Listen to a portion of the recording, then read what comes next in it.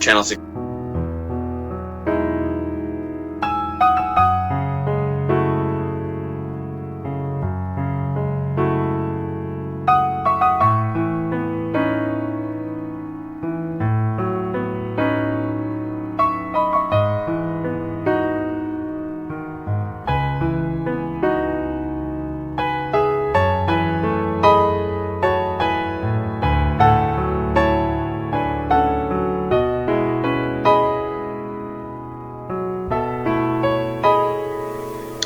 Mr. Chair, council members and participants, we are now live. Good afternoon. My name is Councilmember Derek Green. We're about to call this committee to order. This is the Committee on People with Disabilities and Special Needs for today, Monday, June 21st, 2021. I understand that state law currently requires that the following announcement be made at the beginning of every remote public hearing as follows. Due to the current public health emergency, City Council committees are currently meeting remotely. We're using Microsoft Teams to make these remote hearings possible. Instructions for how the public may view and offer public testimony at public hearings of council are included in the public hearing notices that are published in the Daily News, the Philadelphia Inquirer, and Legal Intelligentsia prior to the hearings, and can also be found on phlcouncil.com. I note that the hour has come. Mr. Iannuzzi, will you please call the roll to take attendance? Members that are in attendance, please indicate that you are present when your name is called. Also say a few brief words when responding so that your image can be displayed through Microsoft Teams on screen when you speak. Councilmember Cindy Bass. Good afternoon. I am present. Thank you very much. Councilmember Kendra Brooks. Good afternoon. I am present. Councilmember Jamie Gauthier. Good afternoon. Present. Councilmember Catherine Gilmore Richardson. Good afternoon, Mr. Chair and colleagues. I'm present. And Chair Derek Green. I am present. Thank you, Mr. Iannuzzi. A quorum of this committee is present, and this hearing is now called to order. As I stated earlier, this is a public hearing of the Committee on People with Disabilities and Special Needs regarding two resolutions, numbers 210128 and 210372. Mr. Iannuzzi, will you please read the titles of the resolutions? Resolution number 210128, resolution authorizing the Committee on People with Disabilities and Special Needs to hold hearings regarding services for people with disabilities and general compliance with and enforcement of the Americans with Disabilities Act. Resolution number 210372, resolution authorizing the Committee on People with Disabilities and Special Needs to hold hearings regarding the Community Autism Peer Specialist program, also known as CAPS. Thank you, Mr. Iannuzzi. Before we begin to hear testimony from the witnesses we have for today, everyone who has been invited to the meeting to testify should be aware that the public hearing is being recorded. Because this hearing is public, participants and viewers have no reasonable expectation of privacy. By continuing to be in the meeting, you are consenting to being recorded. Additionally, prior to recognizing members for the questions or comments they have for witnesses, I will note for the record at this time that we will use the chat feature available in Microsoft Teams to allow members to signify that they wish to be recognized. In order to comply with the Sunshine Act, the chat feature must only be used for this purpose. Today's hearing will be actually focused on two issues. The first matter that would be before us is regarding Resolution 210372. That is the Community Autism Peer Specialist program, and we'll hear about the significant progress that program has made since its inception to provide the ability for more seasoned individuals who are on the autism spectrum to be able to become employed to provide mentorship and guidance for younger people on the autism spectrum, and the benefits that this program has provided and its opportunities and expansion to grow. The second matter that we will discuss this morning is a continuation of hearings that we've had in this committee last year regarding the Americans with Disabilities Act. In particular, we're going to focus on issues as it pertains to the Carousel House, as well as the city's compliance in reference to facilities being ADA compliant within parks and recreation. So we will hear testimony on these two matters in that order. We have a number of people that are scheduled to testify this afternoon, so please bear with us as we are trying to work through all the conversation and important public comment that we're going to have this afternoon. Please make sure if you are not speaking, because we do have a number of people that are scheduled to testify, make sure that your microphone is on mute, so that way we can give the full attention and our full participation to those who are speaking.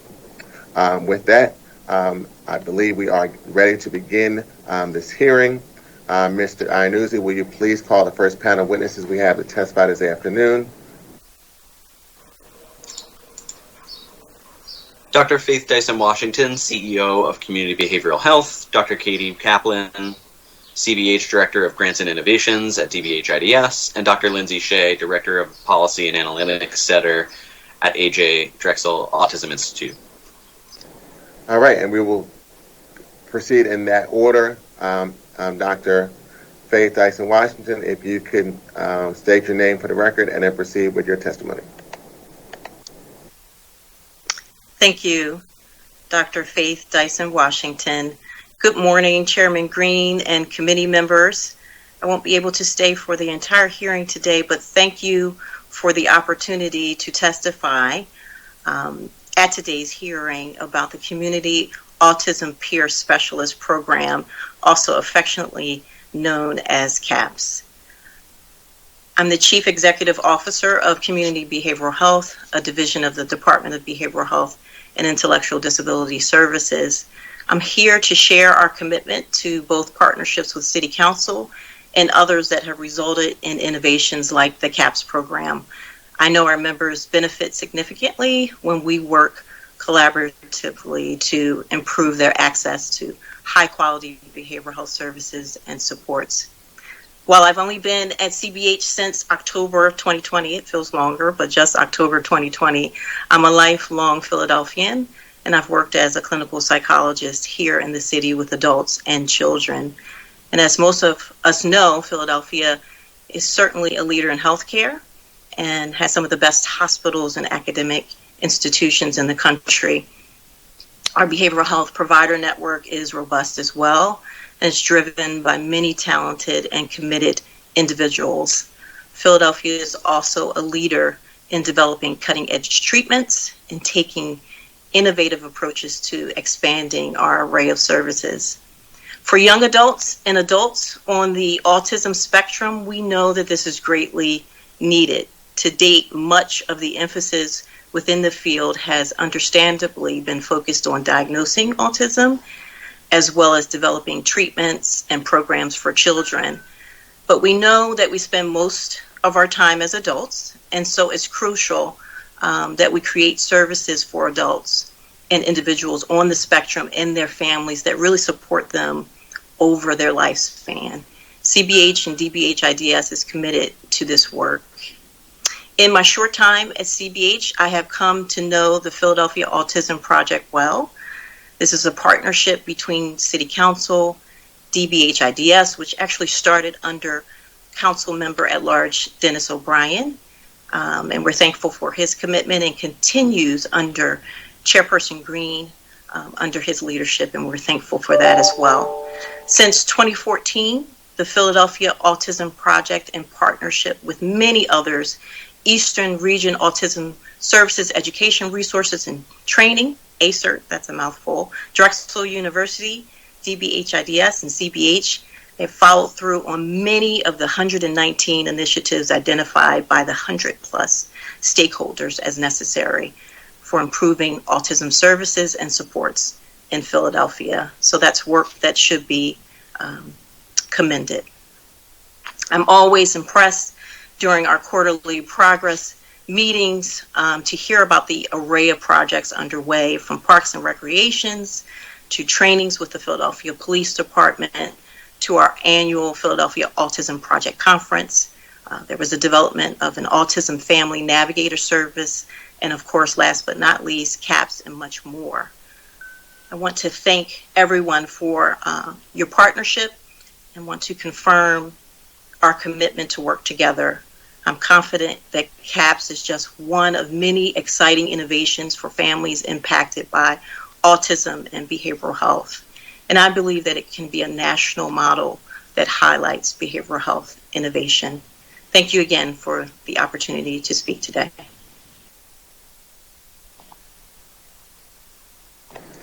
Thank you, Dr. Washington. We'll now proceed to our next witness.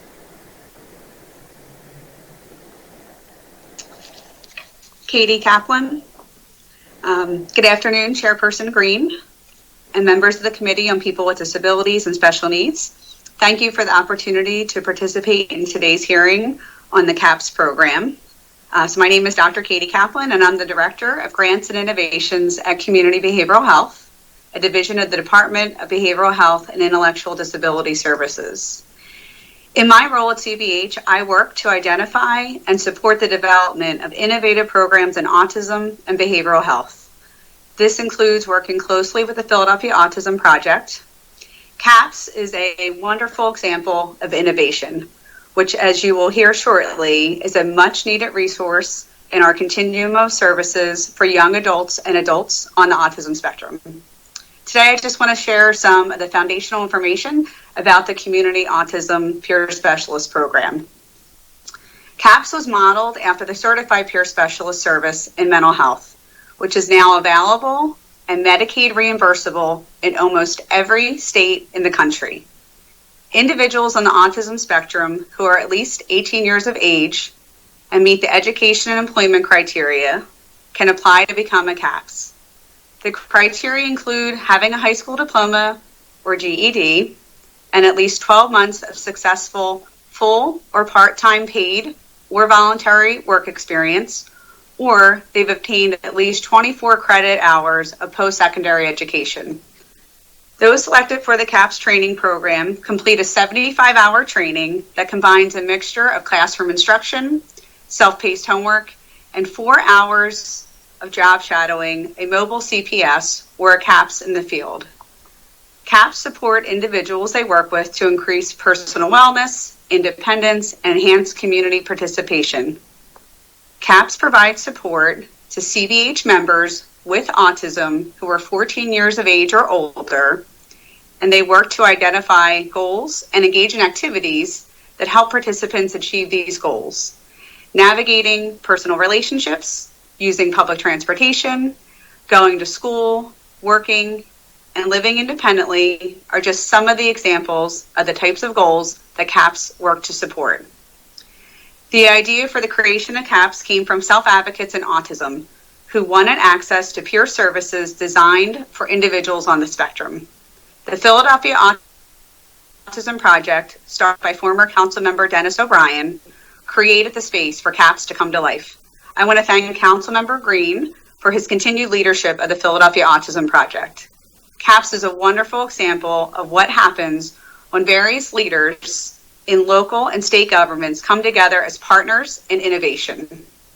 The CAPS service successfully launched in late 2019, and it continues to thrive, thanks to many people and organizations, including the City of Philadelphia's Department of Behavioral Health and Intellectual Disability Services, Community Behavioral Health, City Council, the PA Office of Mental Health and Substance Abuse Services, the Office of Developmental Programs, Drexel University, Mental Health Partnerships, the Temple University Collaborative on Community Inclusion, and of course, members of our steering and advisory committees. Most importantly, CAPS is off to a successful start thanks to the 21 CAPS graduates who have helped us refine the training program, launch the service at Mental Health Partnerships, and expand the opportunities available to future CAPS through their leadership in other employment opportunities. CAPS creates a much needed employment opportunity for those on the spectrum, while also offering a greatly needed service designed specifically for young adults and adults with autism. Now that CAPS is Medicaid reimbursable, sustainability is a reality, and other counties will look to follow in Philadelphia's footsteps. CAPS is just the beginning of what we can do to realize the vision of the Philadelphia Autism Project. With ongoing support from City Council, DBH-IDS, and our partners, Philadelphia will be the best city within which to live for for individuals on the spectrum and their families. Thank you. Thank you, Dr. Kaplan. And we'll have our latest doctor, Dr. Shea, with your testimony. Please state your name for the record and then proceed. Lindsay Shea. Thank you for the opportunity to be here today. I'm here in my role as an associate professor at the A.J. Drexel Autism Institute, which is based at Drexel University. And I've worked on autism-specific research studies and community programs based in Philadelphia and Pennsylvania for 17 years. Generating new service models for the growing number of adolescents on the autism spectrum who are aging into adulthood has been a repeated call to action issued from national and local advocacy groups and the research community as well. The Interagency Autism Coordinating Committee is a federal advisory committee charged with coordinating federal activities focused on autism and advising the Secretary of Health and Human Services about autism issues. The latest iteration of the IACC strategic plan includes an emphasis on the need for services for adults and adolescents on the autism spectrum.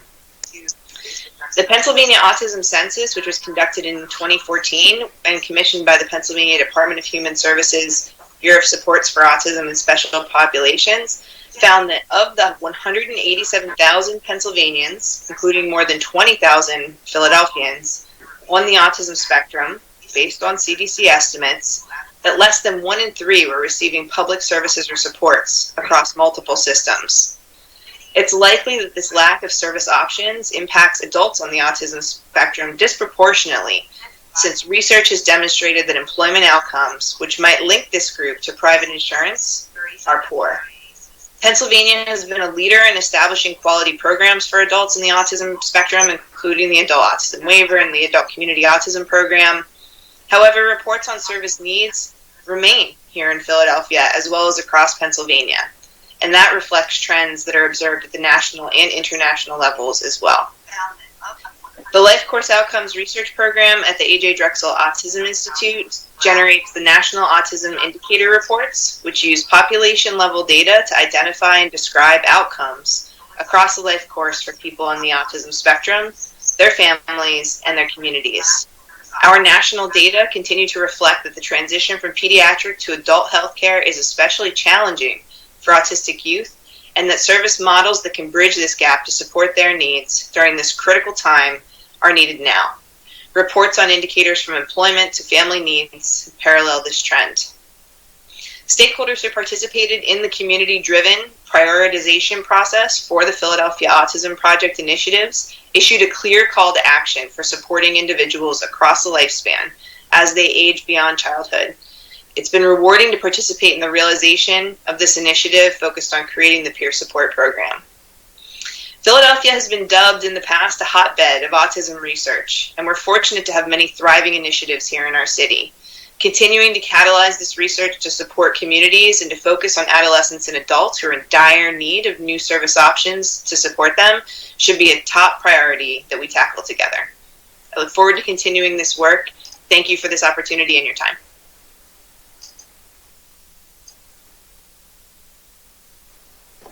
Thank you for your testimony. I want to thank all of the witnesses for your testimony this morning. In particular, I wanted to get some additional perspectives on this new authorization at the state level for the Community Autism Peer Specialist program and get some real understanding of what that will mean for the growth of the program going forward. Any of the witnesses can testify regarding that question.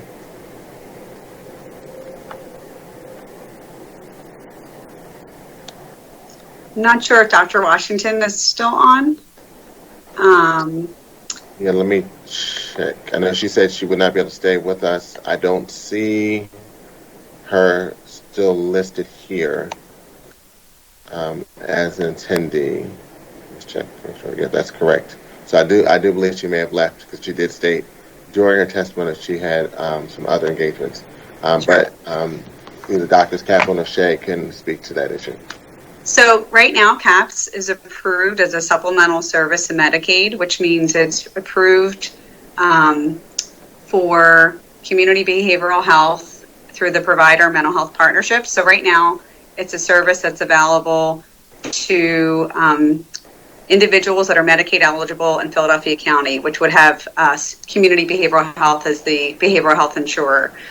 Our efforts were to replicate the service as closely as we could to what they did in mental health, with the idea that we wanted to make it very easily to become a Medicaid reimbursable service. So in terms of how we created the requirements of what you need to do to become a CAPS, that you have to have a high school diploma or GED, that you have to have a certain work, volunteer, or educational experience, that you have to complete a 75-hour training.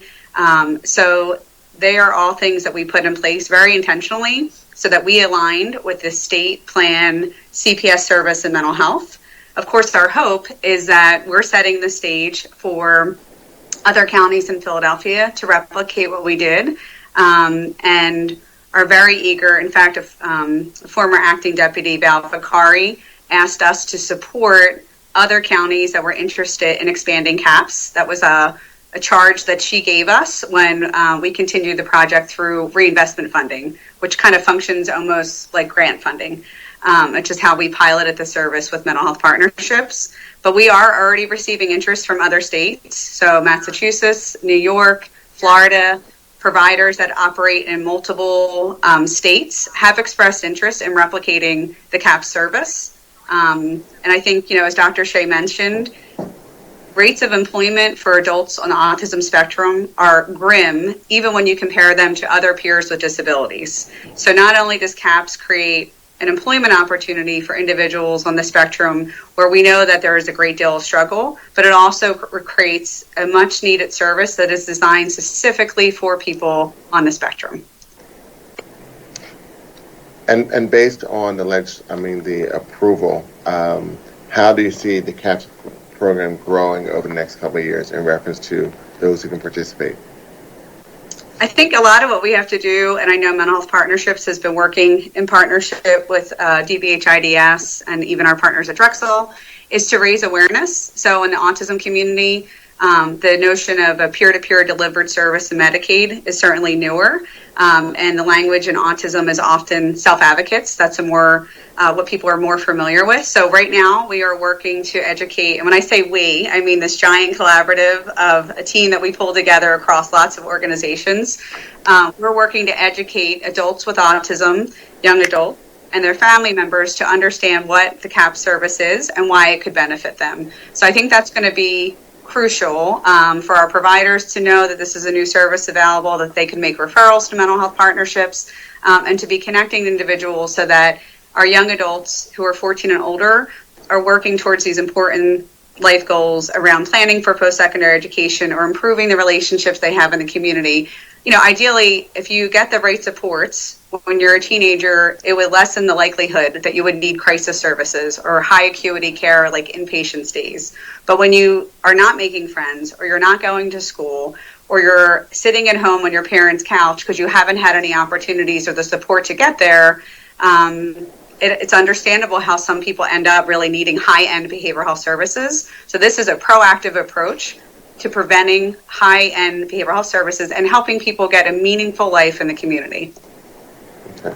I know there may be some additional questions for this panel from council members, but I have one last question and then we'll open it up. The city of Philadelphia, let me strike that. School District of Philadelphia has partnered with various institutions like Drexel with Project Search. As young people are transitioning out of education environment, what conversation occurring with the school district to inform them, especially now with this new approval of the CAPS program and opportunity to grow and let other young people within the city of Philadelphia who are still attending this, the city of Philadelphia, who are still attending school in the school district of Philadelphia with the opportunity to possibly participate in the CAPS program as they end their educational period?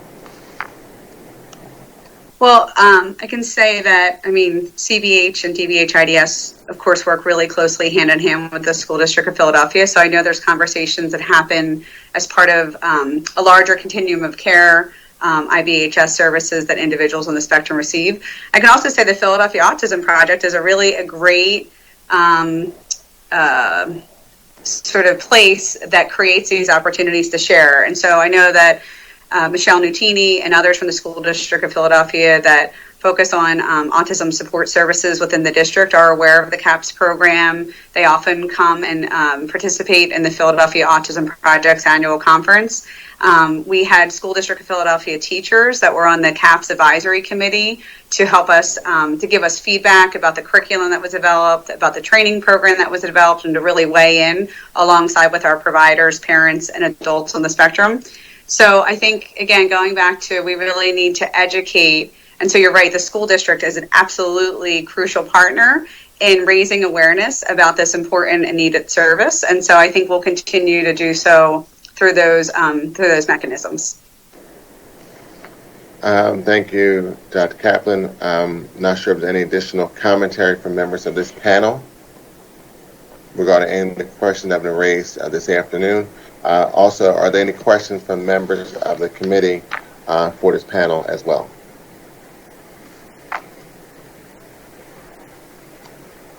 Seeing none, we will now move on to the next panel.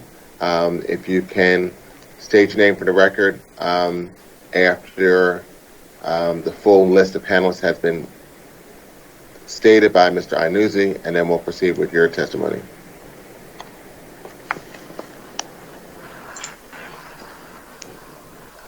Lauren Flynn, CAPS Director, Aliki Komenis, CAPS Developmental Assistant, and Gregory Bannett, CAPS Autism Peer Specialist, all from Mental Health Partnerships. Lauren Flynn. Okay. And so good afternoon, and thank you, Councilmember Green. Thank you. Well, thank you and the committee for the opportunity to testify today. My name is Lauren Flynn, and I'm the Director of the Community Autism Peer Specialist Program, or CAPS, at Mental Health Partnerships. And our pilot program launched in September 2019 with a team of 5 of the autistic peer specialists who had completed the CAPS training. I started at Mental Health Partnerships as the manager of a mental health peer support program for young adults.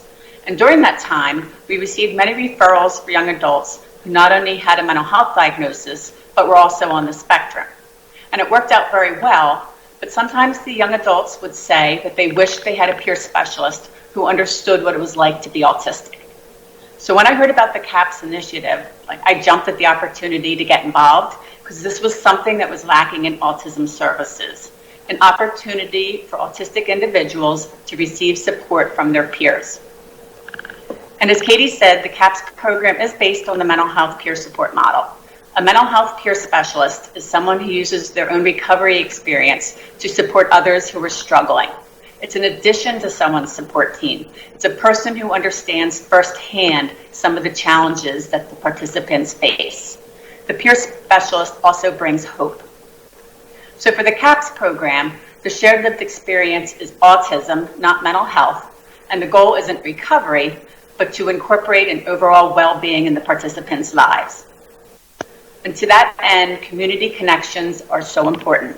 Our staff meet one-on-one with the participants in their home and communities, and we also offer small groups, both in person and through telehealth.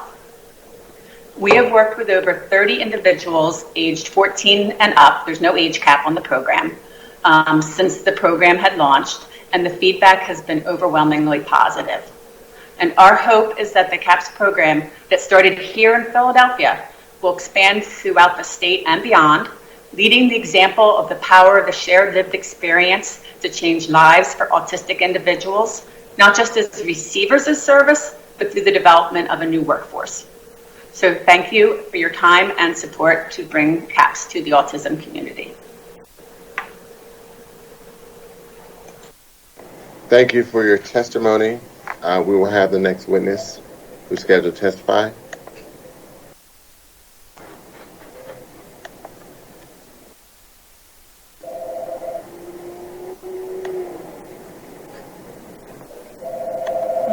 Good morning and good afternoon, Chairperson Green and committee members.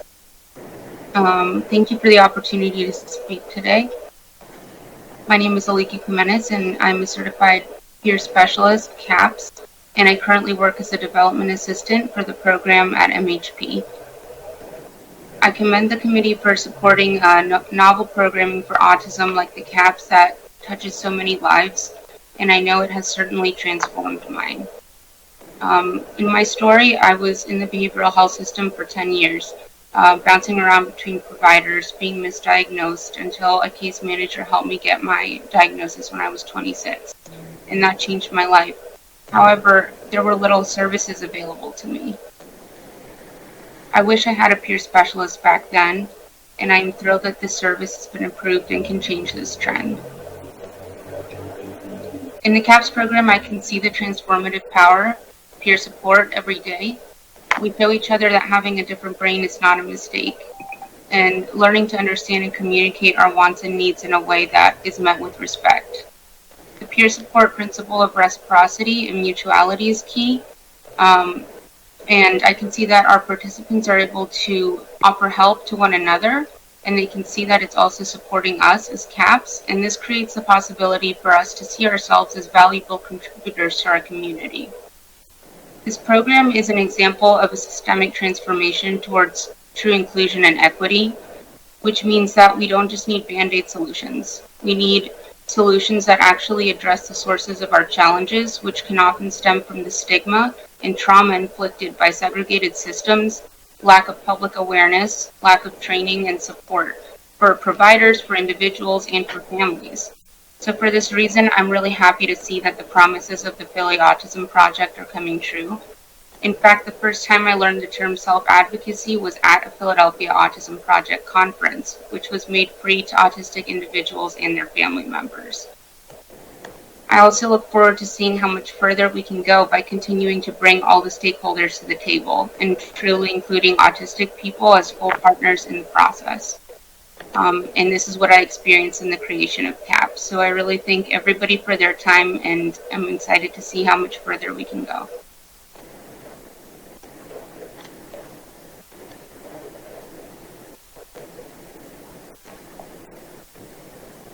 Okay.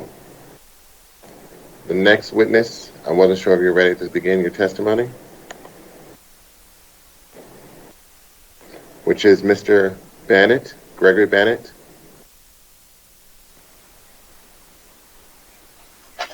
Okay. Thank you, Chairman Green and the committee. So I am Gregory Bannett, a Community Autism Peer Specialist working for Mental Health Partnerships. So I am 28 and on the autism spectrum. So I have struggled to maintain meaningful work in many fields, including engineering, which is where I got my college degree originally. I and many others on the autism spectrum have been laid off a lot and were rarely promoted, rarely. Plus I struggle maintaining social relationships. So now my job as a CAPS Autism Peer Specialist, it's really the first job where I feel both competent and impactful in my work. I feel supported by my supervisor and my CAPS coworkers, which is so important. You don't always get that. But it's by far the most satisfying job I've ever had. And CAPS does provide sustainable employment for adults on the autism spectrum, who have been rejected by both employers and society, much like I once felt. Now, the autistic participants that I help, they get many opportunities that they can't get elsewhere from our program. We listen to them. We help them identify what they want in life. I mean, many of them don't even know what goals are or that it actually applies to them. So far, we've just helped people find volunteer and job opportunities, school success, developing some self-advocacy skills, making them feel comfortable in the community, and even just knowing their families better. So we're creating a lot of ways for participants to feel like a whole person. And we, like mentioned, we do offer social groups and wellness support, and we want to get more contact with community resources, including the schools, employment resources, so that others can help understand, what autistic people go through. and, so they can understand it better. I mean, in the end, our participants want meaningful and sustainable lives, and this is the sort of service. It really should be accessible regardless of class, culture, neighborhood, and, and ability level. So, well, thank you for letting me talk. Thank you, Mr. Bennett. Just have a quick question, and I would be remiss. Dr. Faith Washington did express her reservation that she would not be able to continue to stay in the hearing due to another appointment. I definitely want to thank Community Behavioral Health as well as Mental Health Partnerships for your collaboration and enabling the CAPS program to get to this level and now to a level that's expanding. Really would like to hear from both Aliki and Greg, who both testified in reference to your own experiences. And could you provide some more context from the perspective of being someone who's on the spectrum? And Aliki, you kind of talked about this a little bit in your testimony, the real benefit, wishing that if you had someone that could have been a CAPS specialist when you were younger, but also what type of, and Greg, you also talked about this as well, what type of pride that you feel in being a self-advocate yourself and helping younger people become self-advocates themselves as well. And if you kind of talk about that perspective, because that's something that we don't always focus on, which we should, is that how this program really helps to empower individuals who have a learning difference like autism that's going to make them an even more involved person in our society.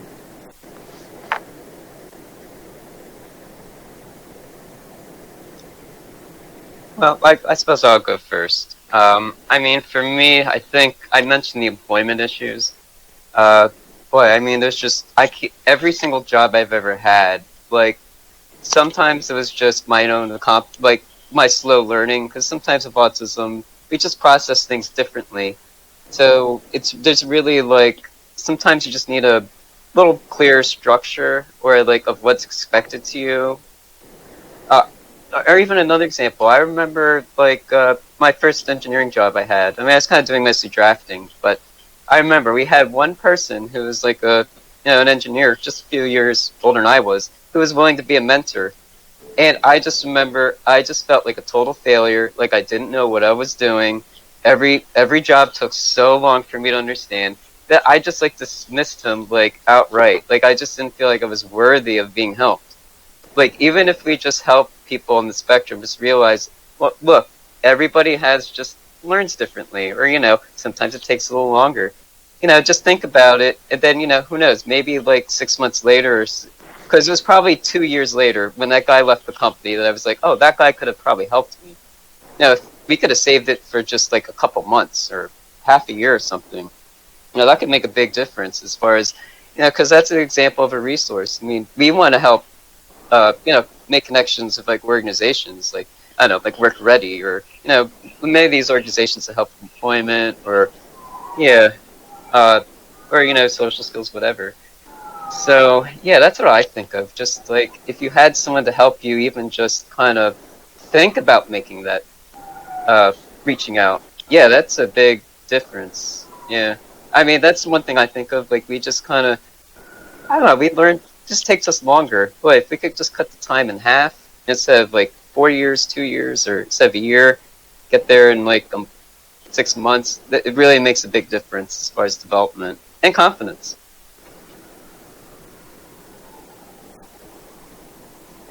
I'm not sure if there's still time to address your question, Councilman Green. I mean, if you can just touch on it very quickly, and then we'll move to the next panel. Yeah, I agree with everything Greg said. I remember,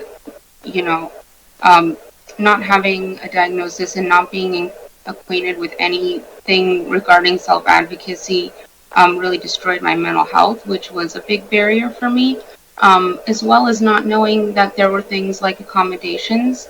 The Certified Peer Specialist program in mental health is not just a service. In the past 10, 12 years that it's been in Philadelphia and expanding, it's also about systems transformation and advocacy, and that's something that it did for me. After the training program, I was even able to go back and earn my degree because it's just this idea of not looking at myself as a failure. I mean, that was just the biggest damage that I had. And the only thing that really cured that was peer support, having other people who are similar to you saying, like Greg said, like we're worthy of being here, and being different does not mean that we're less. Well, thank you both for your testimony. I'm not sure if any members of council have any questions for this panel. If you do, please signify in the chat feature. If not, we will move on to the next panel. And seeing none, thank you all for your testimony regarding the CAPS program. Mr. Iannuzzi, if you could read the names of the next witnesses for panel 3. After all the names are read, we'll start with the first persons. Please state your name for the record and then proceed with your testimony.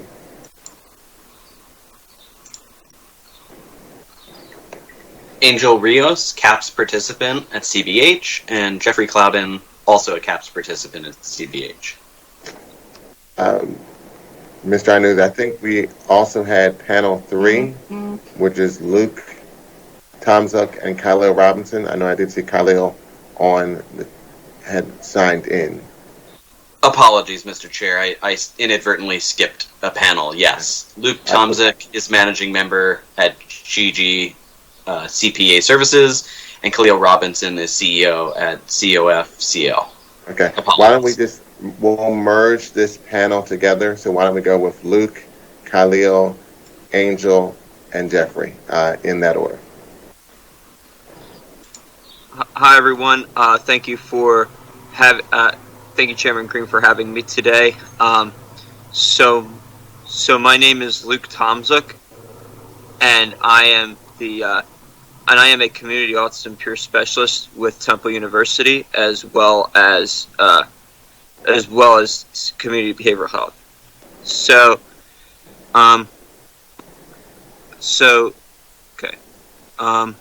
thank you thank you for the opportunity to participate in today's hearing on the Community Autism Peer Specialist program. So at Temple, my primary project involves teaching autistic individuals across Philadelphia the skills they need in order to take public transportation by themselves. Today, I would like to share a few short stories about encounters I have had in both my roles and the difference it made in their lives. One participant had an interest in sword fighting, and there was a place called Battle Sword located in East Falls. He traveled there before, but never on his own. Once he found out through one of our travel training interventions that taking SEPTA from his house to Battle Sword was a possibility, you could tell that his life was changed. The joy on his face when we went there for the first time was indescribable. This past spring, I had another participant who has unfortunately went through some difficult social circumstances in her life. One of those instances came during a travel training intervention, when an individual who was known for bullying her rode past us on a dirt bike. I thought that this event would compromise her ability to travel train, but she persisted, and she continued the process towards self-travel. Although her scope was limited to traveling in her neighborhood, it was an important step towards greater community integration. More often than not, it comes down to meeting people where they are. Speaking of meeting people where they are, that is exactly what we did with a young man I met at CBH. While I cannot go into the details, this person has suffered a lot as a consequence of gun violence. On September 17th, 2020, so CBH Member Services set up a meeting with this young man and his mother. The purpose of this meeting was to connect him with resources both inside and outside of CBH, including autism support groups. None of us anticipated what would happen next. By hearing my story, the story of someone who went on to be a CAPS, this person's life was finally changed for the better. Later that day, his mom emailed us to show her appreciation. She stated the following: I feel like this may be a foot forward to him finding his tribe. This statement and this encounter show what CAPS is all about. It is my hope that these stories will show you the powerful impact that peer support has had on young autistic adults in our community. In June 2020, our advisory board at Temple decided to resume travel training activities after a pause due to COVID.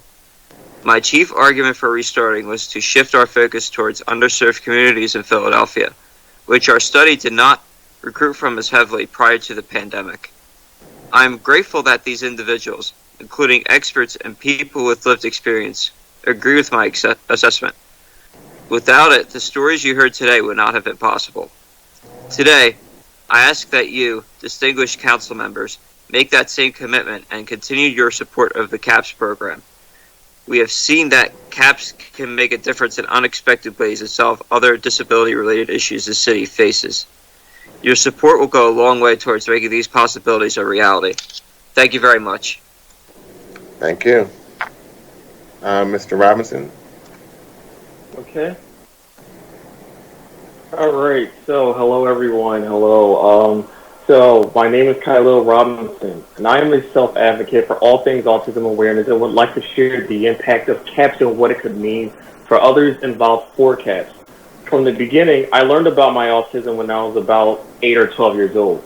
And being so, my mother was advised from doctors during my birth that I would not be able to talk. And with that it was a birth defect and it was all her fault. So it was an emotional detachment disorder and it was all her fault. And because of that, she didn't tell me. But however, it didn't take long for me to figure out that I was unique and was longing for so much more in the future. At first, I thought I was in school taking regular ed classes, but when I saw that I was in an AS class, I was confused and I didn't know what it was. In fact, she told me later on that it meant autism support, which confused me for a bit because I've never heard of that term, especially at the tender age of 8. So then she followed up and gave me an analogy, which was compared to much like being Superman. Like first, when you see Clark Kent, you see that he's like a regular person like the others, but when he's out there doing his thing, he just busts the S out of his chest and he becomes something so much more. So I just thought that was like really cool. And despite the fact that I said it in such a calm tone, it impacted me to do so much more, such as drawing, collecting comic books, playing the viola, and then eventually doing self-advocacy work. Self-advocacy wasn't something that I could easily get myself into because I couldn't really find myself as a vocal person.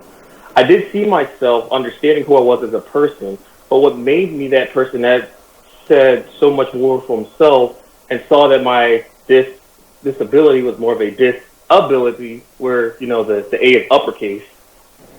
This was that kind of motivation that got me involved in being involved with the Philadelphia Autism Project back in 2014, which down to this day I still have the notes. And in there, I spoke up and I talked about my personal experiences, which moved me into getting interviewed by NBC 10. And then it got me involved into being more or less a blogger for #ASDNext or whoever mentioned the ACER Collaborative, which I know is a mouthful of words, and opened up the doorway in being involved with CAPS. Now, when I was involved with CAPS, I saw that it couldn't just be like an impact to myself, but also like to others on the spectrum. And I saw that I could lay out some of my experiences motivating others. But I didn't know on how this was going to affect myself. So by doing so, I did all of that, expressing myself via drawing. With the fact that I would find out that CAPS wasn't just all-knowing that a person with autism, but it's a way of growing since you too are on the spectrum. I would only take it from there, where I would be going past the first cohort of the training program. And about a year after I left out of that program, I was then involved with DVH-IDS, working alongside the Community Wellness and Engagement Unit, or CWEU for short. And in there, I would not just help individuals with autism, but I would also get used to understanding wellness and doing so with families and individuals, and then eventually myself. Since the thing about CAPS is that it's not just a role where you do like talk to others, but it's also a personal role since you too are on the autism spectrum. So with everything ahead, I am thankful for this role as a CAP, and it has been one of the ways where I have learned about autism acceptance and being involved with autism communities around Philly. I hope to move forward with my role as CAP and for other cohorts ahead of mine, because I personally believe that if someone on the spectrum wants to strive for independence, that this could be one of the ways to express themselves and help out others ahead. Other than that, thank you for giving me this opportunity to give out my speech and my personal experiences with CAPS. And if there's any other questions, I'll be open for them. Thank you. Thank you, Khalil and Luke, for your testimony. We'll now hear from Angel and Jeffrey. Greetings, City Council members. My name is Angel Rios. Thank you for this opportunity to speak, and it is an honor for me to be here.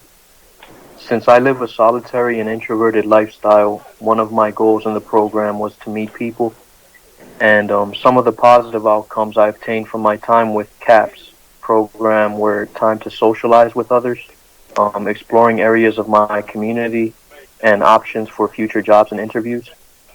It was important for me to do these things because I have a hard time with meeting new people in public, and CAPS helped me in this area. During my time in the program, I visited places in my community that were new to me, such as the Schuylkill River Park, and I got out of my comfort zone by driving to faraway areas for social gatherings. These social gatherings were good opportunities for me to become familiar with other individuals on the autism spectrum, and it was entertaining since gatherings involved games, sports, or visits to malls. My peer specialist also accompanied me to walk through areas in my own community, and through these walks I discovered stores and areas that can be useful for food or shopping. My peer specialist was also helpful in providing me with options for solving problems in future jobs and using proper discussion for jobs and interviews. CAPS services at times was also able to accommodate services to meet my individual needs, and they were polite and understanding when I decided to resign as a participant from their services. The reason I chose to resign was because I had already accomplished social goals, and I am pursuing a master's degree in psychology. Once again, thank you for this opportunity to share my perspectives. Thank you. Our next witness is Jeffrey Clouden. Hello, everybody. My name is Jeffrey Clouden. I'm a CAPS participant. I'm diagnosed with anxiety and autism. What the CAP program did for me, it gave me leadership skills. It teaches me how to be a leader, and it creates safe space for me. And it got me off my comfort zone. And it helped me do things I couldn't do by myself. That's it for me. Jeffrey's out. Let the saga continue. Thank you, Mr. Clouden. As we get ready to hear the next witness, and I'm not sure if there's any members of council that had any questions, I just want to thank all of the CAPS participants for testifying this afternoon. I know for Aliki, Luke, and Khalil, I've heard you testify in the past, and I can just see the growth and the comfort and the self-assuredness you have in your testimony, and being able to relate other people's stories and be a self-advocate for yourself and also advocating for others. I can really see that growth just in the short time I've seen your involvement in the CAPS program. I'm sure that's the same for the others. So definitely the testament to the strong benefits of this program. This program is also supported through the work that City Council has done with the Philadelphia Autism Project. So they also, along with community behavioral health and mental health partnerships, has gone a long way in growing this program to getting to where it is at this point. With that, Mr. Iannuzzi, can you call, I believe, the last witness for this resolution?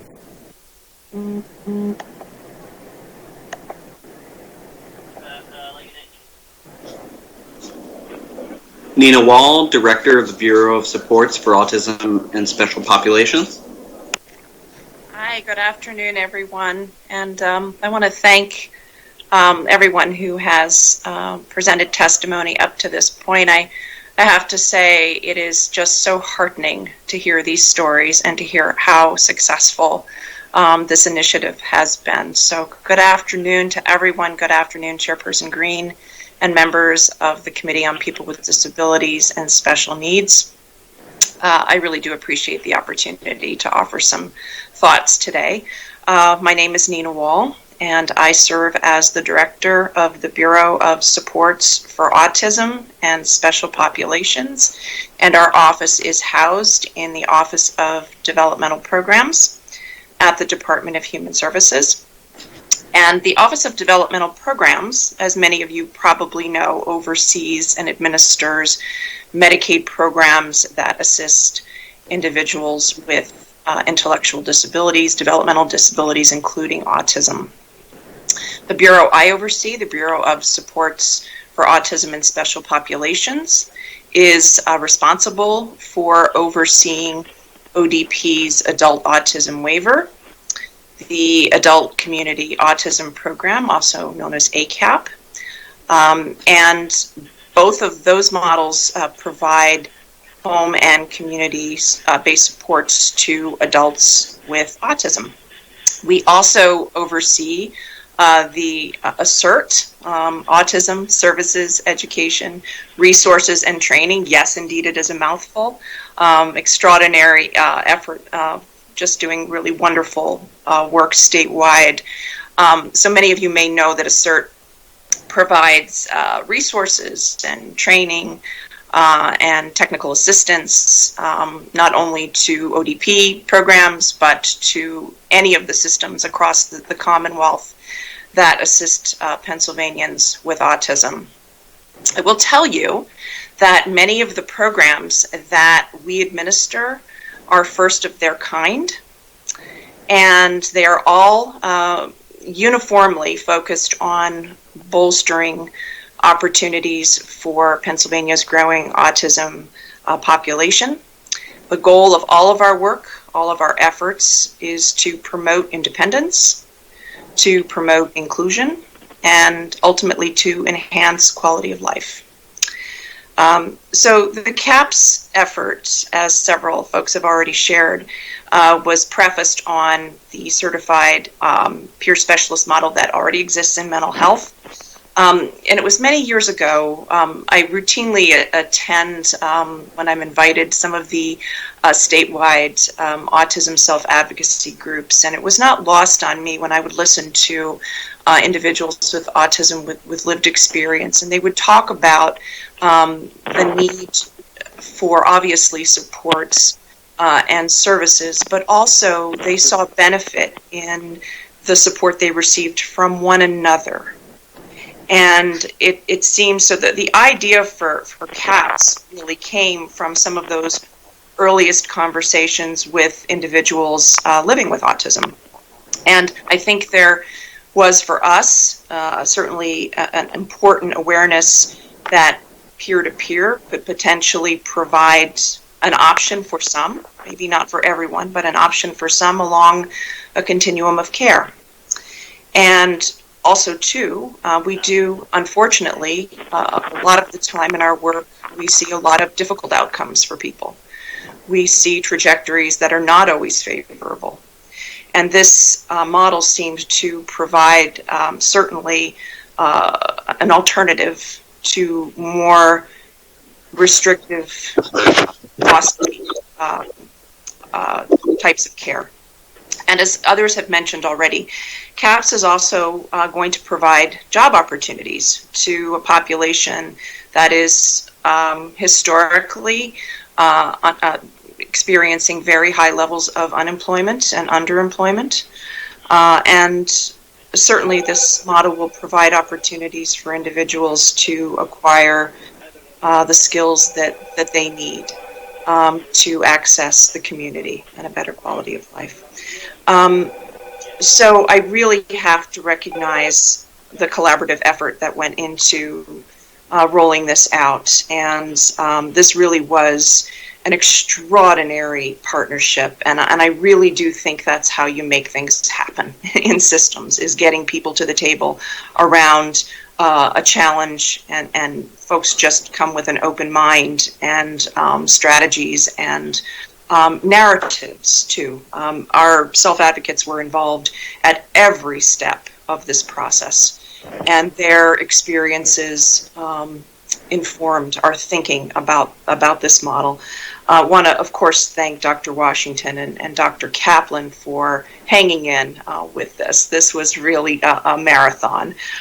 So I really appreciate all their efforts and the dedication of the team at CBH and at Mental Health Partnerships, certainly the Philadelphia Autism Project, City of Philadelphia Department of Behavioral Health and Intellectual Disability Services, and the teams at Drexel and Temple Universities, my colleagues from the Office of Mental Health Substance Abuse Services at the regional and the state level, and of course, my colleagues in the Office of Developmental Programs.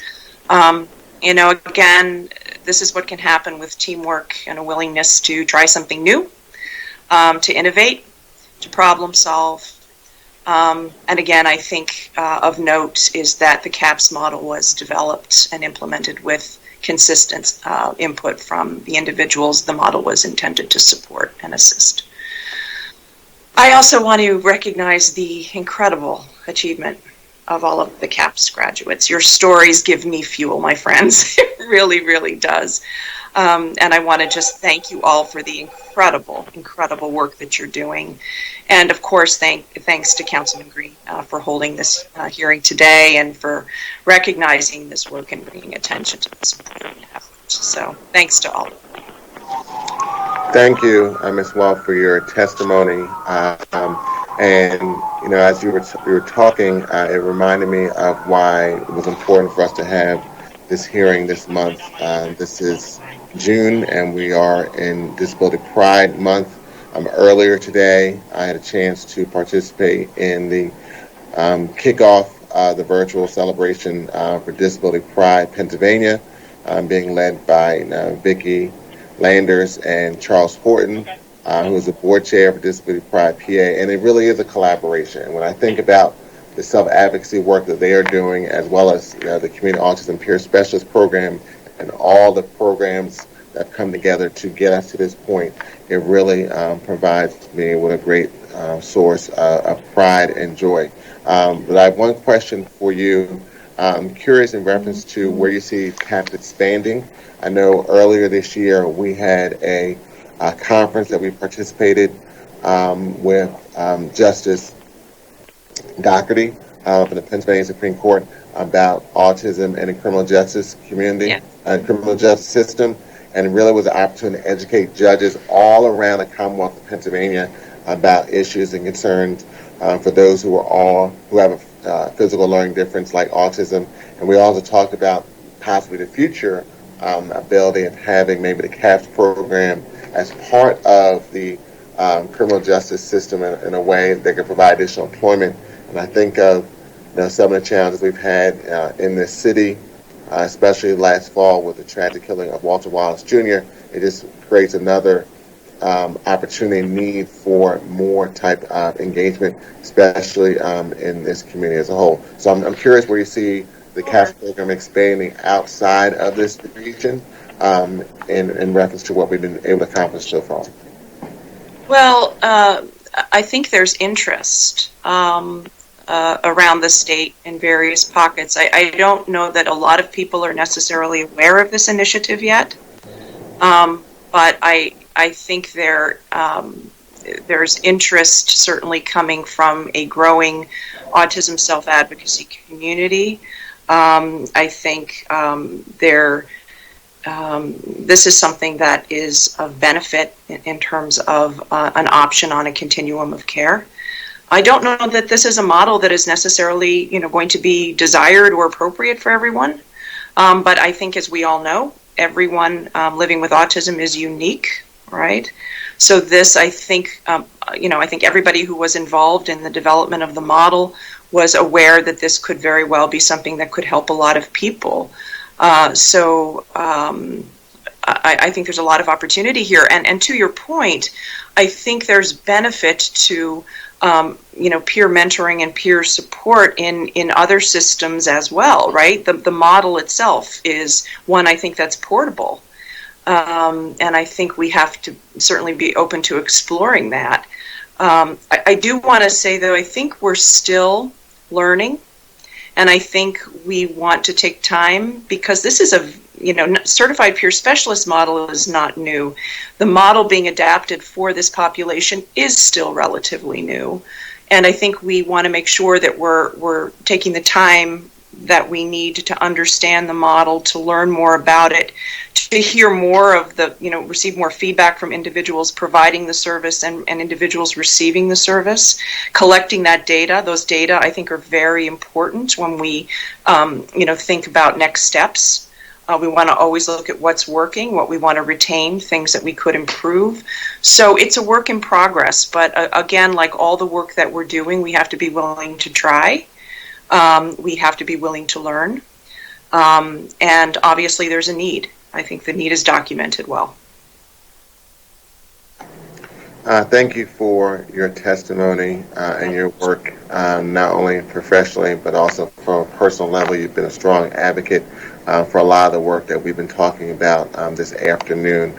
I want to thank all of the witnesses that are here for this resolution. Mr. Iannuzzi, I'm not sure if there's any additional witnesses that you had identified for this resolution.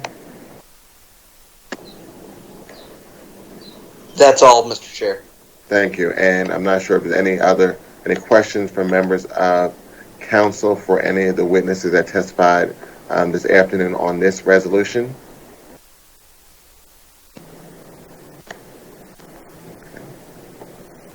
Seeing and hearing none, we're going to move into the next resolution. I want to thank all the witnesses, all the participants, all the advocates who testified on resolution 210372. I'm greatly appreciative of all the hard work that you've done to bring the Community Autism Peer Specialist program to this level, and I can see greater and greater things for this initiative, and also the opportunity to continue to learn and grow as people become self-advocates, and then we hopefully have another generation of advocates who can then be peer specialists to a new generation.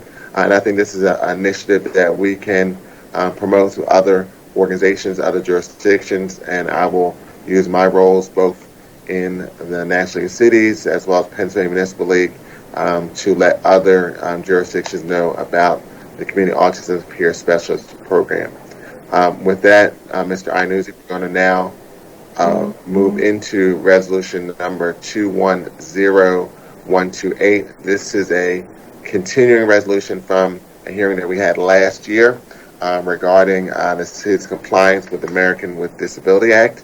And in that conversation, we got a perspective on what steps the city was taking to provide compliance. And we had a roadmap for how they were doing such, especially in physical accommodations in buildings in the city of Philadelphia as a first step. Also, as we went through this budget process, we know that capital dollars are also being allocated to other areas in reference to roadways and sidewalks as another step in this process. But today's hearing is to talk about not only the Americans with Disabilities Act, but focus more specifically on the Carousel House. There have been a number of issues that have been raised by various members of this community and this people around the city of Philadelphia regarding some significant concerns regarding Carousel House, as well as what services are being provided for those that have a physical or learning difference at parks and recreation facilities in the city of Philadelphia. So I want to thank all of the witnesses who are here to testify. I know we have a number of witnesses who are scheduled At this point, I'd like to provide an opportunity for Council members Bass as well as Brooks for opening remarks. We'll start with Councilmember Brooks first, and then Councilmember Bass. Yes, I wanted to take a moment to thank Chairman Green for leading this hearing on the closure of Carousel House, and I want to thank the community members, experts, and advocates who are here to testify today, and thank the members of this committee to their dedication to this issue. As many of you know, I spent the majority of my career in Philadelphia working with parents and caregivers of children and adults with disabilities, and I find, looking for accessible spaces and appropriate services to meet their needs. So working in that field for over 17 years showed me the dire lack of accessible, safe places and spaces for individuals with disabilities. And it introduced me to some amazing advocates who have been leading this work in disability justice citywide, and some of whom are here to speak today. Through my work, I've learned that in order to make our city accessible for all, we must do two things. First, we must listen to people with disabilities and elevate their experiences and follow through with their recommendations. And second, we need to put our money where our mouths are, and make serious, concerted investments in public facilities and infrastructure to make Philly a place where individuals with disabilities can live and thrive. So I see this hearing as a critical step towards centering the voices of those who relied on Carousel House for services, so that we can understand what led to this closure and respond to their immediate need for accessible spaces citywide.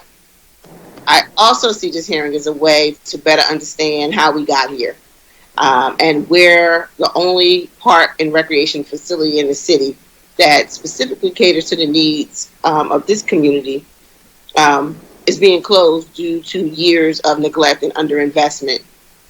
I'm especially interested to better understand the relationship between the closure of Carousel House and a pattern of deferred maintenance. And as we near the end of this budget season, we are again reminded of the ways that Parks and Recreation funding falls short of the needs of our community members. And there's no clearer path of this than the closure of this site. This is what happens when we underfund capital improvements in our most vulnerable neighborhoods and fail to prioritize those with the greatest needs. And, I know that because I've seen this firsthand on how individuals with disabilities bear the brunt of our city's failure to prioritize accessibility. As our city plans to spend an influx of funds that we receive from American Rescue Plan Act over a longer span of time, we must ask ourselves, is this approach adequate to meet the needs of community members? Or are we continuing a dangerous pattern of deferred maintenance and empty promises? There has been a significant number of people who will no longer have an accessible space in the city with the closure of Carousel House. And we as city officials should see that as a grave failure. And I hope that this hearing allows us to make a shared commitment to changing this cycle of chronic underinvestment and moving towards a model where accessibility is a norm, not an exception. So I want to thank everyone who is here to speak, and thank you again, Councilmember Chairman Green, for doing this hearing. Thank you. No problem. Thank you, Councilmember Brooks. I know we're now joined by Councilmember Jones. Councilmember Bass, I know you have some remarks as well. Yes, I do. Thank you so much, Mr. Chairman. For me, this feels like Groundhog Day because we've been here before. And so in 2016, I authored a bill which was passed into law known as the Inclusive Parks and Playgrounds Bill. I was honored to be at the bill signing on August 24th of that year at Worcester Playground in Germantown, along with Mayor Kinney, Managing Director Michael D. Baradinas, and Parks and Rec Commissioner Catherine Ottlevel. The idea behind this bill was that every person in every neighborhood should have access and amenities at all of our facilities, not just a few here and there. We had Carousel House, and this bill was meant to add to that, never to subtract. This feels like a bait and switch, doing something you already are required to do, and yet giving the appearance that there is some level of benevolence involved. We're doing something great for the entire city, so don't look at the biggest and most significant change. It's an attempt to distract us all and a red herring, in my opinion. To be clear, Carousel House is one of a kind. This facility is the premier facility for those with different abilities. However, like so many other city-owned properties, neglect and a lack of maintenance have brought us to this point. It's the only municipal recreation center in the United States for people with disabilities, and it is slated for permanent closure.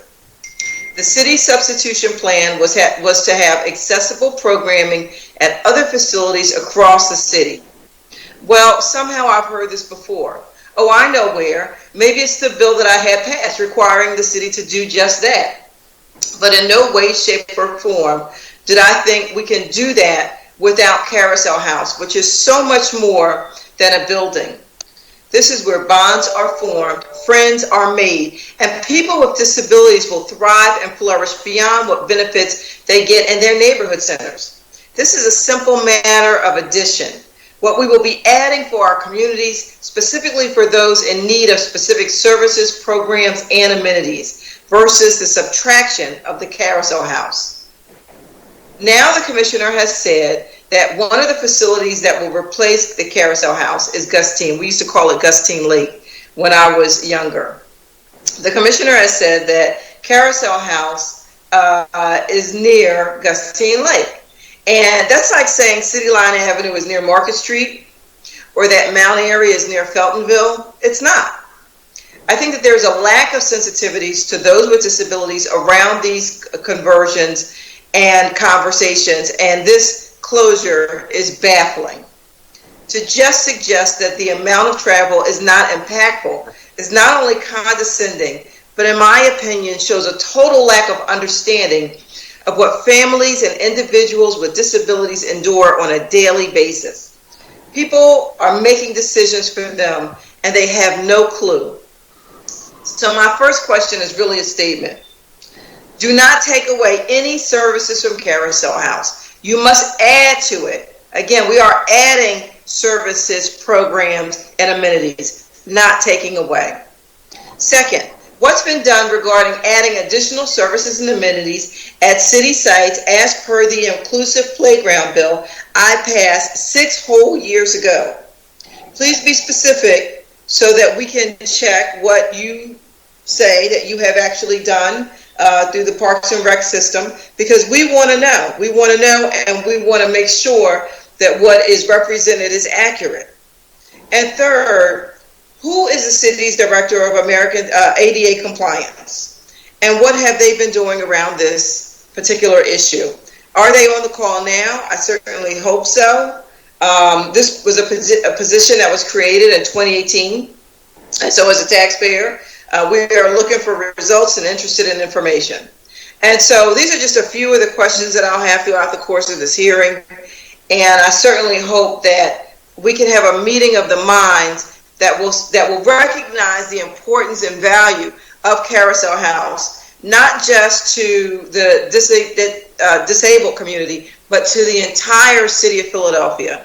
The amount of work that we put in, that we need to put in, should be a drop in the bucket compared to the city budget when you think about the fact that this is something, a program, a site that services the entire city of Philadelphia.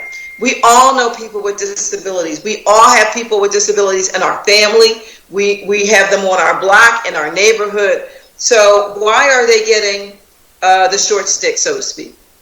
And so, Councilman, Mr. Chairman, those are my comments for now. I certainly hope that we will have a robust conversation around Carousel House and again have a meeting of the minds at the end of this conversation. Thank you. Thank you, Councilman Bass. Councilmember Jones.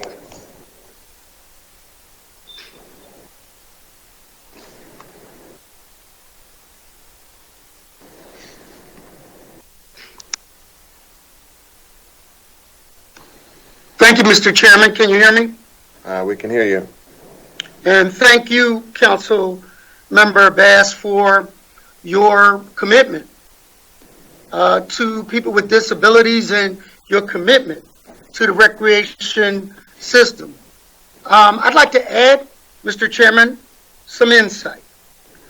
First, both facilities that were mentioned, both Gustine Lake, and I remember when it was actually a cement pond, as they say, up in East Falls, and Carousel House on Parkside, both are in the 4th Councilmanic District. And one thing I've never been accused of is not spending every dime I had, and some dimes I did not have, to improve rec facilities in my district. I've been to Carousel House, and I recognize its mission within the City of Philadelphia's infrastructure to address the insignificant investment in facilities dedicated to people with disabilities. A misnomer might be that that was some mecca where people actually got what they needed. I assure you, Mr. Chairman, it was not. I remember the pool and where individuals that could be lifted in wheelchairs into a pool. Well, that's been broke for 5 years. 5 years. How do I know? My nephew was in the, and it was actually pretty good, in the wheelchair basketball league and played there. I've watched him play there. And so I understand not only to people with disabilities, but just regular folks looking to get a good run in basketball, that has been an important facility. So let me segue and say that there is a vision that is inclusive, which I support, by the way, that a child in the Northeast should not have to come all the way to West Philly if they need adapted equipment to participate fully in recs. A child from South Philadelphia should not have to travel, their parents often, to West Philadelphia in order to be included. We have, since Member Bass's regulations and interest in public policy, have included in all of our new facilities adaptable equipment. And much of it is newer and better than at the Carousel House. Also, in the interim, which I do support a broader vision for the Carousel House, I support the fact that there's a group called, you may know of them, Chairman, the United Age Group Track Club Association. Little known group of parents and track coaches that every year for the last 30 years have had track meets in facilities that were not befitting the talent level that those kids had. And when it came to indoor track, you had to go to Baltimore. You had to go to Maryland. You had to go to New York to the Colgate Games for Women in order for them to fully showcase their talents. How do I know? I'm a retired track coach. How do I know? I still get the itch to want to coach. And some of the brightest talents, and if Member Parker was on this call, she would also say that that is true then, it is true today. So, what is the vision for Parkside Avenue in the 4th Councilmanic District? We hope to establish a official outdoor track, 8-lane, give me a nod, Commissioner, if I'm close, right? 8-lane outdoor track right near the old WDAS, right? It's going to have grandstands and all of that stuff where a junior Olympic track meet someday, God willing, will be there. So why do I mention that? 1 mile down the road where the Carousel House is we hope to establish a indoor track. The last indoor track I know of was the old Armory. I believe you might have ran there. Remember, Green, did you ever run there? Not very fast, you said, but you ran there. Okay.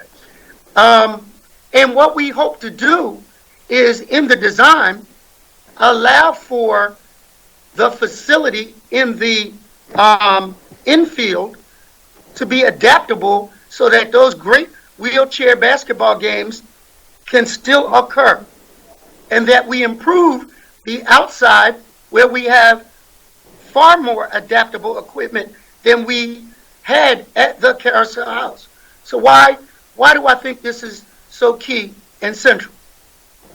One of the issues I'd like to propose, Member Green, Chairman Green, is that we work with that United Age Group Track Club Association to work with the Special Olympics to be able to do, another fine facility in my district is the Overbrook School for the Blind.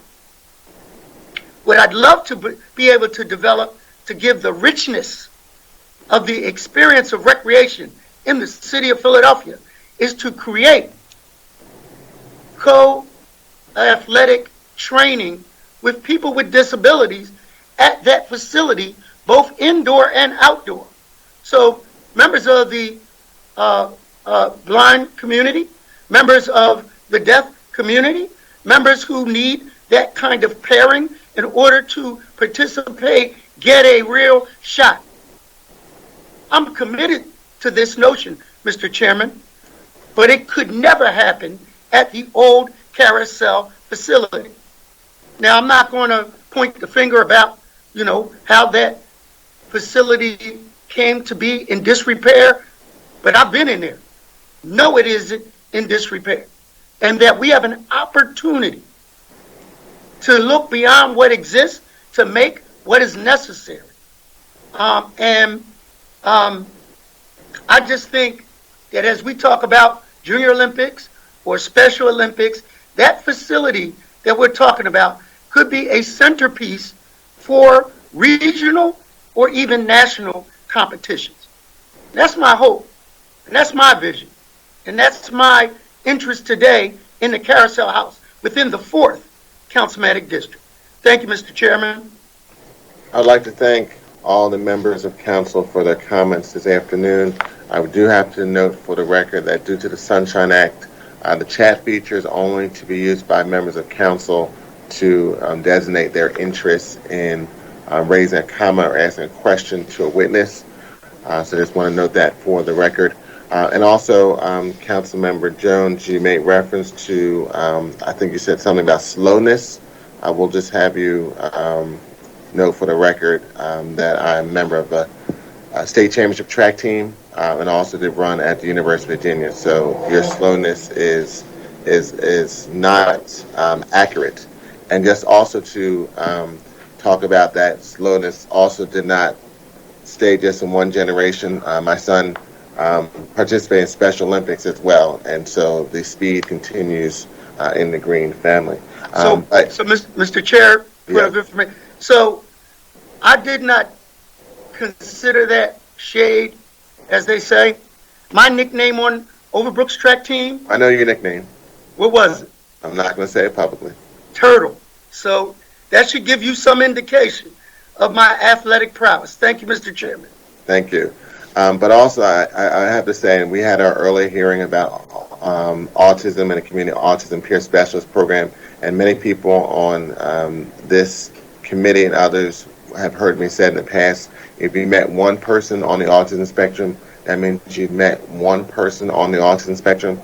This conversation we're having regarding Carousel House has a wide range of perspectives, even from those within the disability community.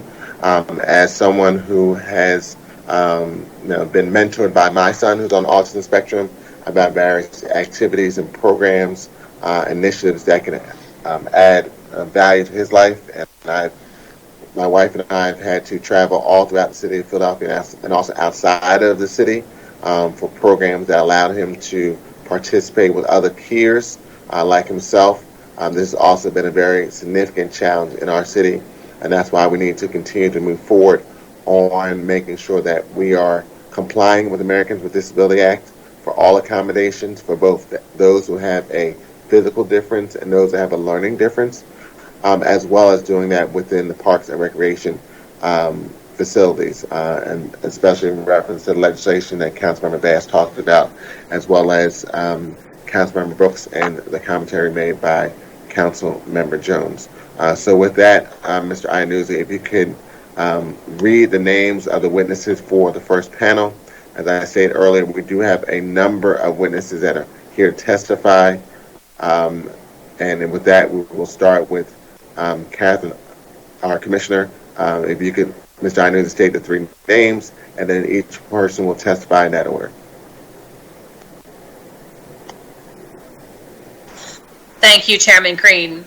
I'm sorry, Commissioner.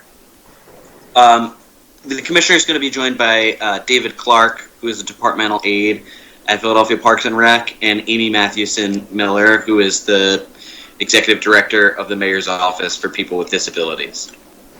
Thank you. Please state your name for the record and proceed with your testimony. Thank you.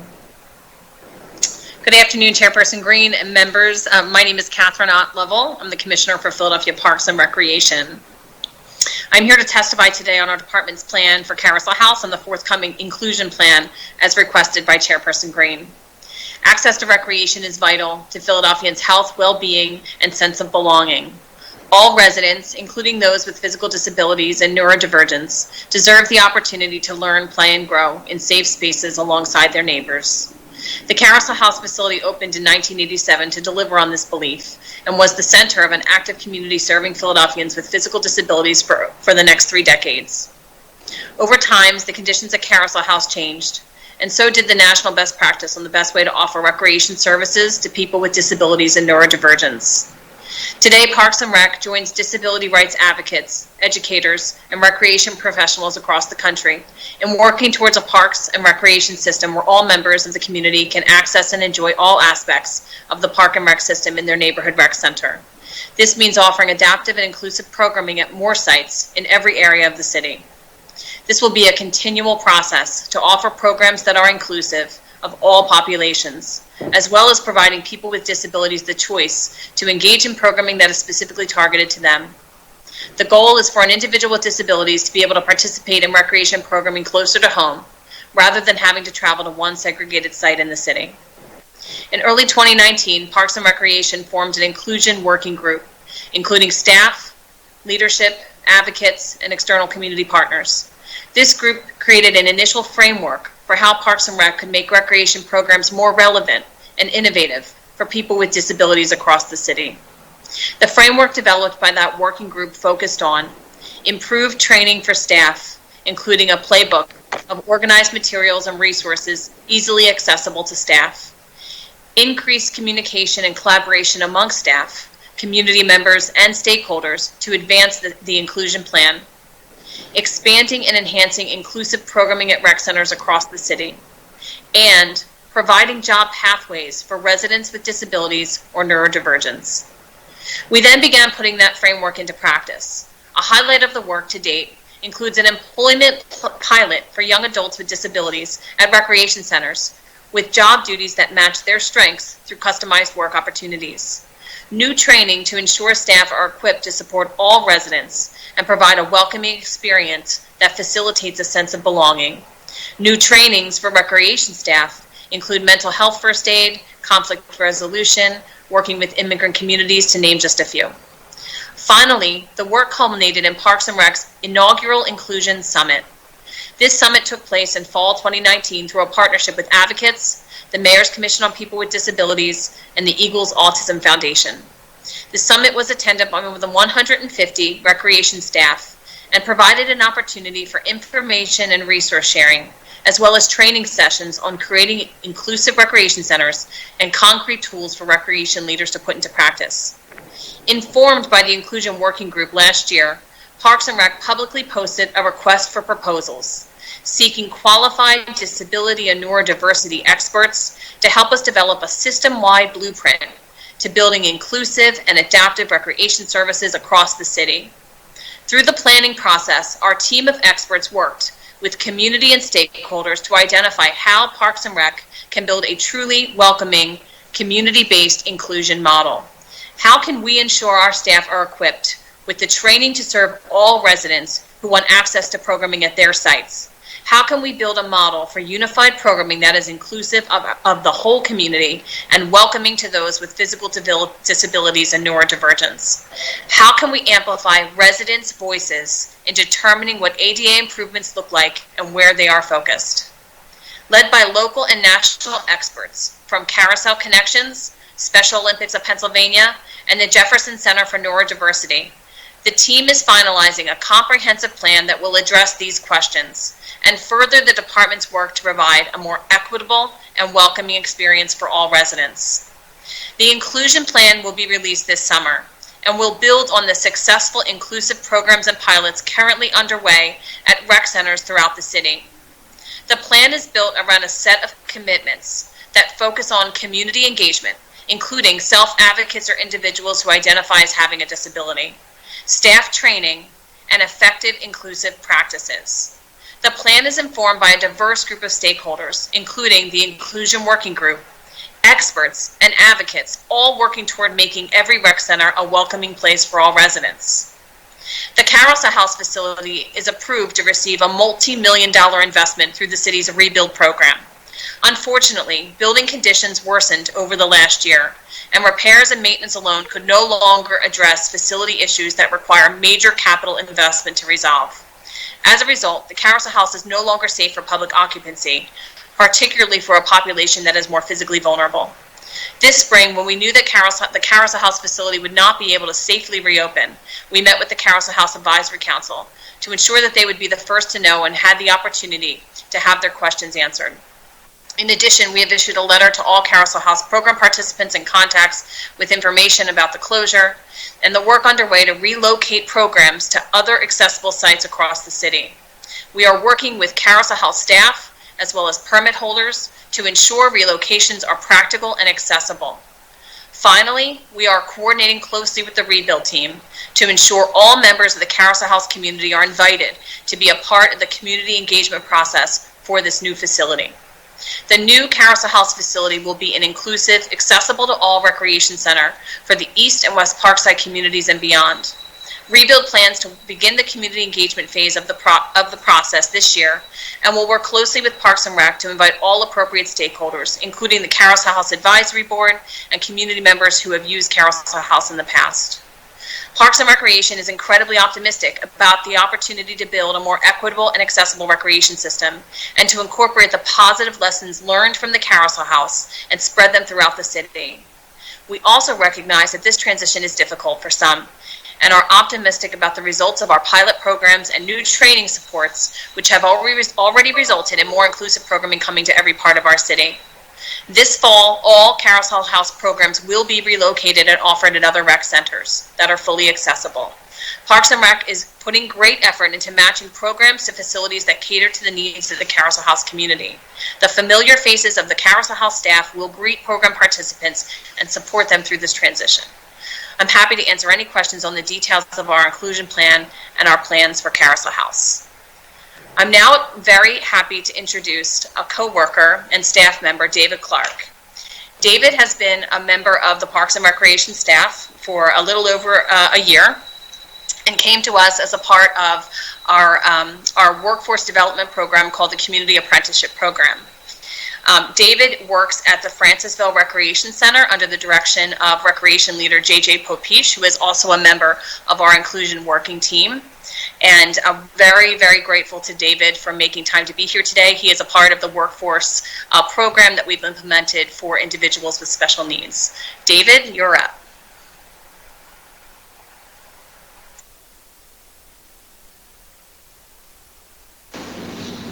Good afternoon, ladies and gentlemen. Can y'all hear me? Okay. Hi, David. Yes, we can hear you. All right, so again, my name is David Clark. So both me and my sister both have a disability. It's called Fragile X syndrome, which basically has to do with learning issues. And so when I first joined Park and Rec, I was about 17. So yeah, junior in high school. So I was a youth worker, worked the summer camp for 6 weeks. I mainly helped entertain the kids with various games and other sorts of activities. And the last week of camp, we did what we call a color wars. This was at Houston Playground. It was really fun. Kids enjoyed themselves. And then I would say the year later, I was a seasonal maintenance assistant, SMA for short, and I was at Kendrick for a majority of that, and that lasted for about 6 months. I mainly did the same stuff, and then also some more stuff, and then of course it was CAP that started 2 years later, the Community Apprenticeship Program, which started with about, I would say, 40 plus people, and then ended with probably less than half of that. And during that time, that lasted 2 years. So I was put at Francisville Playground with JJ, getting basically the same duties and everything. And I answered various phone calls, a lot of them being about the pool, which you know. And then also I also engage more with the community around me, with also said hi to various people at different conversations. And then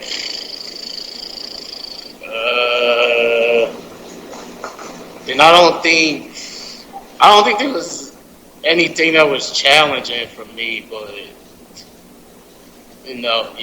but that's about it. Thank you. Thank you, Mr. Clark, for your testimony. We definitely appreciate it. And the next witness, I believe, is Ms. Miller. Yes. Good afternoon, Chairperson Green and members of the People with Disabilities and Special Needs Committee. My name is Amy Mathewson-Millar, and I am the newly appointed Executive Director of the Mayor's Office for People with Disabilities. Additionally, I am a person with disabilities myself and the primary caregiver to 3 children with disabilities. I have dedicated my career to fostering equitable access and opportunities for people with disabilities on the local, state, and national levels. It is my pleasure to get to introduce myself today to City Council in this new role.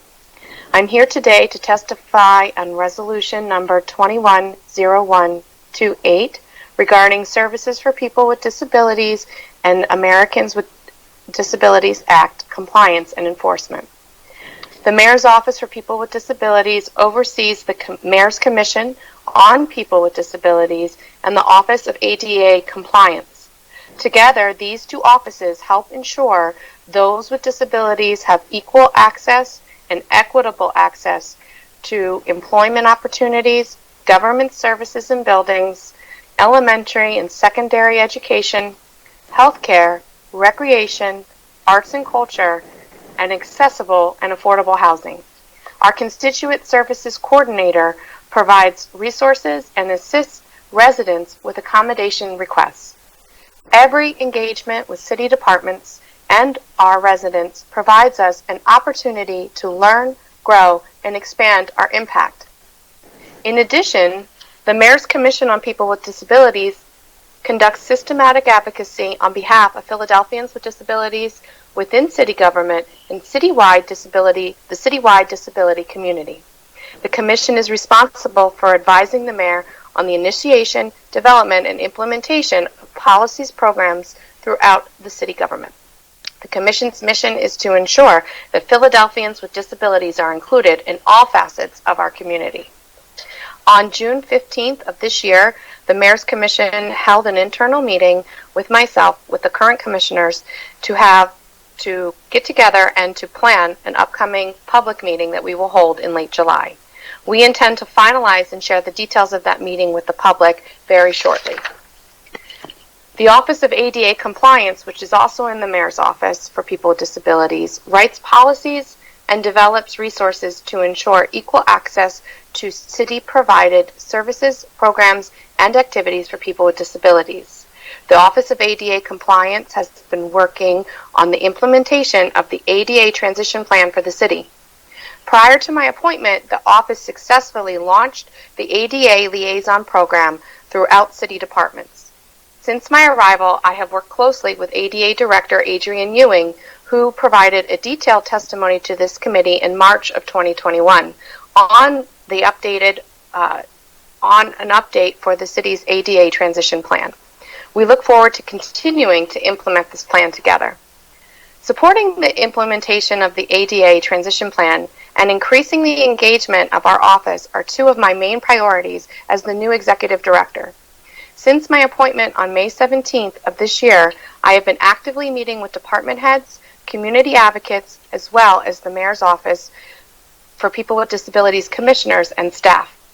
Next week, I will be meeting with the city's ADA liaisons and will continue to provide this program with training and support. The Mayor's Office for People with Disabilities will continue to support city departments and our community intentionally and mindfully as we implement the ADA transition plan for Philadelphia.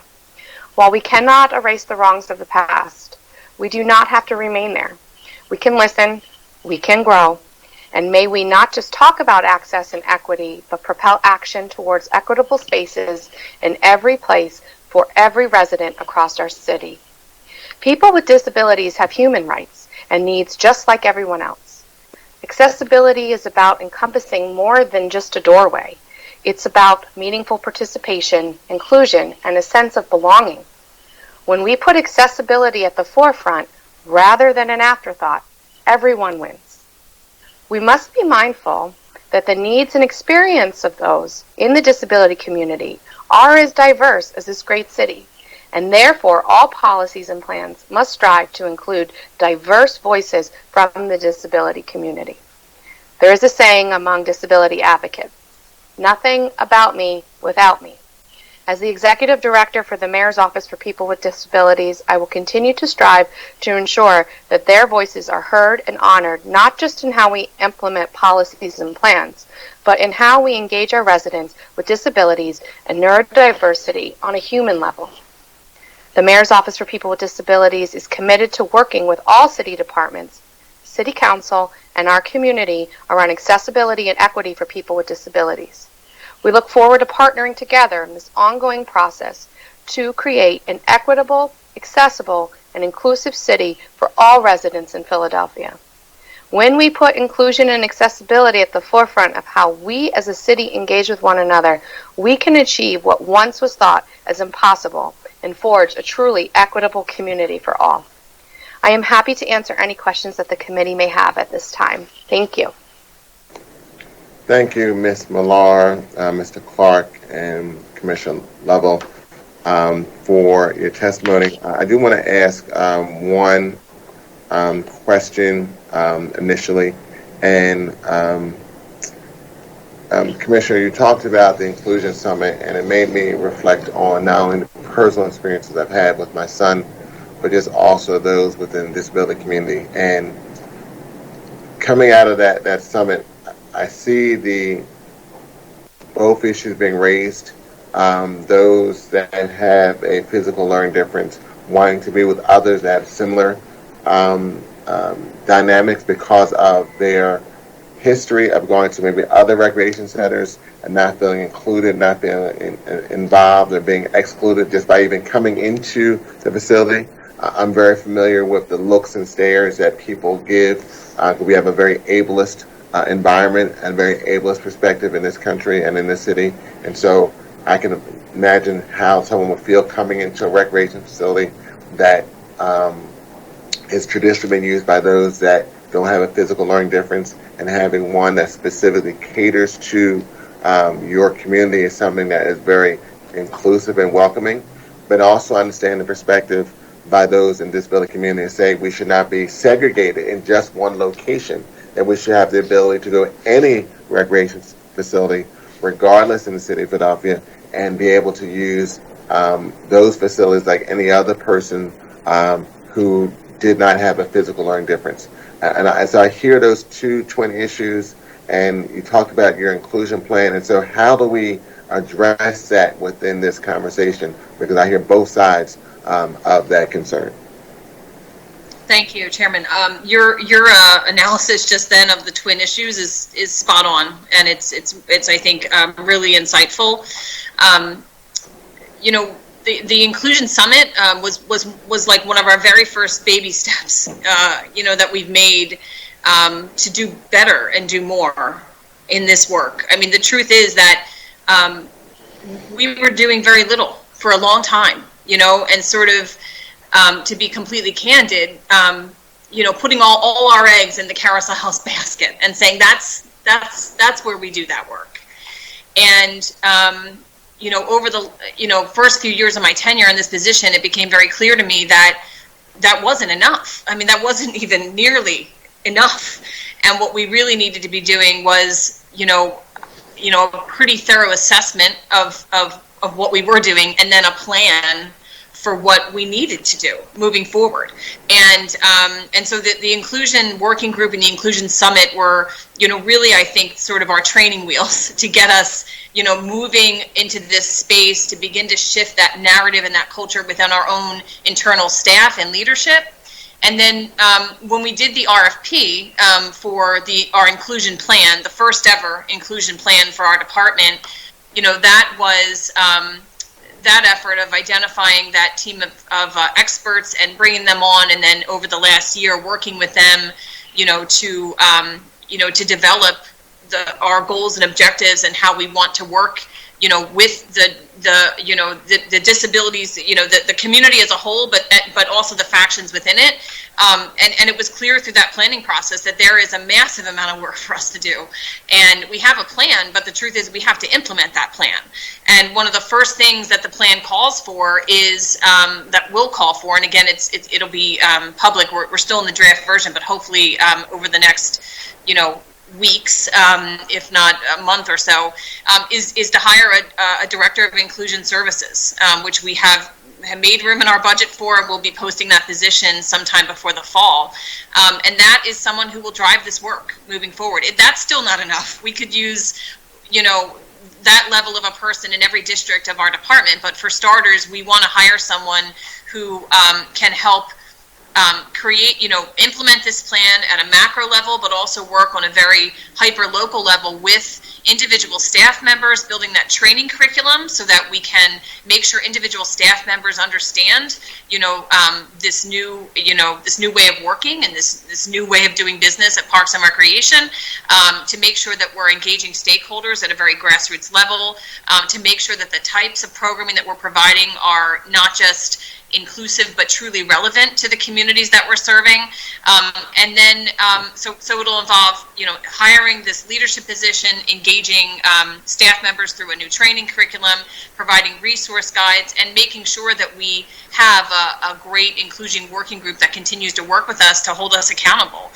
to that work. So I think we're just at the very beginning right now of a commitment that we're making. I think a new understanding of what we weren't doing, a better understanding of what we want to do, and a commitment to implement this plan. But we have a lot of work to do, and we want people to hold us accountable to that.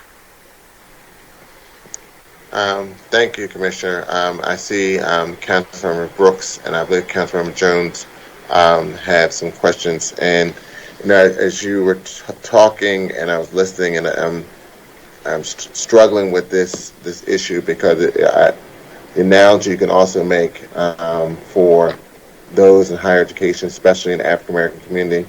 My father attended Morgan State University, and my sister attended Spelman College, and the ability to have historically black colleges and universities provide education options because it provides that type of awareness and cultural connection within the community. But at the same point, be able to have other institutions like Temple University and University of Virginia to be able to be totally inclusive for all people, regardless of your background. And I see a similar perspective in this conversation. That's why I really struggle with the issue, because we need to have a welcoming environment for those who are have a similar perspective, but also be able to participate in activities like any other able-bodied person will be able to do so as well. With that, I will have Councilmember Brooks, and I'm sorry, I was incorrect. We'll go with Councilmember Brooks first, and then I did see Councilmember Bass and Councilmember Jones. Thank you, Chairman Green. So I want to just kind of preface my question around about 8 years ago when my programs closed. I used to run camping and recreation programs for Easter Seals in southeastern Pennsylvania, and my primary audience were school-age children to adulthood. In adulthood, I mean, we had weekend programs where we would invite a group of young people to come out and we take over the town, like out on the city. So my understanding of accessibility is hands-on. If you can imagine, 3 people that use wheelchairs, 3 to 4 adults with autism and various disabilities, maybe someone with visual impairment or hearing impairment, trying to go into Center City, out to dinner, or to an amusement park. So this is where my experience is coming from. So my question is centered around my concern about the timing of the closure. And the reason I said that, I have parents to this day that have yet to find a replacement for the programs that I offered 8 years ago. And the realization that some of the, when I say babies in my program, folks that were like 8 are now 16 and don't have the options that we offered. So, the fact that there are so few alternatives for people with disabilities in the city, and navigating any level of recreation and activity in the city can be very difficult.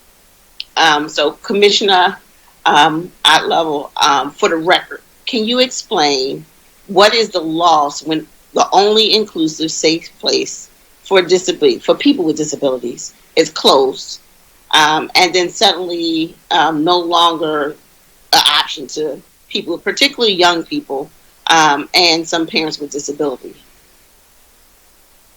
Parents of children with disability or parents with disabilities. Sure. So it's our intent through over the next few weeks, and we're just about finalizing this process, to create a new home for each of the programs that were happening at Carousel House. So there were dozens of programs that happened at Carousel House, some on a weekly basis, some on a monthly basis, some on a, an annual basis, more special events. So we're working to rehouse all of those programs at accessible facilities in our system. And we're going to have to work with the individual staff. We're working with individual staff members that led those programs. And then we'll be soon working with the permit holders. So some programs were run by our staff. Some programs were run by, external organizations that permitted our space and ran the program. So our staff are helping us identify what would be the best facilities to use to rehouse those programs. And for any externally permitted programs, we'll be working with them over the next few weeks to identify what would be the best location for their programs to take place in elsewhere in our system. So that's how we'll be making sure that individuals who participated in those programs can continue to participate in those programs during the closure before the new facility is built. So is there going to be a full accessibility upgrades needed to those facilities if needed? Because some of the significance are, the widths of the stalls in the bathroom, the thresholds, and how hard it is for a wheelchair user to the thresholds and how high the sinks are. So I just have some. That's all the things we're taking into consideration for those specific audiences of those programs. Every program is unique and different, and the audiences for those programs are different. So what we're doing is working with the Carousel House staff, who are still work with us and will still be helping to lead these programs. You know, really helping to identify what are the needs, and then making sure that we identify facilities where those needs can be met, including all accessibility needs. Okay. My second question is, I'm interested to know more about the city's decision to move those targeted programs to Gustine Recreation Center and other facilities in the fall. So my one question is, has Gustine in particular housed any of these programs for disability community in the past? Is the staff at Gustine trained to welcome large group of people with disabilities, particularly young people with disabilities and their parents?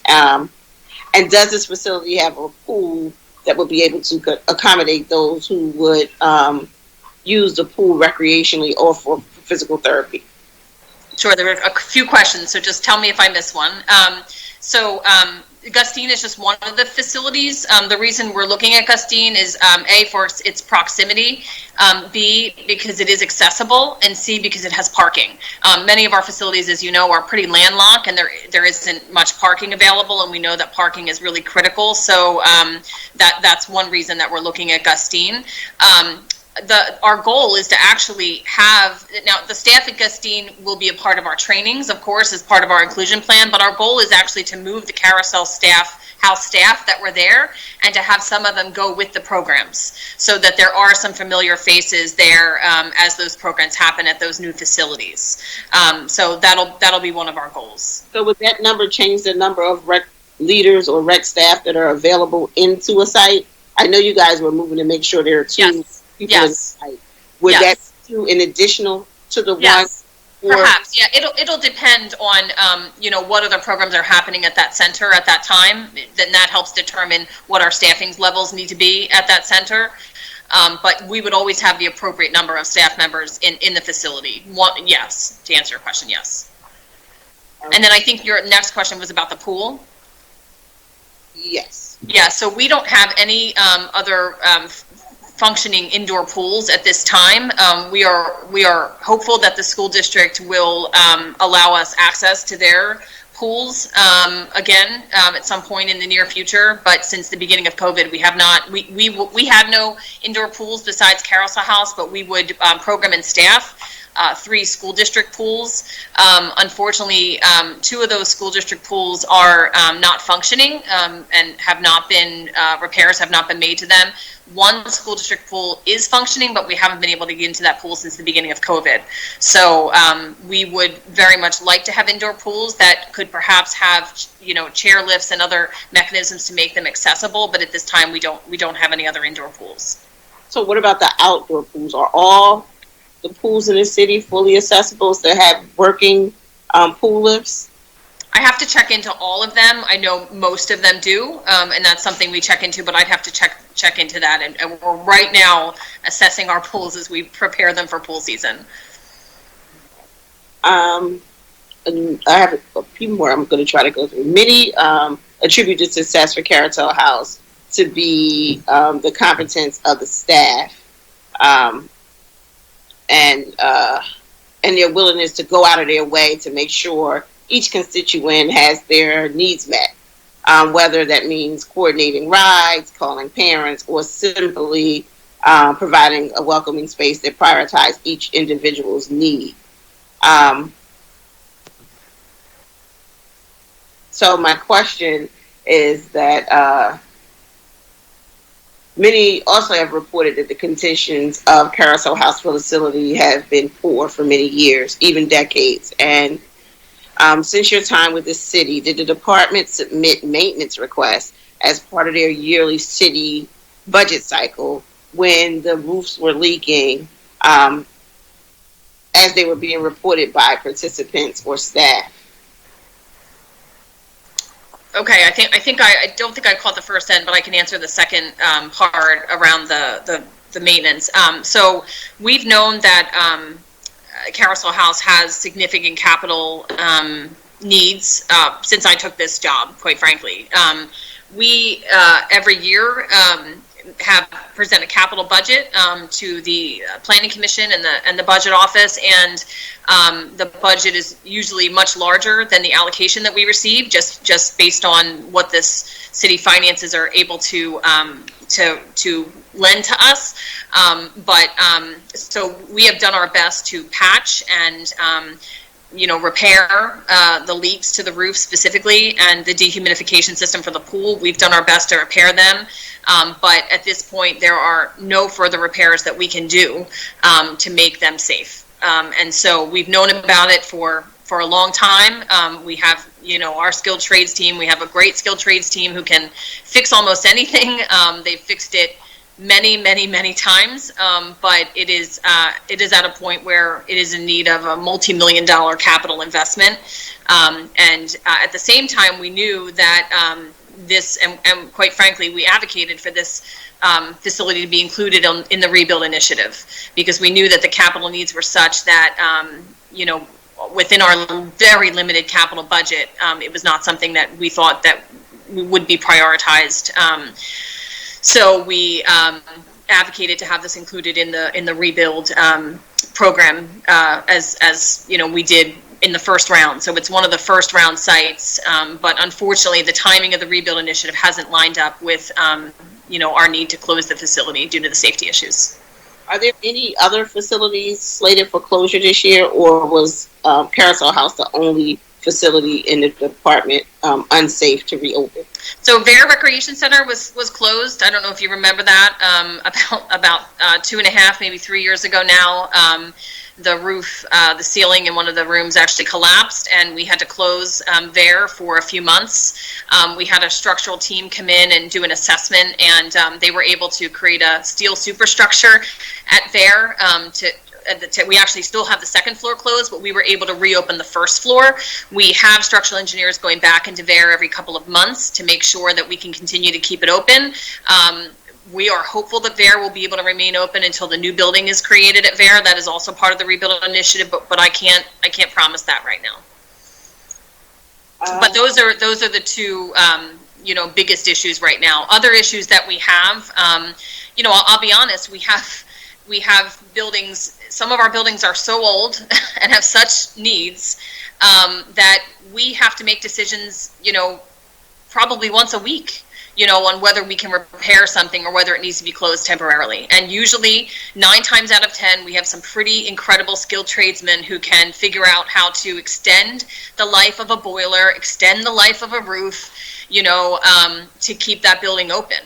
But it is a challenge. It's a massive challenge in a system. We're very blessed with the size of our recreation system. We have more rec centers than any city. We have more pools than any city. We have double the number of pools of New York City. We're really lucky. But we don't typically have the capital resources to manage and maintain and invest in the buildings the way that we should. And quite frankly, I'm not sure we ever have. We haven't made decisions that other cities have made, which is to close pools and to close recreation centers. At the same rate as other cities have made. And I would never advocate for that. I love our recreation centers, every single one of them, and they are deeply personal to residents. And, but so it's, we have to quote the chairman, we have a twin issue here, right? We're blessed with this massive system. And yet it's a burden in a lot of ways because we are a poor city that hasn't had the funds to properly maintain a system of this size. And you may have already answered this question, but it's back to the ADA compliant pools, and you said you're not really sure. I got actually Scaffer texting me, Councilwoman, so we actually only have 7 pools with lifts. Only 7 pools with lifts. And prior to the summer season, the ones that have a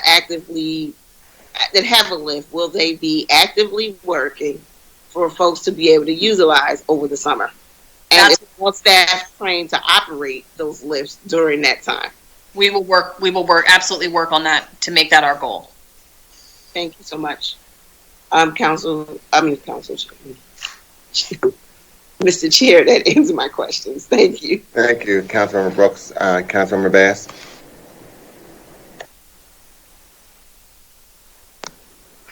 Thank you, Mr. Chairman. Thank you very much. I just have a few follow-up questions, and I wanted to start. Well, actually, let me just start by saying this, because I think, in the beginning I said this felt like Groundhog Day, but it actually feels a little bit more like the Twilight Zone right now, because Commissioner, we had a very public, well advertised, well publicized event, ribbon cutting, bill signing at Worcester Playground, which I mentioned earlier, around this bill, around inclusion and adding inclusive play spaces, adding inclusive, accessible, or making sure it was more accessible. And nowhere in your conversation have I heard you mention anything about that. Is there any reason why, or did you, I'm just wondering why we're not saying that some of the things that we're doing, we're required to do by law, like we're mandated to do. This is the law, and it's been so since 2016 that we do this. So now we're saying we're going to get rid of Carousel House, and we're going to do all these other things. But under the umbrella of all these other things, we were supposed to be doing those anyway. So can you talk about that a little bit? Sure, as best I can understand it. We have the resources we're given in a capital budget to make the investments that we can make, and between the capital budget that we're given and then the ITEF allocations made by council members, we make investments, as we're given the resources. All of the investments that we've made since the really great bill that was introduced around inclusive playgrounds. Every capital investment that we've made, we've included those accessible features in all of our playgrounds. So I think we said in our budget hearing at your request that it was 54 sites, I believe, that have had where investments have been made to make a playground fully accessible, and to include that accessible playground equipment as well as adult fitness equipment. That's since the bill was introduced. And again, every single one of our projects where we receive funding, whether it's city capital or ITEF funding, we make sure that those projects are 100% inclusive, and all of the rebuild projects will be as well. What we haven't had access to is going back, for projects where there are not capital funds available, and that is something that, again, gratefully to the city's ADA assessment that was done in Ms. Millar's office prior to her joining the administration, we have that assessment, so we are fully aware of some more of those needs that to make our facilities, all of the city facilities accessible, but at this point, with limited resources in the city, we haven't had the ability to make those investments. So I'm sorry, you just said something that drew my attention. So Ms. Millar, are you responsible for the report for Milligan and Company? Is that the report you're referring to, Commissioner? Yes, ma'am. So we contracted out, put out an RFP, I'm assuming, for this report to be completed by the City of Philadelphia, and it was Ms. Millar's organization that received the contract, and later, Ms. Millar, you came to work for the city. Is that what you're saying? Please correct me. No, I'm sorry. I was just saying that it was the previous person in her role in the administration helped to oversee that assessment, and all of the city departments participated in that assessment. And now I'm assuming Ms. Millar has the great responsibility to make sure we implement as we do capital improvements. We haven't even met yet, so it's nice to meet you. Okay, I thought we were saying something different here, like she had to hook up. If I could just interject, point of information. What had transpired is that prior to Ms. Millar coming into this office, the previous person in this role was responsibility for shepherding the ADA transition plan, which took the City of Philadelphia some years to complete. It was RFP issued to organization Miller and Associates you talked about, and then that report was completed the end of last year. Then we actually had hearings in this committee last spring about the ADA transition plan in reference to going forward. Okay, yeah, I see. I'm sorry. It was, I guess, started in 2018, and I see it was done December 30th, 2020. And but okay, so I just wanted to clarify that. So, Commissioner, so in that report that we're referencing on this transition plan, one of the things it says or reads in terms of where all of the facilities are, they did a self-evaluation of facilities citywide. And when it came to Parks and Recreation, it said recently renovated playgrounds throughout the park system are not only accessible by the 2010 ADA standards, but also provide a more inclusive play experience, including sensory and interactive elements for all abilities. And I'm assuming that that is a result of the bill that we passed in 2016. Absolutely. Okay, great. All right, so I just wanted to add that and make sure that we're on the right track. So anything that we are touching now, we are proceeding in a way that is above standards, above industry requirements and standards. And so you're saying that it's just a question of going backwards to those that haven't been touched, but making sure that it fits the same standard. Correct. And we're also, because of that bill, making sure that all of our staff, all of our capital staff, our designers, our engineers, our project managers receive the training to understand what that means. What are the best practices and innovative equipment that can be used for whether it's physical needs, neurodivergent needs, et cetera. Our staff need to be consistently trained because that is changing all the time as well. So we're also working with, various associations and groups across the country and funding training for our staff to make sure that they can have the most up-to-date information as they're designing and managing these projects to make sure that they are, the most inclusive that they can be. Okay. And you all in council are generously funding many of those investments. Okay. Yeah.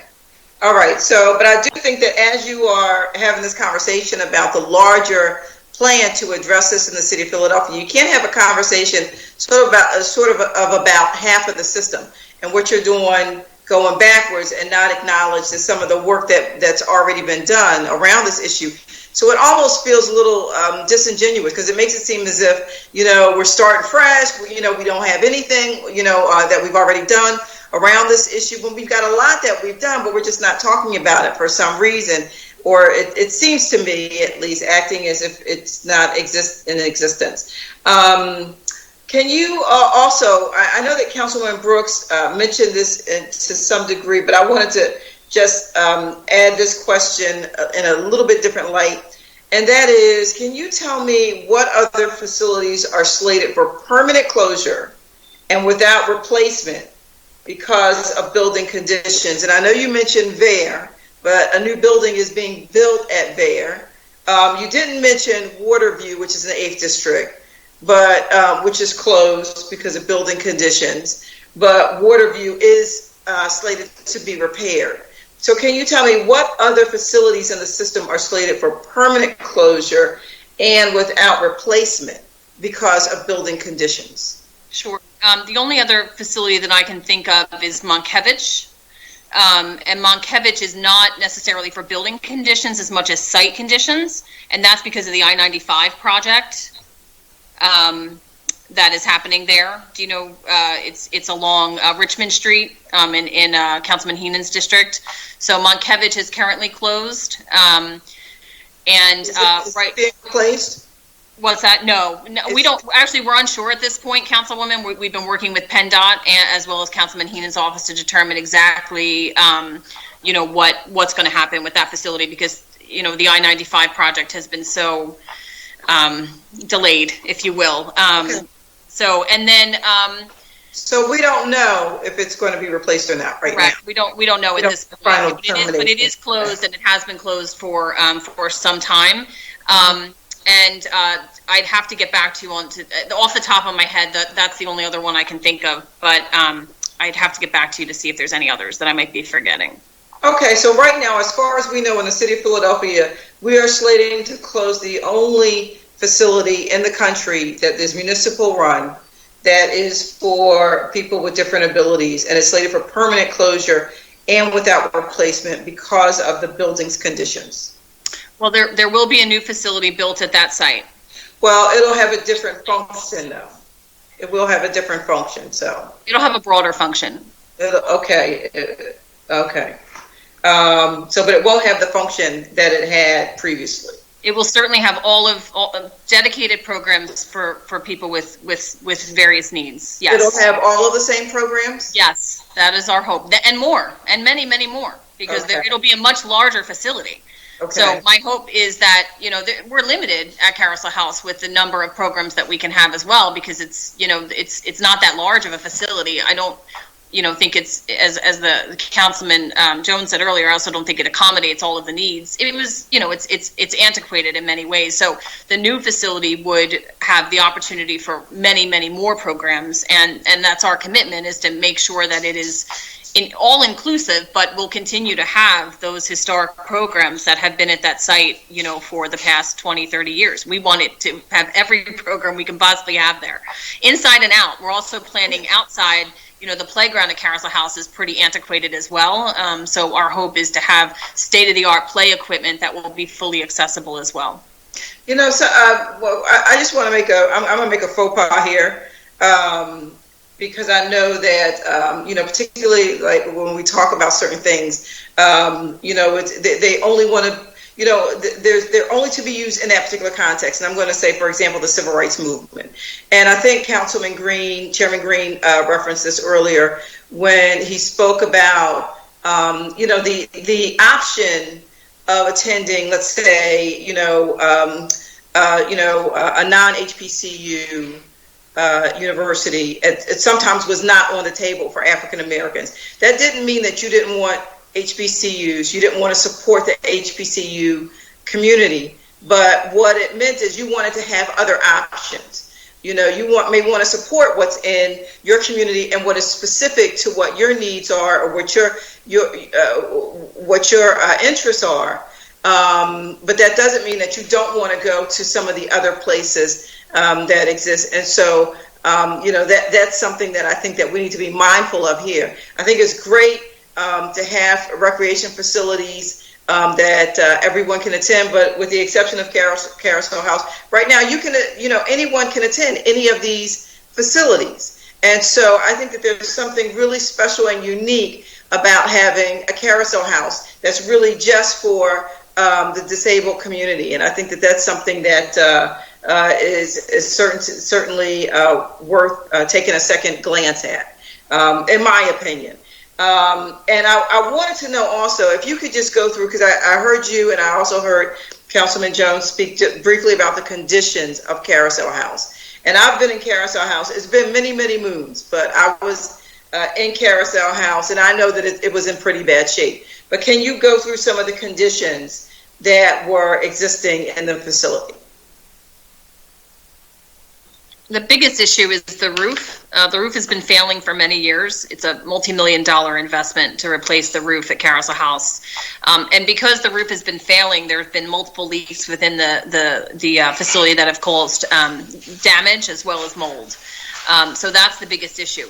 The other issue is the dehumidification system in the building. I'm not an architect, but I know our skilled trades and capital staff say that, the building was probably flawed since it was built. There were probably issues, when it was built. We can't really speak to that, not knowing the intent of the engineers and architects who worked on it. But we've always had issues, as far as our skilled trade staff can remember, with the pool and with the dehumidification system in the pool. It's been a chronic issue for us. That has just been really challenging for us to maintain. Okay. So that's the main issue, and the roof leakage issues and the dehumidification issues just cause cosmetic problems in the building, right? So, stains on the walls and the ceiling tiles and things like that. Okay. Now from your description, I'm just going to go and talk a little bit about some of the problems in other recreation centers that we're not contemplating closing, that have those issues and far and above many others. So I have rec centers I know with asbestos, water damage, inadequate space and layout design issues, outdated and inadequate bathroom facilities, roof issues, pool issues. I can't speak to a dehumidification system because I'm not sort of like an engineer and don't exactly know exactly what causes what came first, chicken or the egg, and these dehumidification issues.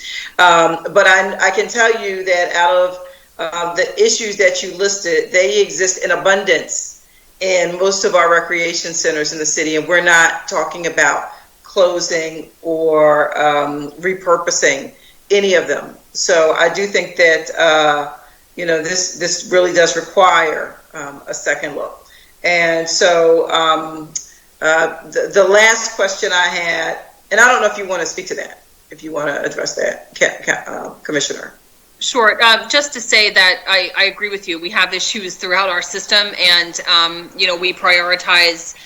Again, we prioritize them. We make requests as part of our annual budget cycle, and we fix what we can fix, and what we can't fix, we can't, and that's the very challenging situation that we've been in, and I'd love to have enough funding to manage all of those issues, but fortunately we haven't had too many that have forced us to close facilities, and I think that's a miracle in many ways, and a tribute to our skilled trade staff that are able to remedy the situations and keep those buildings going year after year. You look at our swimming pools, some of which are 50, 60, 70 years old, and we cross our fingers. We're crossing our fingers right now because they're out there right now getting those puppies working for the next 2 weeks when we open them, and it's always a prayer, that they can get that 70-year-old pool working again, or fix that leak one more season, or again for some of these facilities patch that roof, or it's a huge challenge, and we have a really very talented, skilled trade staff and dedicated that are able to fix some of those. So this is it's not a good situation. I feel really sad that we haven't we couldn't align the closure of this facility and the new facility coming to perfectly line up. That's my biggest regret in this. Okay. One other quick question, since you brought up pools, and to go off course just a little bit. I noticed that pools are, like right now, because of the shortage in staffing, that we only expect to open half of the pools in the city right now, and the other half will remain closed. Is there any consideration to, instead of closing half and keeping half open, of maybe sort of doing a rolling opening? So, some pools in some neighborhoods are open these days, and other pools in other neighborhoods are open the other days. And that way you can have more pools open, throughout the entire city, instead of just saying, all right, half of you guys are just going to be closed for the duration. Yeah, I saw your tweet about that, Councilwoman. It is off topic, but I'm glad you raised it. It's definitely something that we've considered. It's a big logistical lift for us, with the limited staffing, to move staff around like that. But it is something that we're looking at. We're looking at shared staffing models, reduced hours, to be able to open pools in close proximity to each other, to be able to open, joint pools. We're looking at partnerships with community organizations. I was just on a call today with a community organization in West Philly that, raised their hand and said, we have lifeguards, we're going to bring them in from the suburbs and we're going to help you. So we are open to any and all ideas. The council president brought up a great idea last week. Let's try to find other cooling options for some neighborhoods where pools aren't going to open, like giant water slides. We're looking at it all right now. We will have a little more than half open, but this is really one of the worst staffing situations we've ever been in at Parks and Rec. I spend every waking second working on it. So keep the ideas coming. We're looking at all those options. Okay. All right. Thank you. Thank you, Mr. Chairman. Thank you, Councilmember Bass. Councilmember Jones, I believe you had a point. I have several points, but thank you, Mr. Chairman.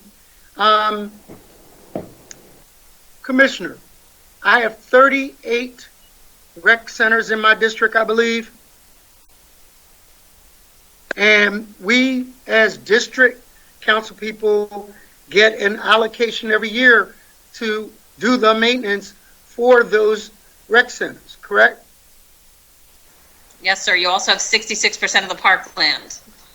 Always tattoo that somewhere. But my point is, do you think that's enough? Historically, has it been enough to take care of the over 300 rec centers we have in the city? No. Okay. One word answer is fine. I don't want to get you in trouble. So it is incumbent upon us district council people to kind of spread love around in a way, right? But if you look at the natural aging infrastructure, if I spent my whole allocation for a year at one rec center, right, it would take 38 more years for me to swing back around, correct? Correct. All right. So is that why many people thought that this was hustling backwards, a quicksand of capital dollars? And isn't that kind of why we developed the soda tax? Yes. See, I love your one-word answer, all right?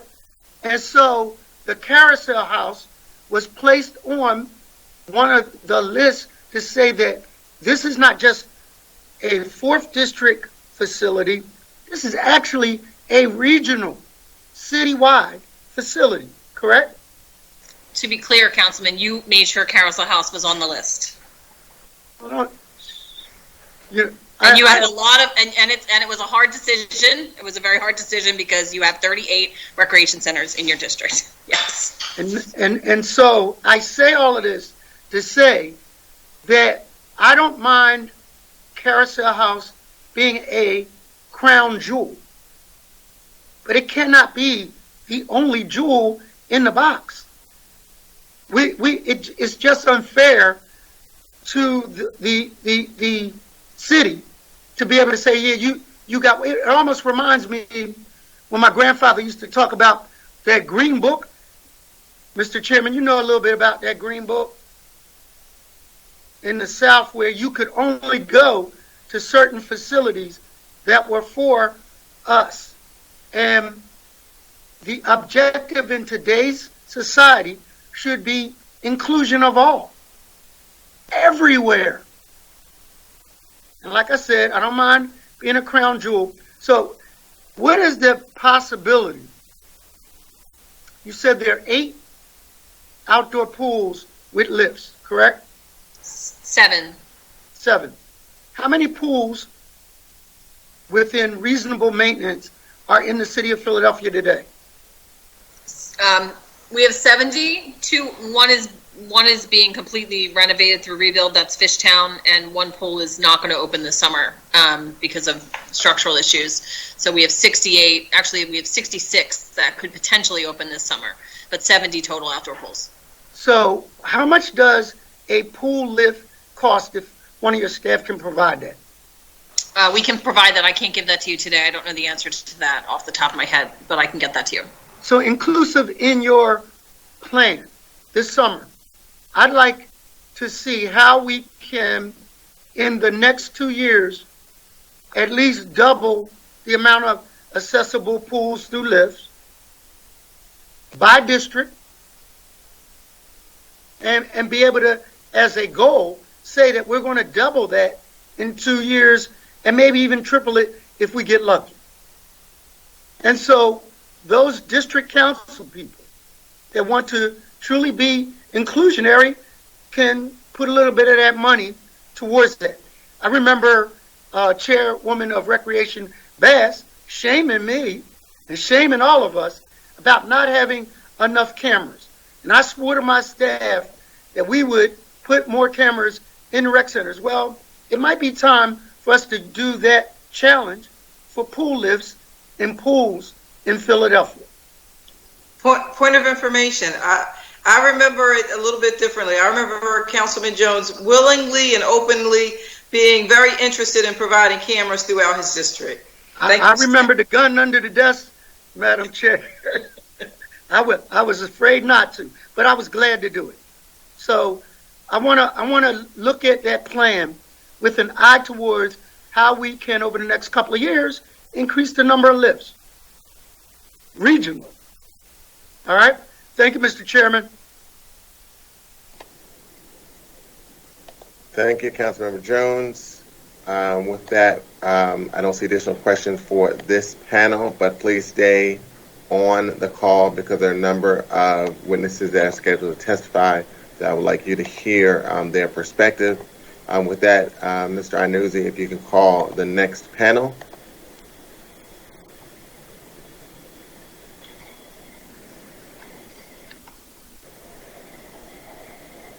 Mr. Chair, Cecilia Thompson has some issues that if she's on the line with us now, she should be joining this panel. Okay. She would be joining Anna Pern, Amy McCann, Chase Trimmer, and Sabra Townsend.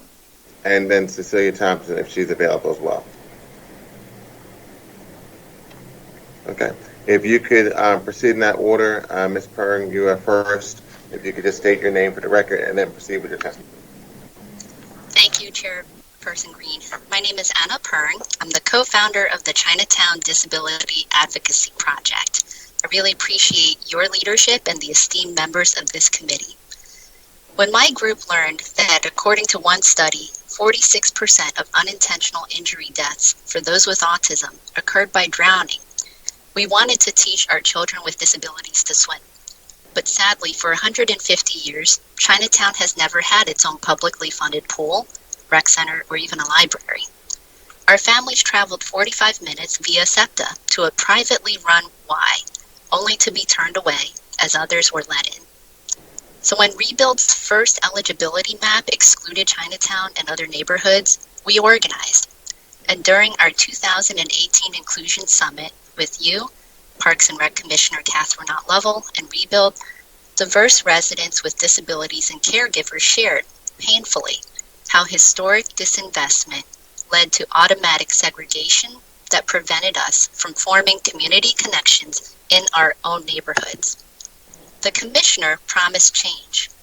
Parks and Rec leaders like Bill Salvatore, inclusive rec leaders across the city, teamed up with disability advocates. We trained hundreds of staff on the city's Americans with Disabilities Act policy, evolving best practices, and launched an employment pilot. PPR purchased adaptive equipment with more changes to come. The ADA became law 31 years ago, yet the city's ADA transition plan concluded that out of 537 facilities assessed, only 55 were found to have no accessibility issues. From inaccessible parks to rec centers, schools to workplaces, and a lack of accessible, affordable housing and services to allow us to age in place with our friends and neighbors, generations of disabled Philadelphians and caregivers have really had enough. As Councilmember Brooks said, the city has received a once-in-a-lifetime infusion of funding through the American Rescue Plan. PPR has proven to be essential during the pandemic, feeding and vaccinating residents, providing safe public spaces and programs amid soaring gun violence. Imagine the impact PPR could make if it had the funding, facilities, and increased staff necessary to equitably serve disabled residents and caregivers across the city. Budgets are moral documents. It's time to spend, not stash. I urge our government to invest in PPR and fulfill the promise of full inclusion and participation for people with disabilities and caregivers in every neighborhood. Thank you.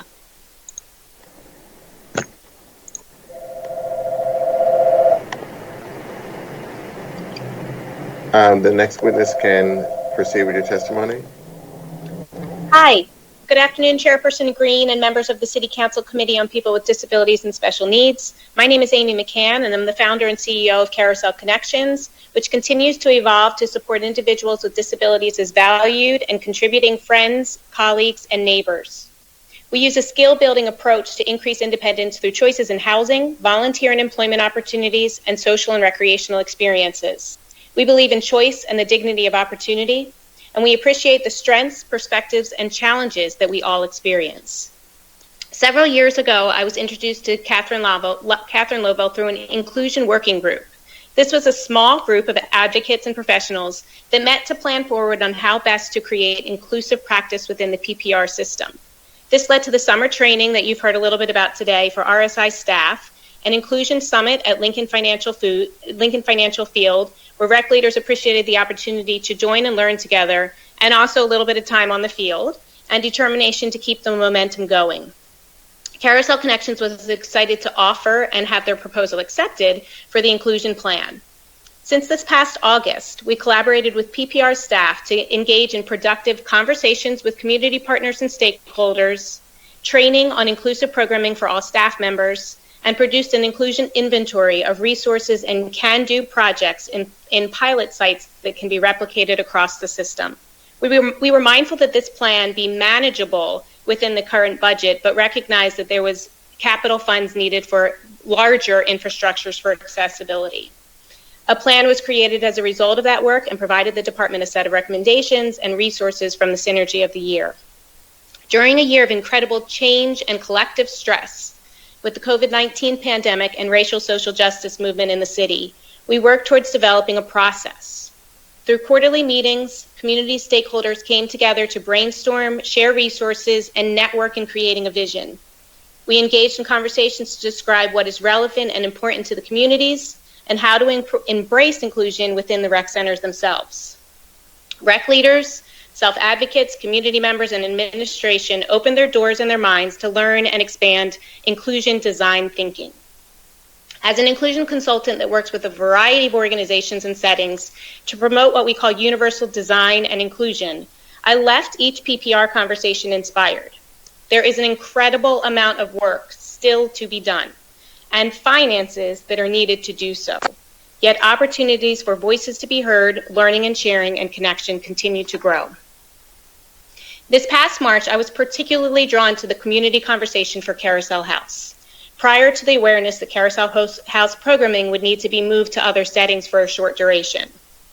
A community conversation is a way to bring a diverse set of voices together to brainstorm strategies and resources that can be used to address challenges facing the community. In short, it provides a fun way to find local solutions and new partners to address issues that matter most. The Carousel House community conversation noted that the personnel welcome all. There's always a welcoming presence. Gil is an ambassador, and he greets everybody at the door. Everybody knows his name. There are activities that promote teamwork and sportsmanship and varied level sports teams. Regularly calendared activities such as bingo night, field trips, and dances are a hit. The Carousel House community noted the importance of staff dedication and commitment, as folks have shared a little bit about today. Accommodating materials such as bingo cards that are offered in Braille, empathy, and a need for citywide training related to disability awareness. They noted that individuals in the Special Olympics program would like to have sports teams closer to their home and not necessarily travel to Carousel or outside of their neighborhood. And if this were to happen, dedicated space and time would need to be available in other sites. It was also discussed that the physical infrastructure needed considerable maintenance, particularly because there are individuals who attend Carousel events with medical concerns. This year was also important to us to hear from the voices from rec leaders. Rec leaders were surveyed throughout the year and noted the following. They needed more staff to run programming. They needed more diverse programming overall, not only for sports. They needed more volunteers and committed community members to come and participate. And they also noted over and over again that they were ready for more opportunities to promote acceptance and inclusion. We talk a lot in our Carousel work about establishing roles, thinking about your role as a neighbor, thinking about your role as a community member, thinking about your role as a worker.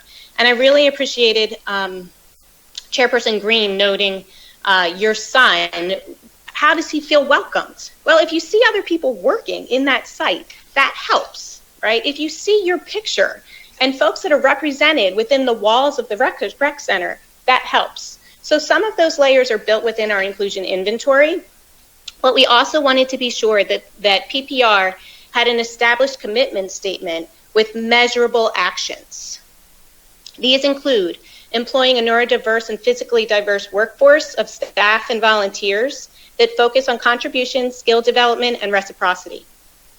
ensuring that all parks and rec spaces are working towards meeting the standards of the ADA, creating programming and experiences that cater to a diverse population by seeking input from our neuro and physically diverse community. We call them self-advocates, and empowering individuals with safety and belonging at all centers while infusing trauma-informed care practice into everyday experiences. Building community partnerships that promote sharing resources, and educating and training staff on creating atmospheres of inclusion. The plan also notes the need for physical infrastructure to be accessible and the need for capital funds in order to make this happen. We were really honored to be able to work closely with Chase Trimmer, who you'll hear from in a bit, from Special Olympics, and Sabre Townsend of Jefferson Center for Neurodiversity, particularly because this type of work is not a silo. We need multiple layers within our resources. Research demonstrates that for individuals with disabilities, what matters most to the quality of life is the number of people who they regularly connect, build trust, and get involved with another. With small to big actions, we can promote connections and social inclusion within a neurodiverse community. Inclusion has evolved from exclusion to segregation to integration to inclusion. We recognize the incredible barriers of the system, community, interpersonal, and personal levels towards inclusion. But Philadelphia Parks and Rec now has the opportunity to develop inclusive practice and strategies as a model for other cities and push the evolution towards belonging. And I'm going to introduce Chase Trimmer of Special Olympics. Chase, if you could just state your name for the record and then proceed with your testimony. Absolutely. Good afternoon, Chairperson Green and members of the City Council Committee. I am Chase Trimmer, Director of the Philadelphia Program for Special Olympics, Pennsylvania. I'm also a resident of Philadelphia in the 1st Councilmatic District, thank you so much for sharing, thank you for the opportunity to share testimony today. Certainly grateful to be recognized as an organization that can be a partner in this effort among so many really great and strong partners across the spectrum of providers in the city of Philadelphia. My main goal is to just share that today that Special Olympics Pennsylvania and our Philadelphia program stands ready to continue to support this work. Special Olympics Pennsylvania is certainly proud to be a pioneer in a movement for social change through transformative and inclusive power of sports. Our goal is to help people with intellectual disabilities develop essential life skills and lead healthier lifestyles, whether that be through health and fitness or through the connectedness to their peers of similar backgrounds and lived experience as well as experiences unlike their own. Our goal is to help folks become more productive and accepted members of the communities where they not only are represented visually, but they feel that sense of belonging. But people with intellectual disabilities continue to face multiple challenges, especially in cities like Philadelphia. An inclusive city is one that ensures people of all abilities are involved in their communities. They're able to effectively pursue those opportunities and contribute, safely express themselves, and exercise their rights. These cities provide access and opportunities for everyone to take part in employment, education, housing, health, and similarly critical to access community services like parks and recreation in their neighborhood. The Philadelphia Program for Special Olympics, we serve over 1,000 individuals with intellectual disabilities through partnerships with community organizations, the School District of Philadelphia, and Philadelphia Parks and Recreation. For over 30 years, PPR centers have hosted Special Olympics programming, including the Carousel House Recreation Center. Many Special Olympics athletes have had the opportunity to train in sports like basketball at Carousel House, and then go on to compete in state and even national level Special Olympics competitions. Carousel House has provided certainly an affirming, accessible, and sacred space for many people with disabilities, including those beyond the constituency that Special Olympics primarily serves, those with intellectual disabilities, but the broader group. We also hear, however, from many people with intellectual disabilities throughout the city who question the need to travel outside of their own community, across the city, to play on a team and experience the joy of sports that many are able to do, within blocks across this really comprehensive system here in the city.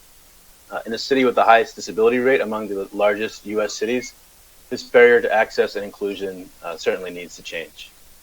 There is much work to be done to remove these barriers, but the safe space that people with disabilities have experienced at Carousel House must be prioritized within a community-based model of inclusion. Since 2018, Special Olympics has also been involved in an inclusion pilot work group with many of my friends and contacts and collaborators testifying today. We've worked closely with Parks and Rec staff to address programmatic accessibility and supports, and specifically supporting an inclusive organizational culture, which I think has been identified as a very key foundational step for this process.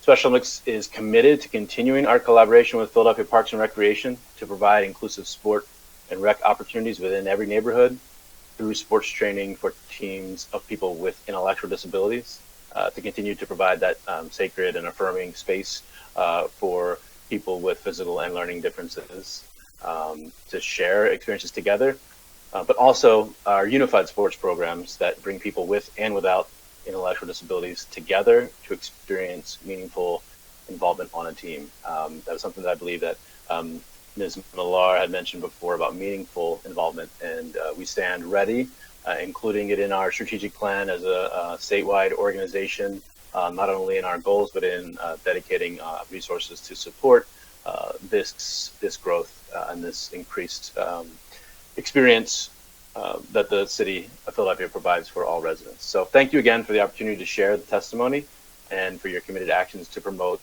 equity and inclusion for all Philadelphians. Thank you, Chase. Ms. Townsend? Ms. Townsend, I believe you're on mute. Good afternoon, Chairperson Green, members of the City Council Committee on People with Disabilities and Special Needs, our hearing attendees, and fellow Philadelphians. Thank you for the opportunity to testify. I am Sabra Townsend, and while I have lived other places, Philadelphia is home. Today, I represent the Jefferson Center for Autism and Neurodiversity.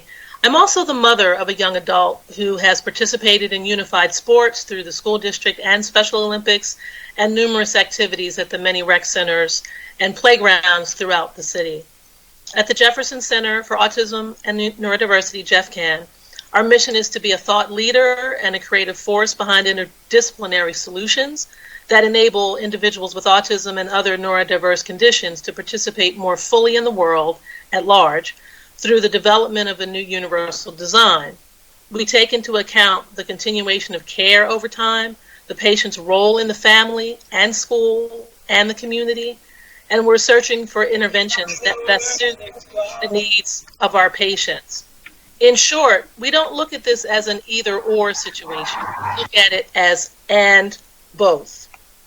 At JeffCan, we have served alongside the Special Olympics PA with Carousel Connections to provide consulting services to the Philadelphia Parks and Recreation Department on their work to create and increase inclusive programming across the city. The work efforts have included meetings, conversations, trainings, and pre-COVID on-site activities with stakeholders, self-advocates, community members, and staff. As we aspire to a healthier, more equitable city, we are heartened to hear the spirited conversations about how to serve all Philadelphians. We ask people what matters to them. We educate anyone within earshot who will listen.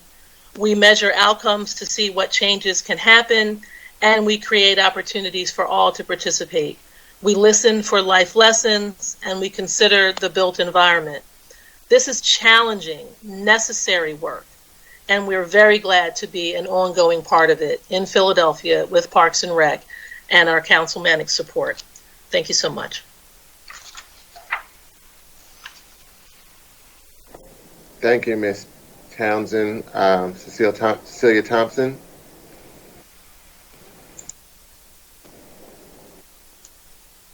Thank you, Councilman Green and members of the Committee on People with Disabilities and Special Needs for this opportunity, and thank you, Chairperson Green, for the accommodation. My name is Cecilia Thompson, and I'm testifying as a community person on Resolution 21128, specifically pertaining to the Carousel House and ADA compliance at Parks and Rec facilities in Philadelphia. My now 22-year-old living with autism unfortunately had bad experiences when he was younger at the Carousel House. I want to be clear, I love the idea of the Carousel House, that it was started for individuals with physical needs, but my son doesn't have a physical need. Again, he lives with severe autism, and this were his experiences as someone living on the spectrum. When he was younger in elementary school, we participated in the Carousel House summer camp, which at that time you spent 2 weeks based on your zip code. At first, we were denied due to his autism. However, after advocating for him, he got into the 2-week summer program. However, initially, he was ostracized from many of the activities because the staff then did not know how to address individuals living with autism. However, his TSS worker provided the support he needed so that he was not mistreated and participated in activities. Throughout his years, whenever we would have activities, whenever I wanted him to participate in activities inside the facility and shared that he was on the spectrum, I was always told that the facility was for those with physical disabilities. Again, I want to be clear. I have friends who have children with physical disabilities, and to me, a disability is a disability. Their challenges are different from mine, but we all have challenges with our children in their respective exceptionality. But again, when I would advocate and state that this is for individuals with all disabilities, while the pushback was unpleasant, he would participate with the help of his support person. Finally, when he became 18 years old, we attended a few of the dances. Again, for him, we were always told we don't have the support for individuals living with autism, but I always had a support person with me to help him participate. After the third time of that, I just said we will find some place where my child is welcome. As a parent, I don't always want to be advocating, or I don't want to be in advocacy mode, and I definitely didn't want to be in advocacy mode at the Carousel House, which I thought was for all exceptionalities. But again, I am for the idea of the Carousel House, so families like me who have children living on the spectrum or those with intellectual or developmental disabilities can go somewhere where you don't have to be on advocacy mode, but where you can just be a parent of a child or a parent of an individual. Furthermore, I understand that there's going to be a new advisory group for the Carousel House, and I'm requesting that this information be made known to the public and consist of a variety of stakeholders, including those who live in the neighborhood and also have individuals with all types of disabilities, including those living with autism, living with intellectual disabilities, and living with developmental disability. The only place that Department of Recreation facility that I found welcoming to my son was the Mill Creek Playground on 48th and Brown. It was under a different site director. They have a pool, and the lifeguard was trained on interacting with individuals with autism. For 3 years, that was the place that my son and his support person and myself sometimes went to utilize the pool during the hot summers in Philadelphia. Again, I love the idea of the Carousel House, and I've gone there at different stages in my son's life, and it appears that the staff feel that was presented to me that, and other people who had that same challenge but are working right now and could not be here to testify, that if you have an individual living with autism, you're given the spiel that this is a facility for individuals with physical disabilities only. I hope in the future when you get the new Carousel House building that there's a new idea among the staff that this is for everyone, and not just giving the spiel that this is only for people with disabilities when there's a disability that you may not understand. And if staff need training, all staff and all rec facilities need to be trained on all disabilities, or at least know who to contact when a particular individual with an exceptionality is partaking in our parks and recreations. Thank you for the opportunity again to speak this afternoon.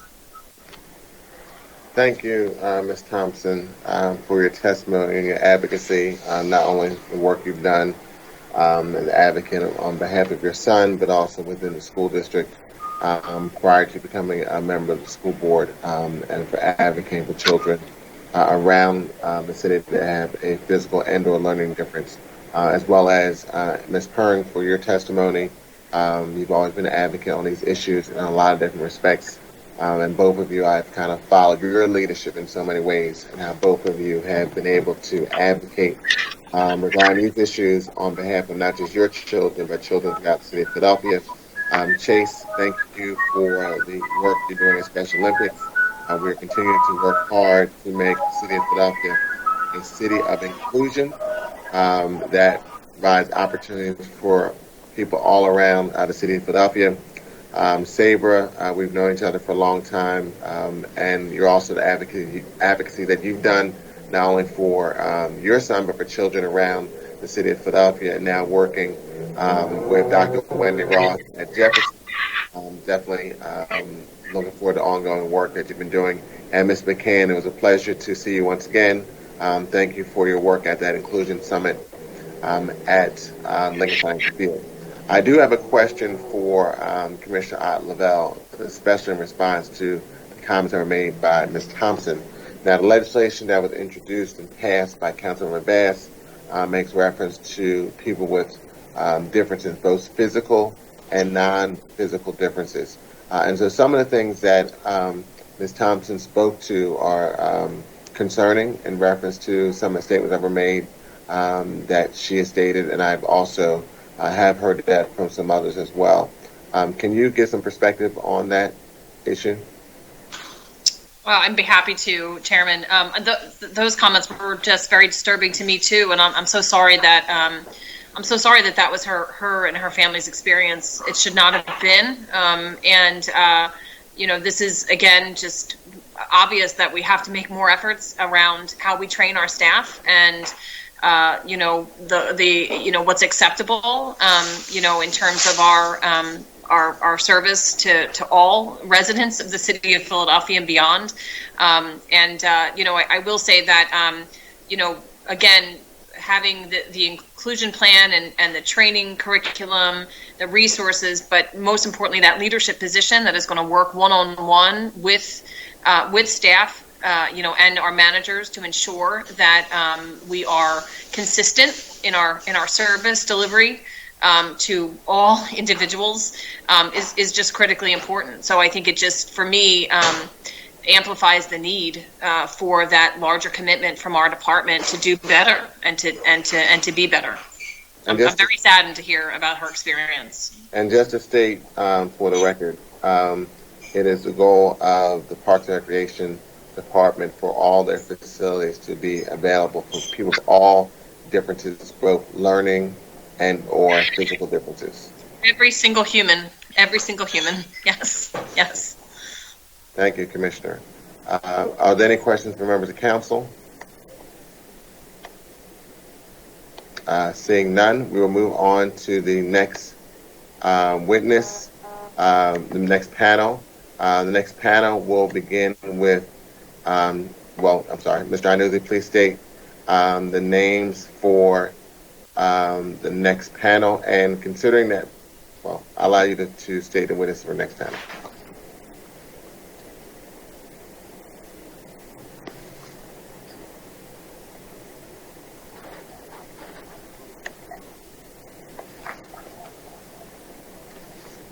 Apologies, Mr. Chair. The next panel will include Tamar Riley and Mike Martin.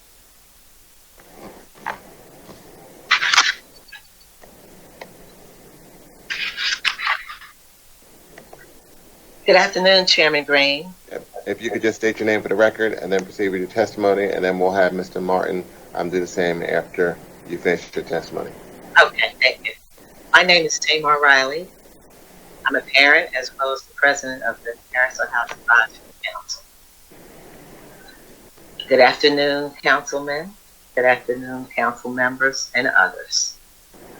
I'm here to present the council, the Carousel House's position on the new plan the city has for inclusion. The Carousel House Advisory Council does not agree with the plan that the city has made, and we have great concerns that the new plan of inclusion will not be in the best interest for the people with disabilities community.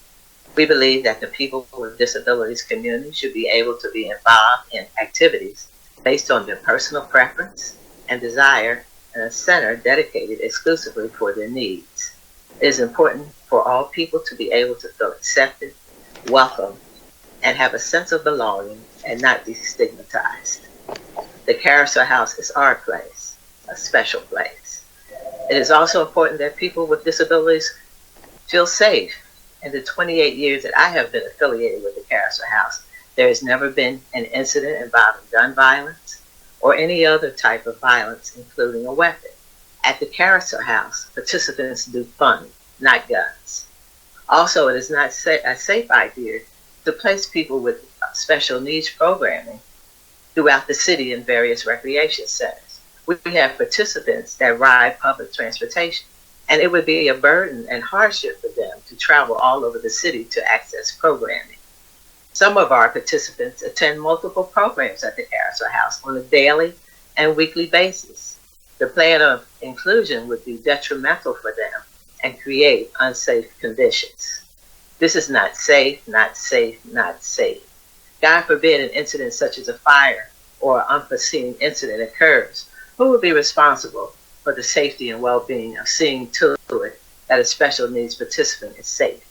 A lot of our consumers have sensory challenges and may or may not be able to follow directions in the case of an incident. And for them to be surrounded by people who are unknown to them is not a good idea.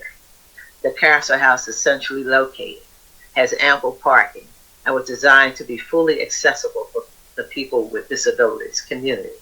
Any car or van can let a participant out within 3 feet of the entrance. This is truly a unique place. Inclusion is not the answer for the people with disabilities community when it comes to social and recreational programs. In an ideal world, it might be if we had a bottomless bucket of money. But we know in the real world we do not. The Parks and Rec budget has been dwindling over the past several years. Lastly, I am appealing to you to please help us save our place, a special place. Thank you. Thank you, Ms. Riley. Mr. Martin, please state your name for the record and then proceed with your testimony. Yes, my name is Michael Martin, and good afternoon, Chairman Green and all. I'm the treasurer of Carousel House Advisory Council and a wheelchair user for the last 35 years. I've been involved with Carousel House for over 20 years. A little brief description. We have over 19 programs that run throughout the year. We host 6 dances per year, and our dances routinely have 250 people in these dances. We end up turning people away. We host 2 national wheelchair basketball tournaments, a junior wheelchair tournament and an adult short tournament. Players from across the United States come to these tournaments that showcase the city's commitment to the disability community. We have over 700 names on our participant list. These names, it's names and addresses, and in some cases, telephone numbers. Our total volunteers number over 50. And speaking of the workplace development plan, Carousel House has had a workplace development plan for over 15 years. We currently have 2 disabled clients, Leroy and Eric, as part of our maintenance staff. This level has stated that 16% of the population of Philadelphia has some type of cognitive or physical disability. We need as many rec centers as possible in operation to serve the disabled community. Carousel House is one of, and maybe the only truly 100% accessible center. This means off-street parking for loading and unloading, and adequate parking for CCT vehicles, accessible entrance, accessible restroom, accessible indoor pool, fitness center, computer lab, and meeting rooms. Every rec center in the city is suffering from a lack of maintenance and insufficient staffing. Carousel work orders have been denied month after month, year after year. We watch as normal maintenance issues mushroom into capital improvements. Any normal maintenance issue left unattended eventually necessitates a capital improvement line item. With all this being said, how can a building that is only 35 years old damage beyond repair? But for all this, Carousel House has served and advanced the mission of the disabled community. We are not an idea or a goal or a benchmark or a pilot program. We are a recreation center that works day in and day out for the last 35 years. We have been in the trenches, not just talking about ideas, but implementing those ideas. Why would you demolish our center? How would that serve the inclusion model adopted by the city? As mentioned by Councilperson Bass, the Inclusive Parks and Playground Bill was signed into law in 2016, but we still do not have a comprehensive plan for inclusion and accessibility. The goal of the Carousel House Advisory Council is to repair and reopen Carousel House and to save our special place. Thank you very much, all. Thank you, Mr. Martin, for your testimony, as well as Ms. Riley. I do have to note, once again for the record, that the chat feature will only be used by members of council due to the Sunshine Act. But Ms. Draper and Mr. Doherty, I noticed that you interested in testifying. I don't see you on our list of scheduled witnesses, but we will have additional witnesses at the end of this matter. With that, are there any questions from members of council as we prepare for the next group of witnesses? I do have a question for the commissioner in reference to this inclusion plan. This plan, from my understanding, was initially going to be released at a later time, but that was moved up. And also, two, what was the engagement with the advisory council in the inclusion plan as it pertains to Carousel House? Chairman, I missed your first question. I apologize. One, my understanding is that the citywide inclusion plan was scheduled to be released later, but that has been moved up to an earlier time period. That's one. And two, what has been the involvement of the members of the advisory council for Carousel House, their involvement in that inclusion plan, specifically as it pertains to Carousel House?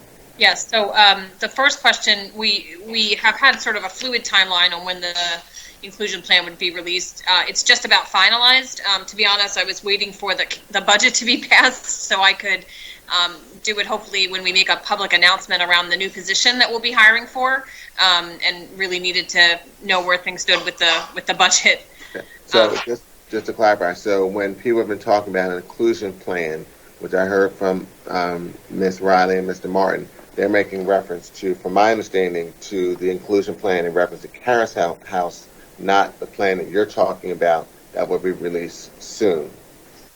I'm not familiar. I'm not sure. I understand what the other plan is. Okay. Well, I'm just making sure I understand, because they talked about inclusion plan, and that's why I asked both questions. Yeah. One, I thought they were talking about the inclusion plan that we're doing. So maybe I misunderstood. Well, maybe you can clarify. Have they participated? Have members of the advisory council participated in the citywide inclusion plan that you're finalizing? and or have they been engaged in conversations in reference to activities at the Carousel House, Got you. Okay. and Yes. also at other locations? Got you. I understand. So there was a community conversation that I think Amy McCann mentioned that involved the Carousel House Advisory Council. I'm looking for the date of that. That was on March. I'm sorry. There was an introductory meeting between our consultants for the inclusion plan and the advisory council on March 9th, and then on March 23rd, we held a community conversation around the inclusion plan with the advisory council of Carousel House. And then once we realized we went to reopen rec centers around the first week of April post-COVID, all of our recreation centers, and that's when we really determined that the need, how badly the needs were at Carousel House. So then I met with the advisory council soon after we made the determination that we would not be able to reopen it until the new facility is built. So I met with the Carousel House Advisory Council on April 13th.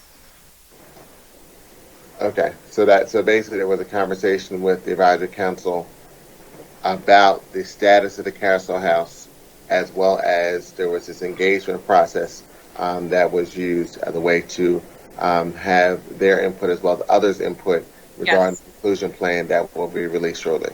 Yes, there were dozens of community conversations that happened around the city with various stakeholders in various communities, but there was a specific one for the Carousel House Advisory Council and some other stakeholders. The staff at Carousel House were included in that as well. Mm-hmm. Yes, and then we had a separate meeting once the Carousel House Advisory Council was really the first group that we met with when we realized what would need to happen with Carousel House, the facility itself. So some of the commentary made by Ms. Riley, Ms. Martin, talked about the staffing of Carousel House and why that, because the staffing at that location made it such an inclusive space. As you're finalizing this inclusion plan for facilities across the city, will that same level of staffing be identified at certain locations? I know earlier in the hearing, Gustine Lake was mentioned as a location where some services will be housed possibly, and so is the same type of staff attention that was provided at Carousel House be at Gustine Lake and other locations?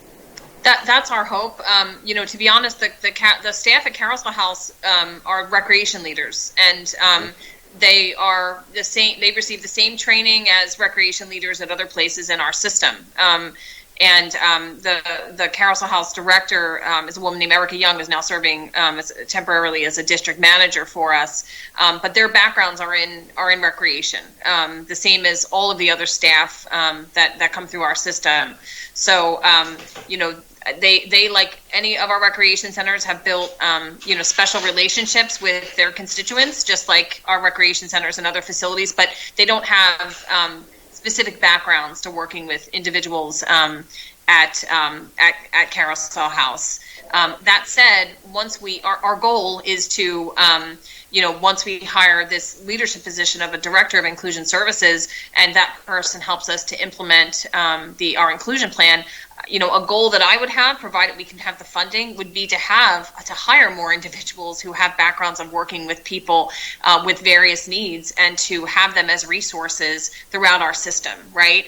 In addition to training our own staff, as we are doing, really have been doing since the Inclusion Summit and beyond, around the resources and opportunities, that we can offer to them to better serve those audiences. But certainly our goal, in addition to all of that, is that the existing staff who've worked at Carousel House historically, some of them would move with some of the programs, right, that they led. So programs that they led, they could continue to lead those programs at new facilities. Not new facilities, but different facilities where those programs would now be housed. Likewise, we would hope that in these places, like what we've done through the Inclusion Working Group, is we've actually had some pilot programs at other facilities throughout our system that are not, dedicated to people with special needs. They're just regular old recreation centers. And what we have found is when we've engaged staff at those facilities, and trained them, to work with individuals, whether it's supervising them like JJ and David or other folks, they're incredibly receptive, as Amy was saying, to the idea of, expanding their knowledge base about how best to serve these individuals. That's our hope, is that, we can, the same relationships that individuals built with the staff at Carousel House, we want those relationships to be able to be formed with all of our staff at all of our recreation centers. And that's our ultimate goal. But we know it's baby steps. And in the meantime, any programs that our staff were leading, those staff would come with those programs. And I know you stated that the individuals at Carousel House who are recreation department staff may have not had specialized education or training, but and I could be wrong in this assumption, but from years of working at the Carousel House and also developing an affinity of working there, they've developed an expertise in that area and developed relationships with individuals at the Carousel House, not only the advisory council, but others that frequent that recreation center. So, learning is not just from being in the classroom, but it's also by experience. And I would dare say they have developed an expertise in that regard, even though they may have not been trained in that perspective. And then I totally agree with you, Chairman. If I can just add that is exactly what we've seen happen at these other facilities where we've introduced some of these new programs. For example, at Tarkin Recreation Center, where we introduced a sensory skating program. That staff are learning, through that experience and through their relationships with those individuals. And that's our hope at all of our facilities, that those, just like, people make relationships with any, person who attends their programs, that those relationships and expertise would be developed through those relationships and that experience. Thank you, Commissioner. I'm going to thank all the witnesses for this panel. For your advocacy and for your indulgence this afternoon for what has already been a long hearing, but it's an opportunity to have all of these views expressed regarding this important issue. Mr. Iannuzzi, if you could call the next panel of witnesses. Jaleel King, Catherine Protanak, AJ Nanyakara, Caitlin Chaser. Thank you. If you can please proceed with your testimony by stating your name for the record and then continue.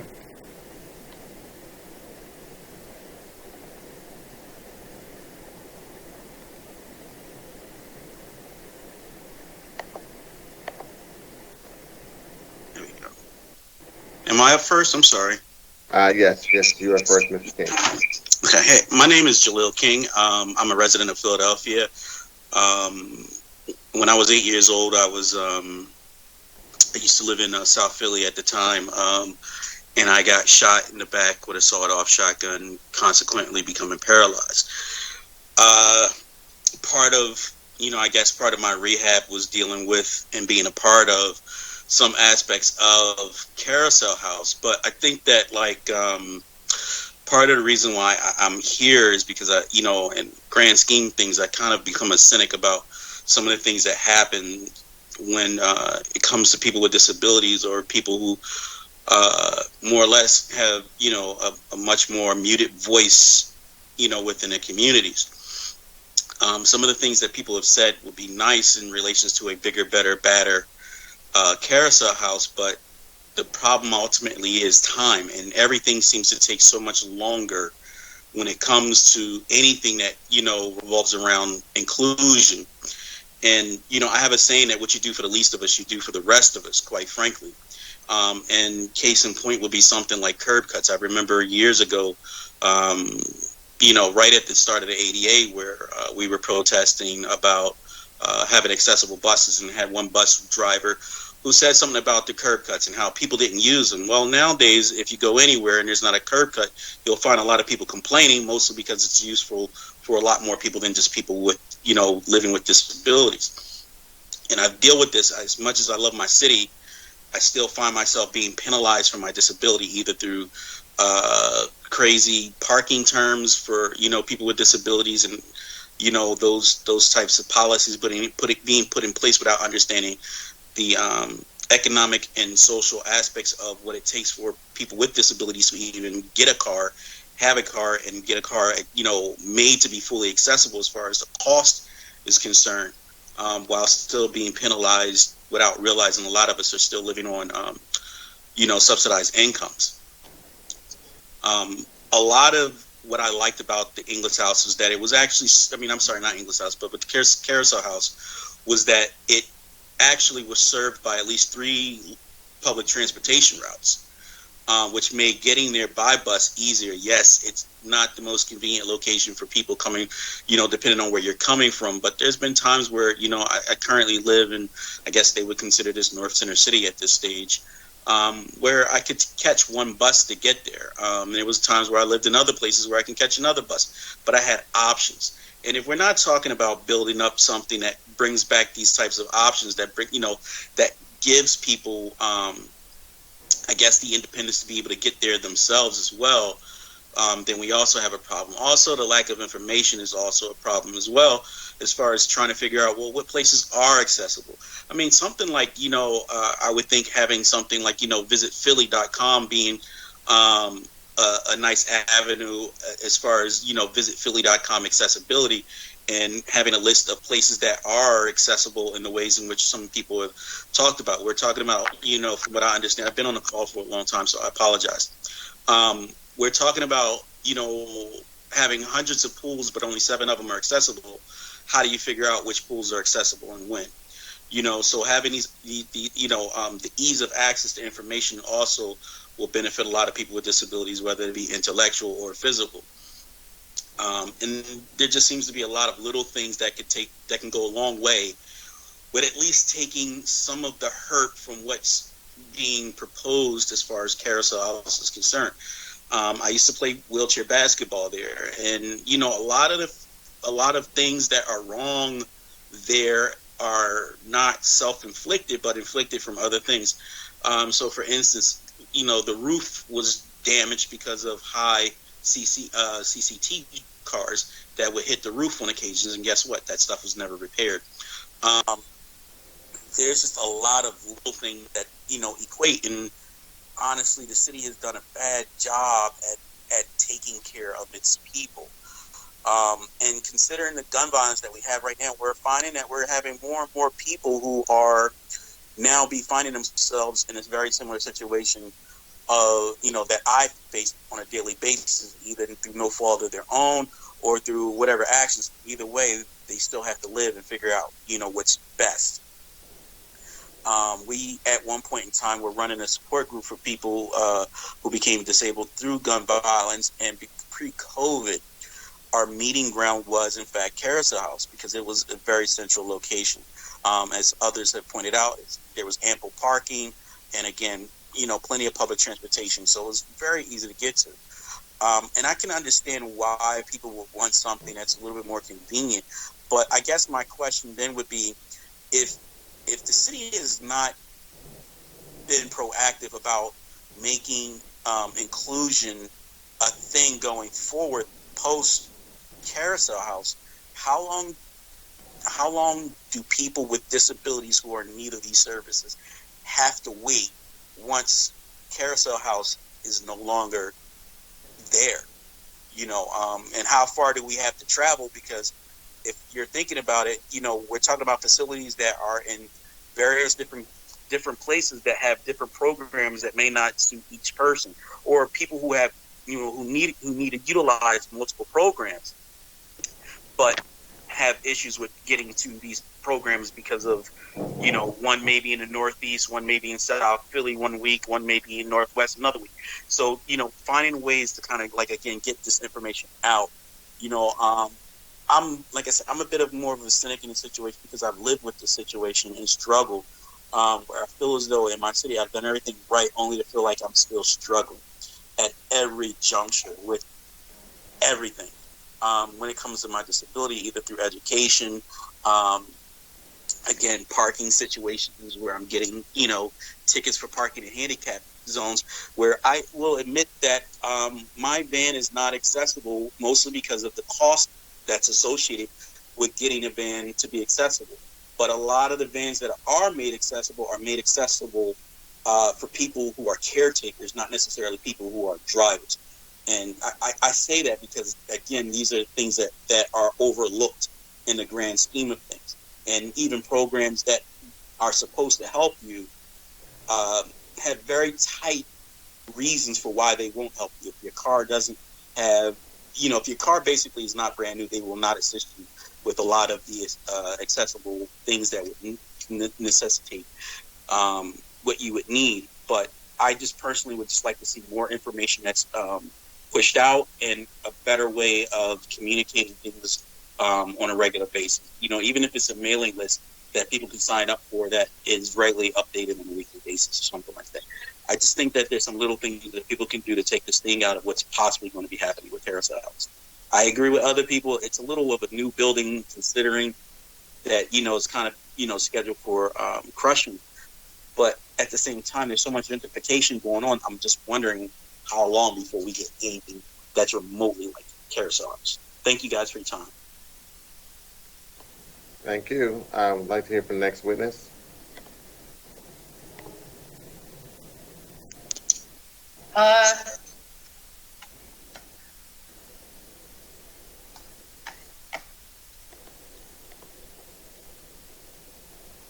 Ms. Yeah, I'm sorry. I'm trying to figure out how to get my picture here. I've never used this platform before. Can you hear me? Yes, we can. Okay, but you can't see me. Okay, wait a minute.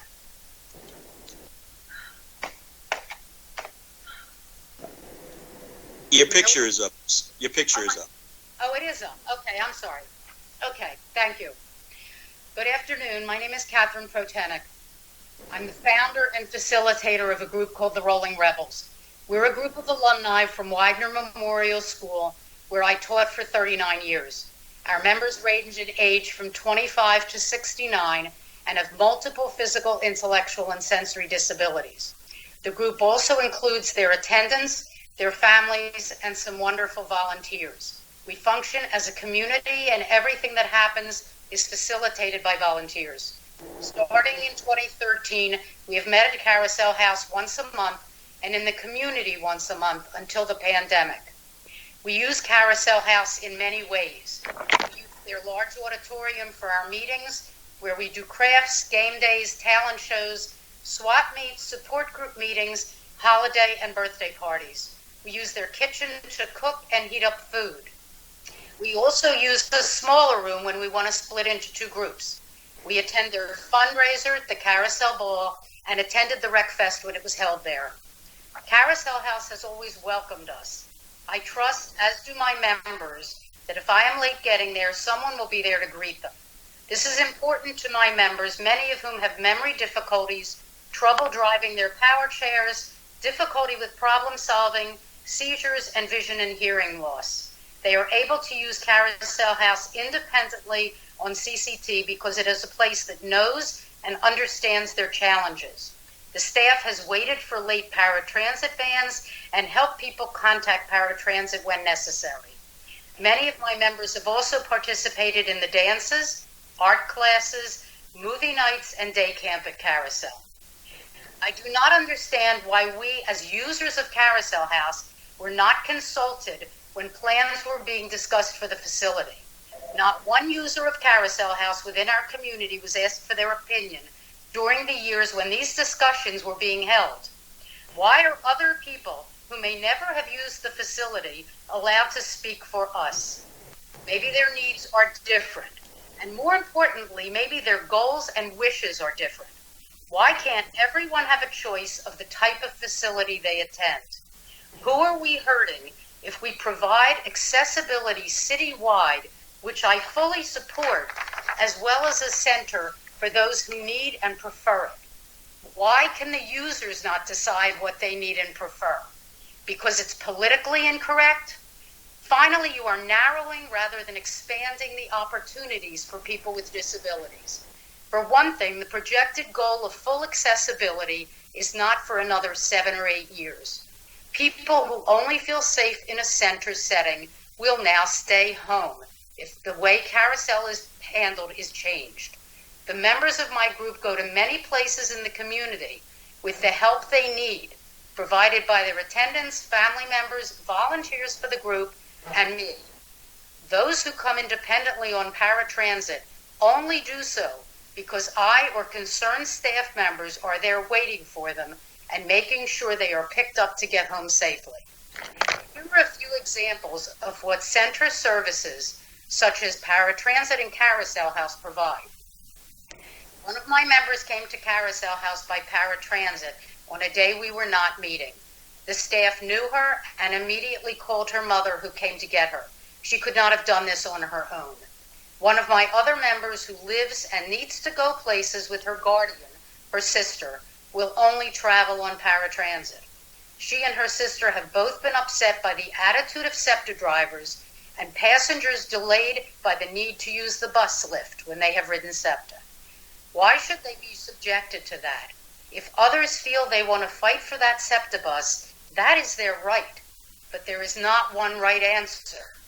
My members feel safe at Carousel House and have made a choice to attend a center. They have not been forced to do so. Please consider Carousel House as a bridge to greater independence within a caring community at whatever level that means for each individual. Everyone deserves a voice and a continuum of service. For those who cannot as effectively advocate for themselves as others can, they deserve people who will fight for them. Please do not deprive them of what they need to be out in the world. I thank you for your time and your attention. Thank you for your testimony. We'll hear from the next witness. Chairman Green, honorable members of the City Council, and guests, thank you for this opportunity to speak today. My name is AJ Naniakara. I'm a former member of the Mayor's Commission on People with Disabilities, where I chaired the Recreation Committee. I have been using a wheelchair for 27 years when I sustained a spinal cord injury. And the scariest day of my life was not when I broke my neck in 1994. The scariest day was the day right before I left the hospital. Because in those 4 months of rehab, everybody I knew either had a disability, was a caregiver, or was generally educated about other people with disabilities. But when I was going home, I was going to be the only person in a wheelchair I knew. It was scary. And I went through the motions. I lived out in the community, but it was just really difficult. I just didn't engage. And then in 2002, I started playing wheelchair sports at Carousel House. This is the first time since I left the hospital that I was around other people with disabilities on a regular basis. And all of a sudden, I was around people like me. I learned from them.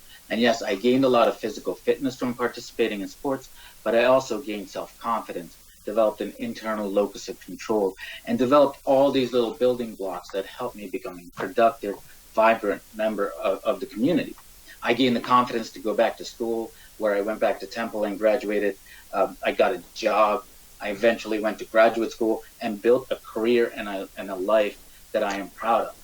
You know, and for me, Carousel House was a gateway and a bridge to living the life that I am living now. You know, we know that recreation is an essential component of our physical and psychological well-being. But for people with disabilities, recreation is also rehabilitation. It helps with the physical, social, and psychological adjustment to living with a disability, especially transitioning to living with a disability in the community as an adult. You know, there's a lot of value in making all of our spaces inclusive and accessible. But as we have heard already today, for marginalized groups, there is a lot of value for having a place that we can call our own, to be able to share our experiences, to learn from each other, to support each other. For people with disabilities in Philadelphia, that place is the Carousel House. And I hope the city invests in Carousel to help future Philadelphians with disabilities gain the benefits of recreation. Thank you for this time and this opportunity to connect with you today. Thank you for your testimony. We'll hear from the next witness.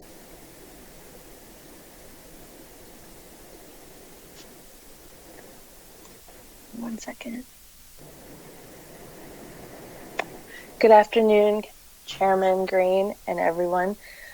My name is Caitlin Chazar, and I appreciate the opportunity to share my testimony today. I am a young adult with disability and a wheelchair basketball athlete. I started playing wheelchair basketball at the Carousel House when I was 10 years old. Growing up, my mom would take me to the Carousel House every week, and I would practice with my team in Katie's Commons. She also told me that I used to go as a toddler also, and I would use the pool for therapy. Growing up, when I would go to the Carousel House and play basketball, it was the highlight of my week. I have so many fond memories of my time at the Carousel House and have met so many friends throughout the years. There's truly no place like Carousel House for Philadelphians with disabilities. To me and many others, the Carousel House has always been a safe, judgment-free zone for Philadelphians with disabilities and their families to come together. I have attended countless wheelchair sports tournaments at the Carousel House. Currently, I am a member of the McGee Rehab Sixers wheelchair basketball team. Up until the COVID-19 pandemic, my team and I practiced at the Carousel House on a weekly basis. We have not had a regular season since the pandemic started, but we are beginning to resume this season, and it was very disappointing to hear that the Carousel House will not be there when we return. It's hard to imagine what it would be like to not have the Carousel House in our community. Athletes with disabilities throughout the Eastern Seaboard know Carousel House and what it represents. While it's very sad and unfortunate that the Carousel House is closing, it is now time to ensure that Philadelphians with disabilities have a place to comfortably and safely participate in recreational activities. Inclusion is the goal, but my concern is that other recreation centers in Philadelphia do not have the accommodations and the equipment to ensure that people with disabilities can participate. It is so important for people with disabilities to engage in physical activity, socialization, and have recreational fun in order to have a positive outlook on life and the quality of life. This is why it's so important that a disability-friendly recreation center exists in Philadelphia. Because of the because of the Carousel House being demolished, my wheelchair basketball team will have to practice in New Jersey, which is going to be difficult for many of my teammates. I encourage you to research Ability 360, which is a nonprofit organization,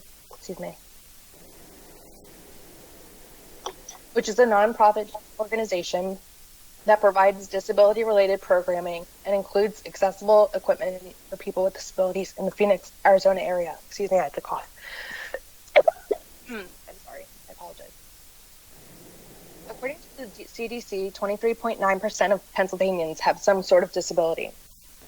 With such a large population of people with disabilities in Pennsylvania, I think it's imperative that Philadelphia provides accessible and disability-related programming for its constituents.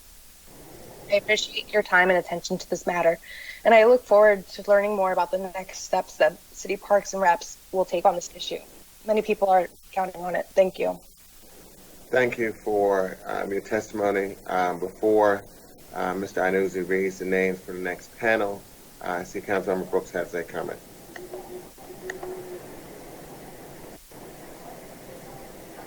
Thank you, Chairman Green. I want to first, I want to thank Mr. King for sharing his concerns on how the city prioritizes those most impacted by gun violence and the city's disinvestment. And I want to let him know that I share his sentiments around the urgency and push for inclusion and to center those most marginalized as we pursue inclusion, whether it's impacted by gun violence, people with disability, and people like yourself who are at the intersection of those margins.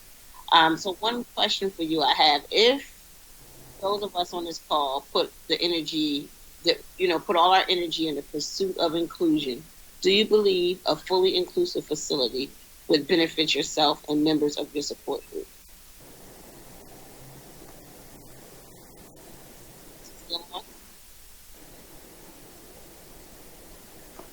Mr. King, are you still here?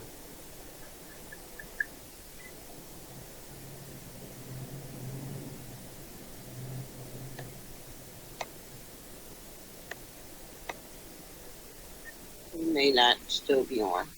Yes, I see him, but I'm not sure if he's still connected. But I mean, I would say that's an excellent question and perspective. I was interested when Mr. King made a slip and said English House. Wasn't sure if he was making a connection to Charles Horton, who is currently at English House, but is also an advocate not only for the issue that Mr. King talked about, but also for the disability community from his previous work with the City of Philadelphia and now at English House. Well, if Mr. King is able to come back, we'll have him answer that question. Mr. Inuz, if you could read the names of the next list of witnesses scheduled to testify.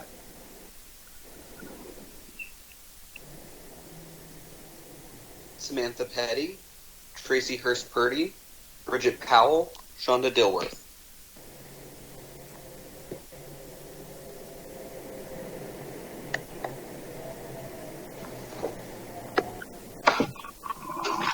Good morning. Thank you for allowing us to talk to you today. I've brought my daughter Willa to the table since no one's invited her to the table so far, and I think she should get a chance to speak for herself on the issue. So I'm going to let her speak first. She's a wheelchair user with complex needs that uses the Carousel House weekly for swimming. And she had prepared some remarks on her communication device. Swimming is float. Float, float. Swimming is fun. Float, float. Thank you for letting her have a chance to talk. And I think I share a lot of sentiments with some people who've gone before, and I'll try not to take too long. But I'm going to just read a little bit about our experience using the Carousel House. Will is 7. We've been going to the Carousel House to swim every Saturday since she was 3. It's probably the best part of her week. It takes us about an hour to leave our house. We live in West Philly, and to go anywhere, we have to pull her seizure meds and kind of wrangle her tube feeding backpack and gather all our swimming things like any family. And then we bring her communication device because we like her to be able to talk wherever she is. And when we are doing that get out the door, we just find that the world is not built for people like my daughter, because her body is, a combination of her sort of own incredible willpower and also the power of modern medicine in the face of her random genetic mutation. And it takes us multiple challenging physical lifts and transfers to get out the door and arrive at Carousel House, which we do sometimes on the bus and sometimes in our vehicle and sometimes on CCT. But from the point of arrival, we're in this kind of magical barrier-free world where my daughter can fully participate. And that starts when we, enter through these automated double-wide front doors, and all our junk and everything that we bring with us to keep her healthy and safe just fits through without any trouble. And I think Gail's been called out a couple times in this hearing, but we're just have this wonderful greeting by someone who's in a wheelchair who speaks directly to my daughter instead of speaking to me, which is so rare and so valuable. And when we go to the locker room, we often pass a basketball game, and there's coaches that have visible disabilities and kids that look like my daughter. And by the time we get to our locker room, my kid has seen so many people who look like her and adult role models that are really hard to find elsewhere in her life. So I think, to the point that people have been making throughout this discussion, as a parent, I constantly walk the fine line between advocating for my daughter's inclusion and also advocating for disability pride and opportunities like this week when we have disability pride for her to be proud of who she is, exactly how she is, and know that there's nothing that we need to fix about her. And both of those opportunities can be pretty hard to come by, but the Carousel House has certainly fostered a sense of pride for her. The other thing that is pretty unique to the Carousel House is that, we include my daughter at synagogue, we include her at summer camps in my neighborhood, and so there's kids in our neighborhood who know her and who greet her, and I think are really doing their best in including her. But she's not invited to any birthday parties, and people don't really know how to be a good friend to her as she is. But at the Carousel House, she has real friends, and she meets real people that understand her and understand how to talk to her and understand how to play with her. So there is an elder, because there's a lot of elders who swim at the Carousel House to maintain their health, And she noticed that there was a little girl who's coming every Thursday and a little girl who's coming every Saturday, and she left a note for both parents so that we could coordinate and bring our kids together. And we've been friends with that little girl, Zoe, ever since, and have gone swimming with her every week. And during the pandemic, we've gone on a walk with her every week, the whole pandemic. So I just want to list the things that make it possible for us to have this experience at the Carousel House. The first thing is my daughter doesn't move very much in the water. So when we talk about just having a pool with a lift outside, she really can't do that because she gets cold very quickly because her body isn't as mobile as other people's bodies, and she's not exercising in the same way to keep herself warm. So the warmer water allows her to stay in the pool for an actual, like 45 minutes an hour, like a typical kid would, and play. Other things that we're using is the automated doors. I just can't alone get her and all her stuff in the door if I have to hold the doors. And then I have to make hard decisions about what to leave behind. And what often gets left behind is her communication device. And that is horrible. I hate leaving behind her words. I love the wide hallways of the Carousel House because she can roll in her wheelchair side by side by her friend. And I like that we have secure lockers so I can store her communication device, which unfortunately costs $25,000. And I don't feel bad about bringing it with me, and I know it's safe. The other thing that I haven't heard talked about today is that, she wears a swim diaper, and we need a place to change her into that swim diaper when we get to the pool.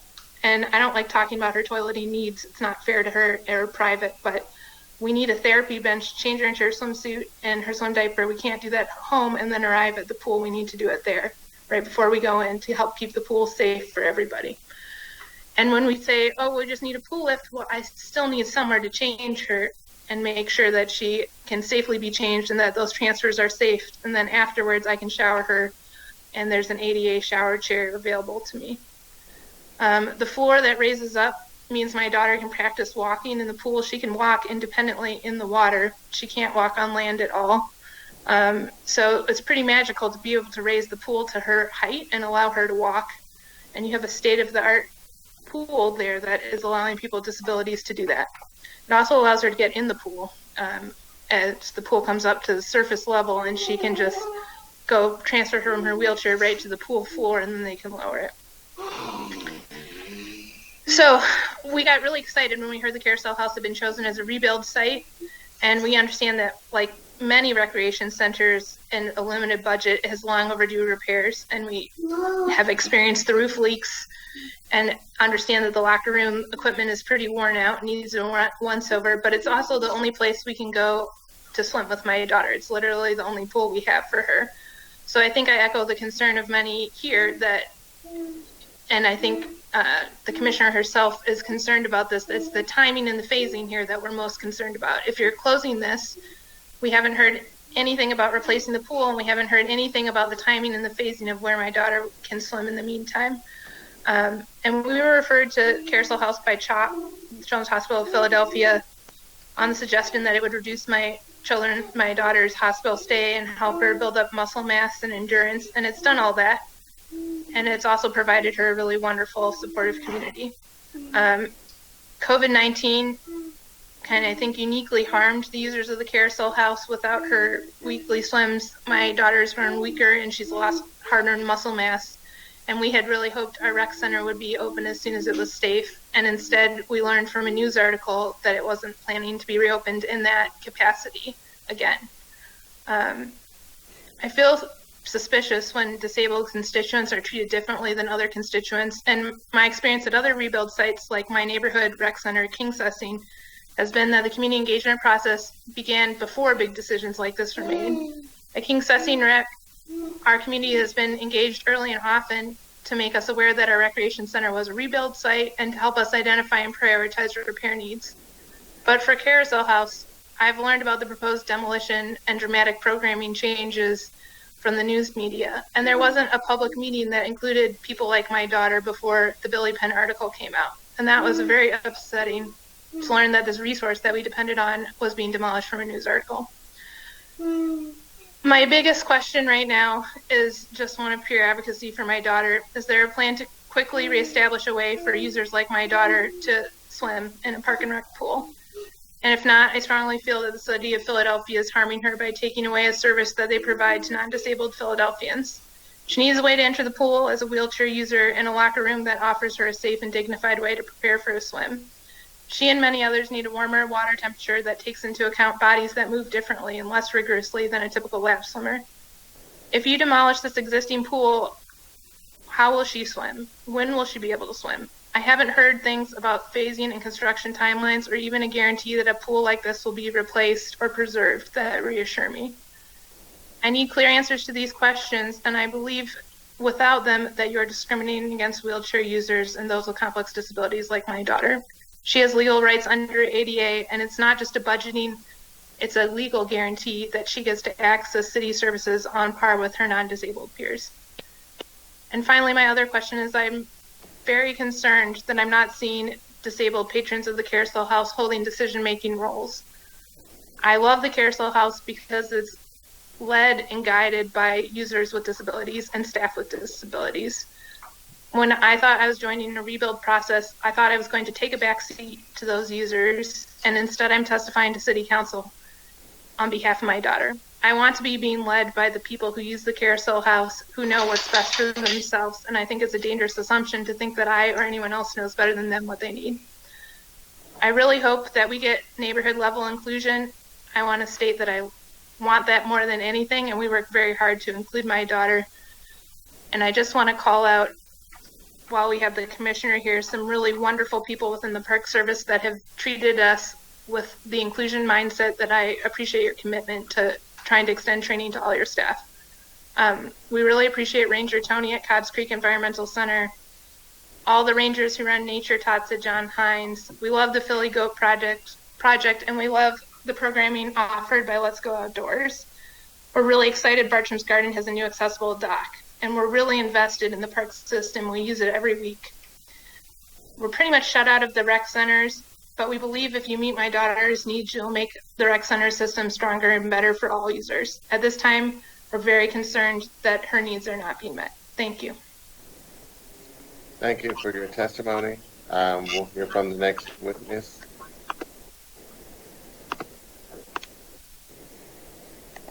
I think that's me. Can everyone hear me? Yes, we can hear you. Okay, thank you. My name is Tracy Hurst Purdy, Chairman. Let me just get my notes up. Okay. Good afternoon, Chairman Green and community members. My name is Tracy Hurst Purdy, and I'm the mother of a very loving and adventurous 9-year-old son with a dual diagnosis of Down syndrome and autism spectrum disorder. Our family is not in support of the current model to make the Carousel House inclusive. Although our family believes in inclusion whenever possible, there are some instances when we have not received the best benefit from some inclusive practices. A place like the Carousel House means a great deal to us because we know that others like my son will be treated with respect and dignity and not peered at as if he's an object in a cage that no one has ever seen before. That has been our experience when going into our community. In a perfect world, people with disabilities should not be segregated. We're not in a perfect world. We still have great strides to make when it comes to building those relationships. And although I am ready, willing, and able to put in the work to make that happen, I can't ignore the voices and conversations with other parents that have spent more years than I have fighting for their children and adults alike to just be in a place of feeling free from discrimination. How do we come to a happy medium? I don't know, and I don't have all the answers, but I think we should listen to each other with an ear of not being judgmental or I'm right and you're wrong, but with a shared vision that we need to move all of our parks and recreation facilities into the 21st century for all users. In closing, I would like to see the Carousel House remain a place for people with disabilities like that for whatever the myriad of reasons. I lost my train of thought. In closing, I would like to see the Carousel House remain a place for people with all disabilities that for whatever the myriad of reasons don't want to venture out into the inclusive community. I would also like to see our parks and recreation centers beefed up with inclusive programming for people with all abilities, to include playground equipment and layout that is accessible. And let's not forget our swimming pools that also need a little TLC and have no accessible features as well. Thank you for your time. Thank you for your testimony. We'll hear from the next witness.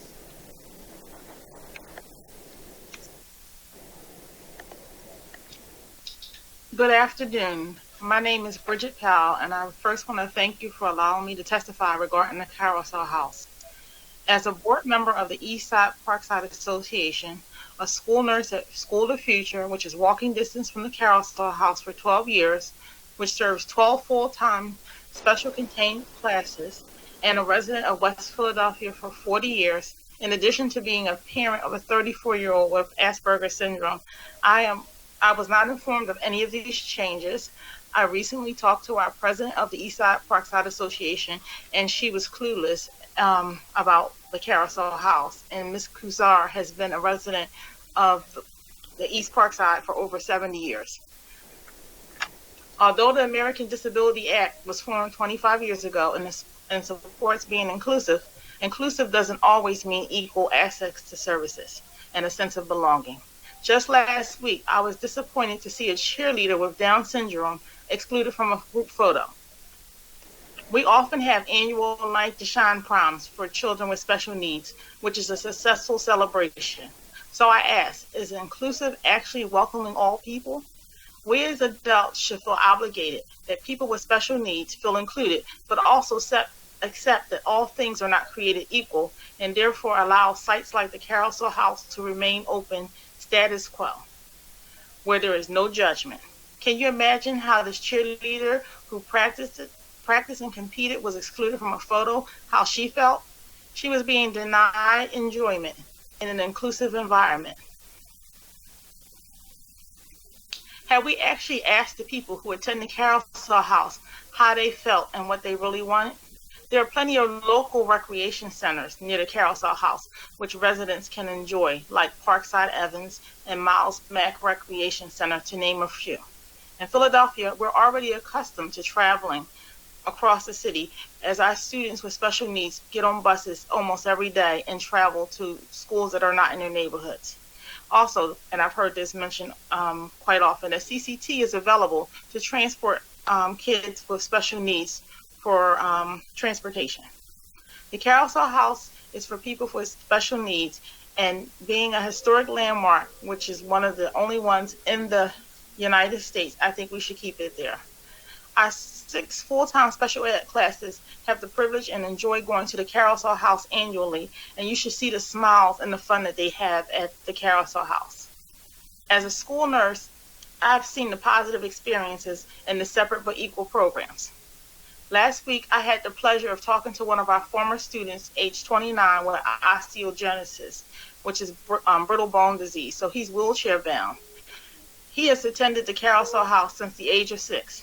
He was able to thrive and gain confidence at the Carousel House and has gone on to create numerous wheelchair basketball tournaments across the country.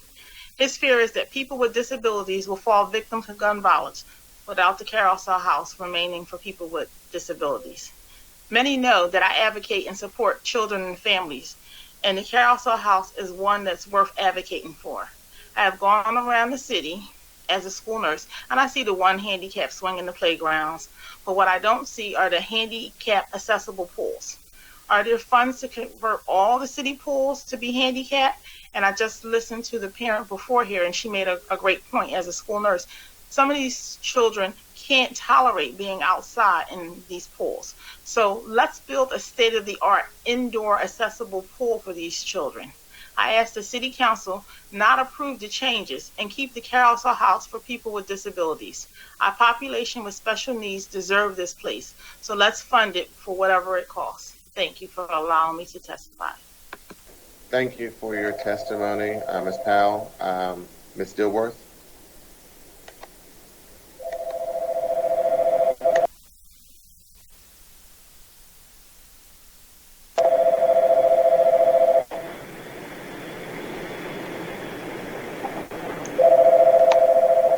So looking for Shonda Dilworth.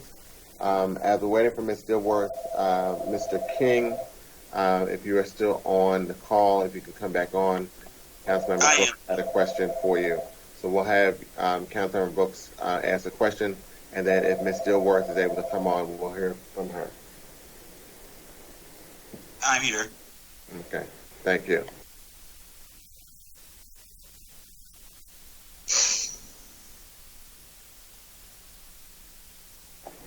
Councilmember Brooks.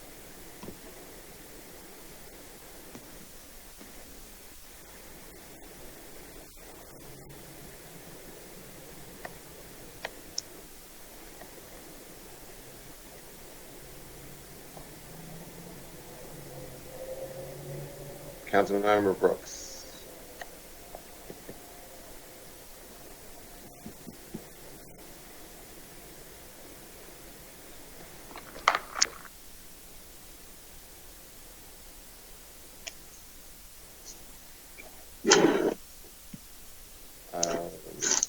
Councilmember Brooks.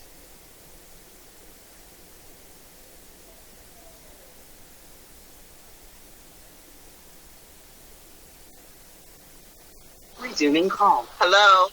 Yes. Hello. Yes. Oh, I'm sorry. Yes, I see that Mr. King is on. I just want to re-ask that question, and I'd have two others.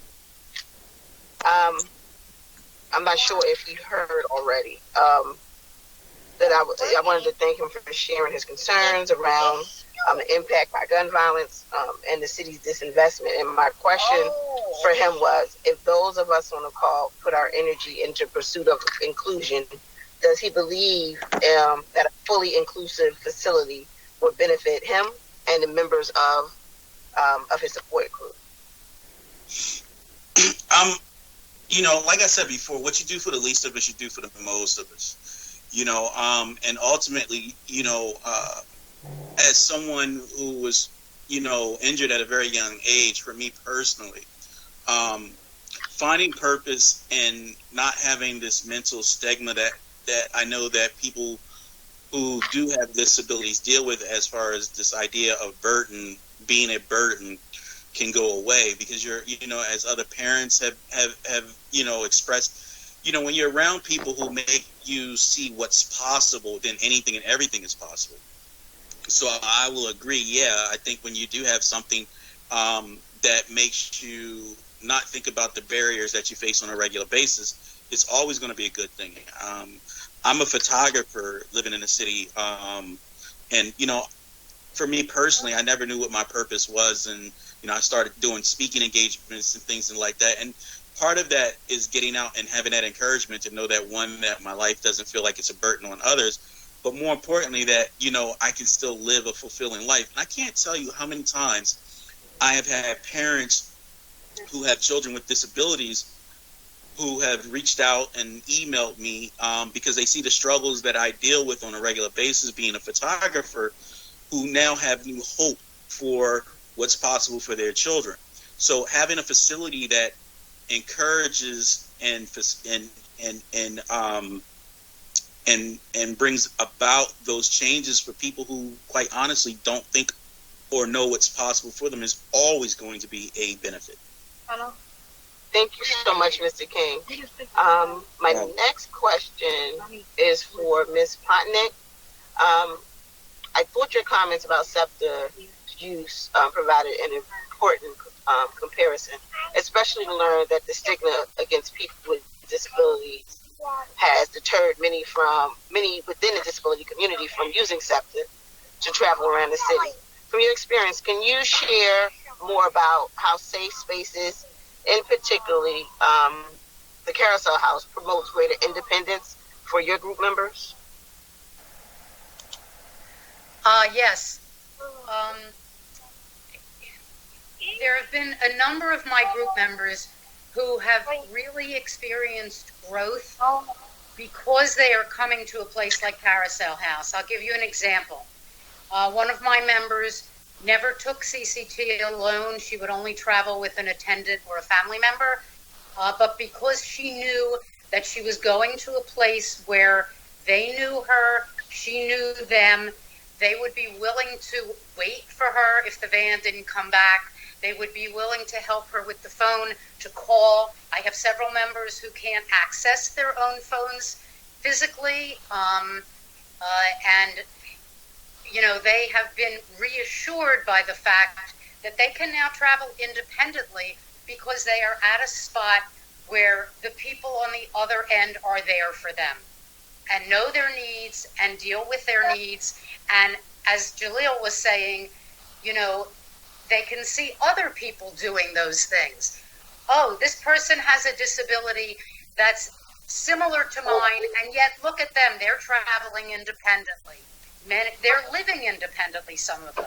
They've been able to see people who are role models to them and increase independence, which is why I said, it needs to be at whatever level the person is. Everybody's not at the same level. And for people, for example, who have seizures, to know that somebody's there, whether it's me or the person in charge who knows them very well and knows, okay, this is a person who has this type of seizure, they're going to come out of it. No, you don't need to call 911. Or a person with sickle cell pain, where somebody can say, the staff there knows that this is not a necessary time to call her mother, but this might be. These are things that you can't rely on out in the wider world. And as someone else mentioned, it's not the real world is not what we wish it would be. We wish it would be welcoming to everybody. But our experience is that it isn't always. And as somebody else said also, that, you're taking away a thing like a swimming pool without anything to replace it. So to get back to what you said and what you asked, we have had numerous experiences where people have been willing to be independent. Another example I can give you is several of my members who come to the evening programs at Carousel House. They and their family members are not comfortable traveling in the dark, traveling in the evening, going home in the evening, say at 9 at night after an art class, unless they're at a place where they know that someone knows them and someone is there for them. Thank you. Thank you so much. And my final question is for Ms. Shazer. I was disheartened to hear you testify that the Rolling Rebels would have to practice in New Jersey. That is a huge loss to the city as a whole. Has anyone from the city reached out to invite the Rolling Rebels to use Gustine facility to practice wheelchair basketball? So I'm actually not affiliated with the Rolling Rebels. I'm with the wheelchair basketball team, the Sixers. I'm sorry. That's okay. I don't know the answer to that question. We do have team managers who are, involved, and I'm actually not one of them, so I can't answer that question for you. But I do not believe so. If they did, I have not heard anything. But I can definitely find out, and I could let you know. Okay, because if I would like to continue this conversation, because Philadelphia is a regional leader in wheelchair basketball because of the Carousel House facility, and it would be huge. It would be a huge loss to the public and young people to have the team move somewhere permanently or just being displaced. Especially as you approach the season. And I want to thank you for your willingness to share a little about the benefits of safe spaces, especially for people and young people with disabilities. Thank you so much for that. And I want to thank also the parents and the residents that have spoken about that as well. Thank you very much. Green, Yes. that concludes my questioning. Thank you so much. Thank you. All right. We have the next panel. Mr. Inuza, if you could state the names for the next panel.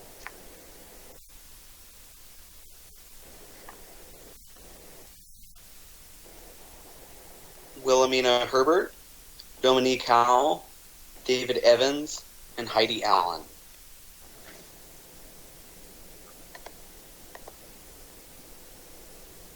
Hello? Yes, please state your name for the record. Okay. My name is Wilhelmina Herbert, and I'm a concerned parent of a son with disabilities that he developed from birth. He lost oxygen to his brain, He's been attending Carousel during the mid-1970s when Carousel was a small wooden octagon-shaped building on the west side of Belmont, across from the new Carousel, where that one is. And it was it didn't have a lot of amenities. It was basically an open area where attendees played and engaged in games and other activities. Unfortunately, some neighborhood kids broke into that carousel and caused a fire, which burned it down. At that time, the carousel participants were transferred to some place called Ridgeland House, I believe. And they stayed there until the new carousel was built, which was in 1987. The new carousel house, which we know, had wheelchair basketball, an indoor pool, and with a platform, and various other things, a music room with a piano, a lunchroom and kitchen, and it was air conditioned. It was a much larger building. Now, according to an article in the Enquirer dated June 10th, 2021, which is when I found out that the carousel was being closed down, it stated that the Carousel House was the nation's only city-funded rec center for persons with disabilities. And I'd like to add to that, the Carousel House serves persons from every area in the city. Also, according to the article, officials want to tear the building down and replace it with a rec center that will serve the entire East and West Park communities. There have always been rec centers for persons who are not disabled, located throughout the city, but only one Carousel House.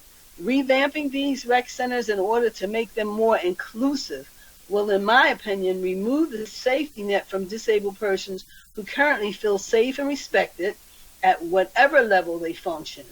There are different levels of disability, and some persons are higher functioning than others. For those persons who want to be less segregated, they should be able to join regular rec centers. But to take away Carousel House for those who desperately need it would be a travesty.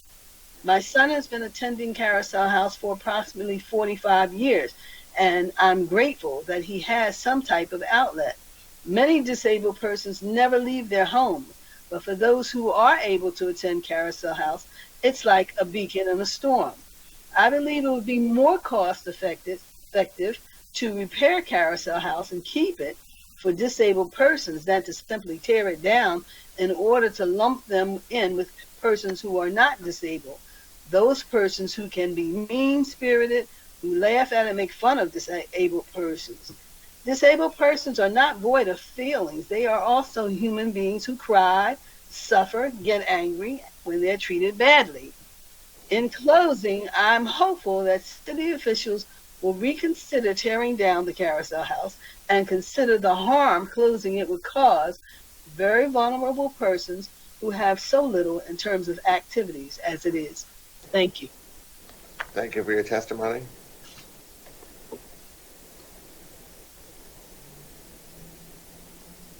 We'll now hear from the next witness. Dominic Howell. Yes, I am here. Sorry. As many of you may know, my name is Dominic Howell, a disability advocate, and most importantly, a mom. As a child and a young adult, Carousel House was an integral part of my life.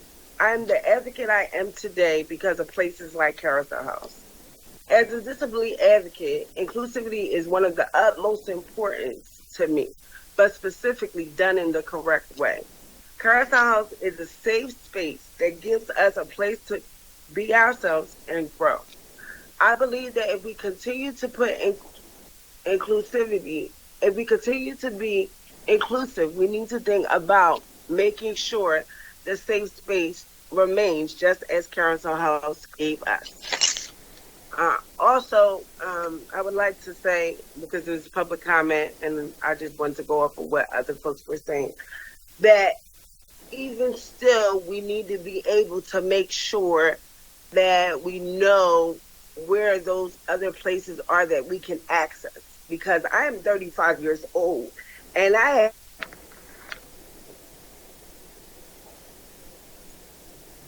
Ms. Howe?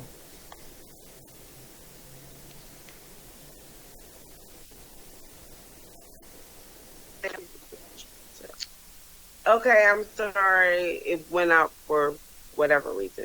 So I was saying that I have never been privy to the fact that there were other safe spaces that we could use pools. And so I think that that is very important moving forward to make sure that the community at large knows where there are spaces that we can use because we are unaware. And to make sure that when we go forward into this inclusive plan, as you all say, that the people at the forefront are the people, the disability advocates, like myself and Kate Chazar, for lack of a better word, a person because she was a basketball player. Make sure that we're at the forefront because we know what we need and the parents that were on this thing. Don't allow it to just be the city saying this is what needs to be done. And be sure that you follow the ADA. Don't just say, oh, I'm putting in one ramp or I'm putting in one stall. Be sure that it's clear. And the other point I would like to make is in eight years, what will we have? What will we have in 8 years? That's a long span of time. So we're going to miss a lot. Kids are going to grow and miss what Carousel House brings. They're not going to have that safe space. And it's very important because a lot of other communities that are underserved and that are discriminated against have those safe spaces. So I feel as though, even though I am 100% behind inclusivity, we all need safe spaces, as you know, as what was talked about prior to me speaking. So I think that if we just continue to realize that safe space and inclusivity, if we can work together and understand how to bridge that gap, we'll be better off for it, as in the disability community, as in the city of Philadelphia. And we're losing a jewel. We are losing a jewel. And also, I have seen so many different types of disability organizations come into Carousel House, so many types of people who've had different disabilities. So when I hear the word segregated, it's very disheartening for me as a disability advocate, but also as a child that grew up there and participated in so many activities with other children, some like myself and some not. So I want to make sure that when we talk about safe space and when we talk about segregation, that moving forward, this does not continue to happen, and that we make disability a 100% priority. Thank you. Thank you for your testimony. We'll hear from the next witness. I want to. Mr. Evans? No. David Evans?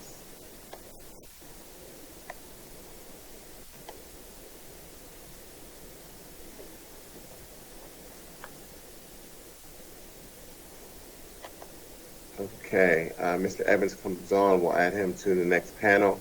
Mr. Arnuz, if you can read the names of the witnesses for the next panel. Victor Kraus, James Murphy, Leah Hill, and Keith Newell.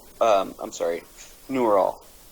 And then, Mr. Arnuz, after this group, we will also hear from Deborah Draper and Liam Doherty.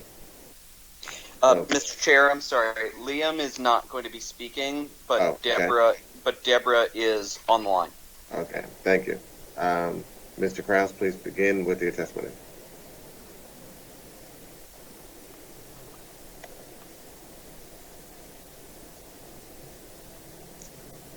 Okay, I'm not sure if Mr. Kraus is still with us. Mr. Murphy?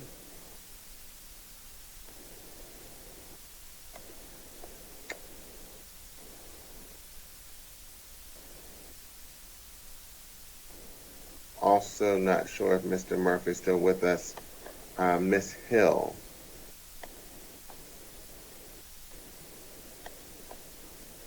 Leah Hill. I thought I did see her here. I'm here. Okay, please state your name for the record and proceed with your testimony. Give me 1 second. Let me turn my Is my camera on? The camera is not on. My camera off. Am I on now? It is not on. We can hear you, but the camera's not on. Okay, well, you can hear me, so let's proceed, being so you can hear me. Hello, everybody. My name is Leah Hill. Thank you so much for allowing me to speak today. Unfortunately, I was not allowed or included in the planning of the future of the Carousel House, which is in my district, which is the 4th district. I was born and raised in West Philadelphia, and I've been a resident in the 4th district for a very long time. And I'm very active in my community. When I first heard about the decision to make the Carousel House just a general recreation center, I heard it on Word Radio.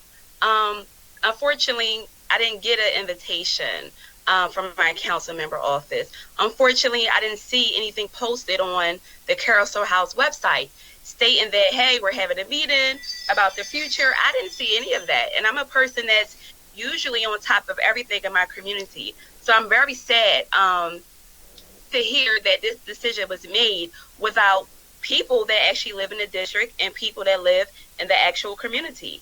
I'm also a parent of a child who attended many park and recreation activities throughout the city, particularly West Philly recreation centers.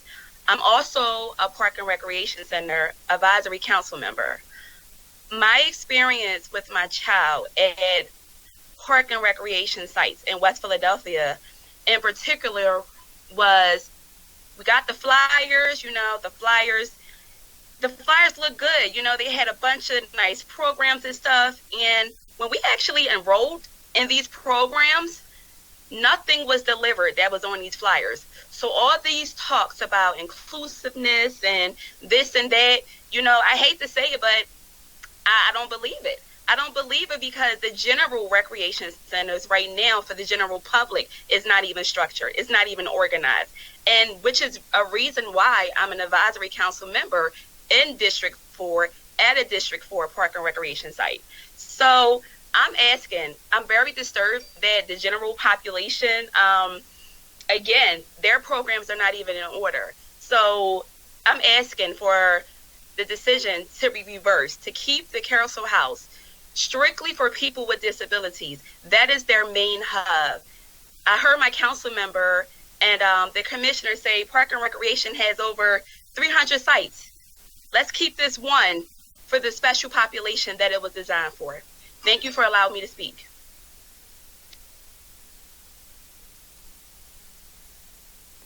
Thank you, Ms. Hill, for your testimony.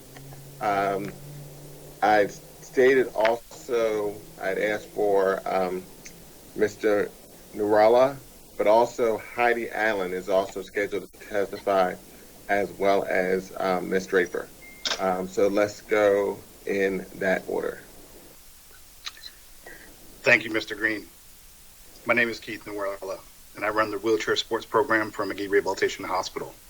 I also help coach and lead the Katie's Comets youth wheelchair basketball team that was started by the Katie Curlin Fund and the Philadelphia Department of Recreation. I have a permanent disability that has made me a wheelchair user my entire life. And growing up, I participated in programs similar to the ones I run today. My goal in the next few minutes is to provide perspective of how the closure of Carousel House affects those with physical disabilities who are living in our community. First, let me say that I am all for integration and inclusion in policy, but that's not always feasible or appropriate. For example, all of the teams I oversee are part of nationwide leagues that are made for people with physical impairments, where they compete in their sport against other people with disabilities from other cities around the country. If we were to attempt to make our sport inclusive at the local level, we would not be able to hold formal training sessions or practices. You see, we play competitive sports. Many of our athletes over the years have received college scholarships and played received college scholarships to play wheelchair basketball and were able to get their education, like Katie Chazar, who you heard from earlier today. Most recently, Ryan Eastwinder, one of the Katie's Comets alum, was one of the 12 people named to the wheelchair basketball men's national team that will be competing at the Tokyo Paralympics this year. In the process of making things more inclusive, please don't lose sight of the value of people with physical disabilities having their own space. People with disabilities are constantly fighting for acceptance during their day-to-day life, whether it be for transportation, housing, employment, or education. We fight every day. The kids in my youth program, often the only kid with a disability in their own school they attend, fight for acceptance and access with their able-bodied classmates. Carousel House was a place we could go where we didn't need to worry about access or acceptance, where it didn't matter if you were using a wheelchair, crutches, or prosthetic. Once you came through the door, you were the norm, and for once, those without disabilities were not. It was a place that was focused on what could be accomplished and not what was wrong or why you were different. And there's tremendous comfort in that. It's a place that on Saturday mornings during youth wheelchair basketball, the wheelchairs practically disappear and kids are just being kids. It was a safe place where we didn't have to worry about gun violence or being taken advantage of. So safe that parents felt comfortable dropping off their kids and picking them up hours later. You see, people with disabilities can't go to their local rec center to participate. Even if every rec center was accessible, who would the athlete play wheelchair basketball, wheelchair rugby, or wheelchair tennis against? Where would they store that sport-specific wheelchair that they need to play the sport they love? People with disabilities of all ages use sports to escape the challenges of their day-to-day life. And now we don't have our safe space anymore. It was taken away from us. And we have to go other places where we might be judged and struggle to fit in. Just imagine for a second that something traumatic recently happened to you that caused you to be permanently disabled. You're figuring out what your new normal is, and you're not comfortable being seen or living in a wheelchair. If you heard about a sports program in wheelchair basketball going on in Philadelphia, and you were going to go out for the first time to check it out, where would you feel more comfortable? A place where you were with your peers in similar situations? Or a more inclusive place where you might be judged? Now, does it still say audio off? Or a place where you might be judged and looked at all right. strangely by others. If everyone could put their stuff on mute so this witness can complete testimony uninterrupted. We'll see what happens. If council support could, right, Bill? If council support could put that person on mute. Bill. Council support could put that person on mute so the witness can complete his testimony.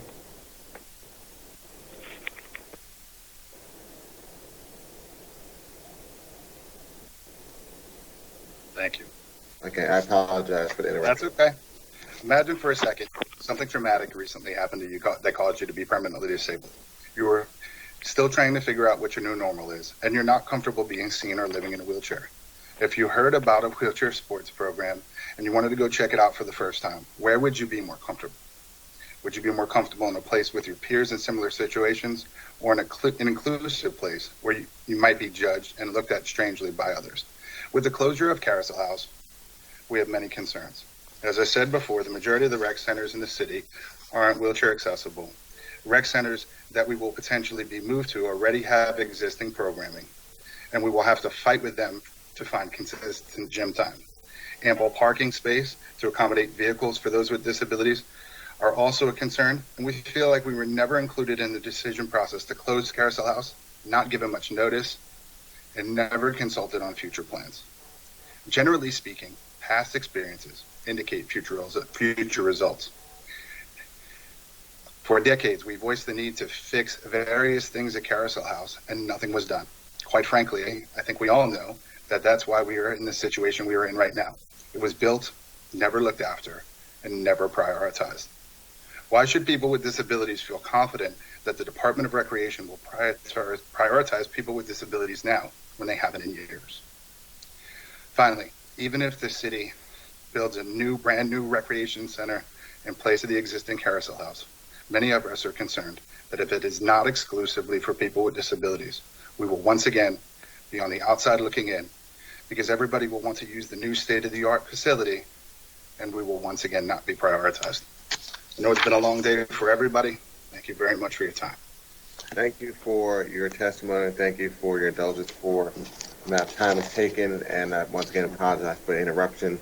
At this point, we'll have Heidi Allen, and then Ms. Draper will be after Ms. Allen. Dear City Council, thanks so much for allowing me to testify. I come here as the mom of a very determined 7-year-old named Michael, and really why it's so important to promote inclusion, you know, through a commitment to really make every community rec center and playground more responsive to individuals with disabilities. Michael has multiple disabilities, including cerebral palsy. He uses braces, a walker, and a wheelchair. He also has autism, an intellectual disability, and a speech disorder, and uses assistive technology to communicate. But most importantly, he loves playgrounds. We live in Roxborough, and we can walk to both Kelly and Gorgas Park. Michael has grown up knowing these local parks, like in addition, Pretzel Park in Manioc, and is really a big fan of what these parks offer him.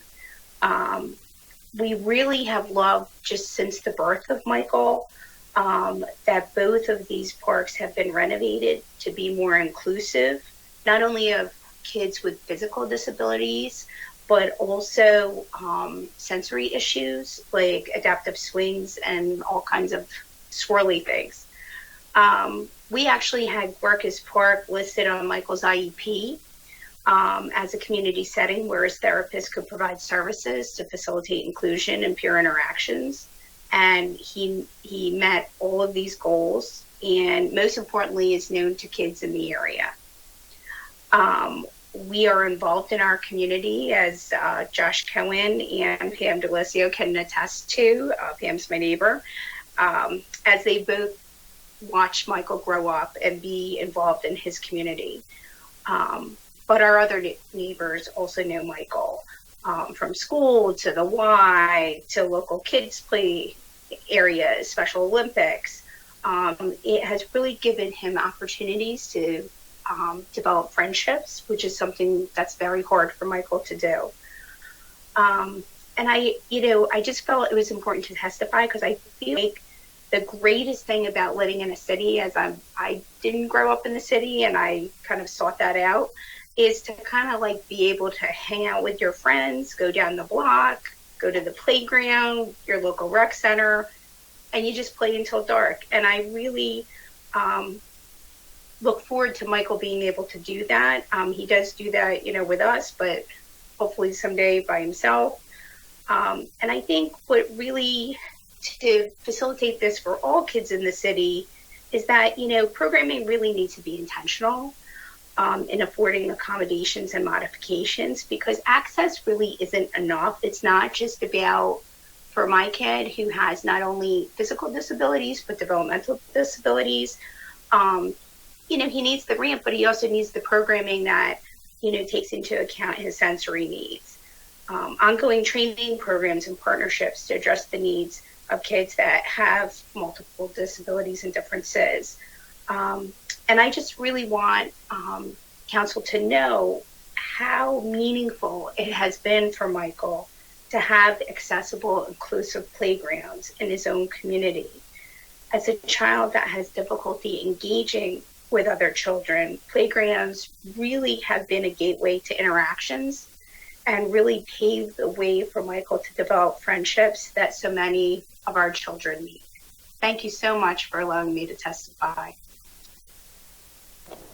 Thank you. Our next witness is Ms. Draper. Hi, thank you so much, Councilman Green, and all the panelists and all city council members.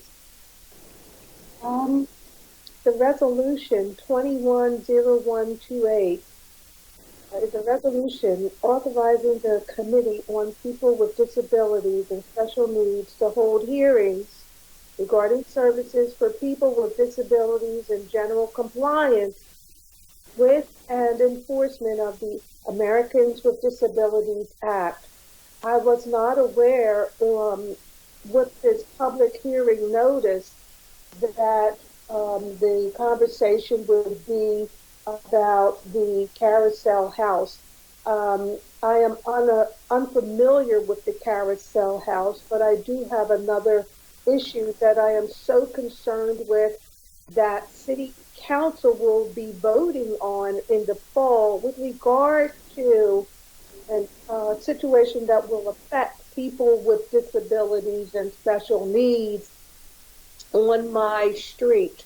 I live in the 5300 block of Walnut Street and was born here. I'm an older female. I'm a senior citizen. I've been here a long time. I am very familiar with Walnut Street.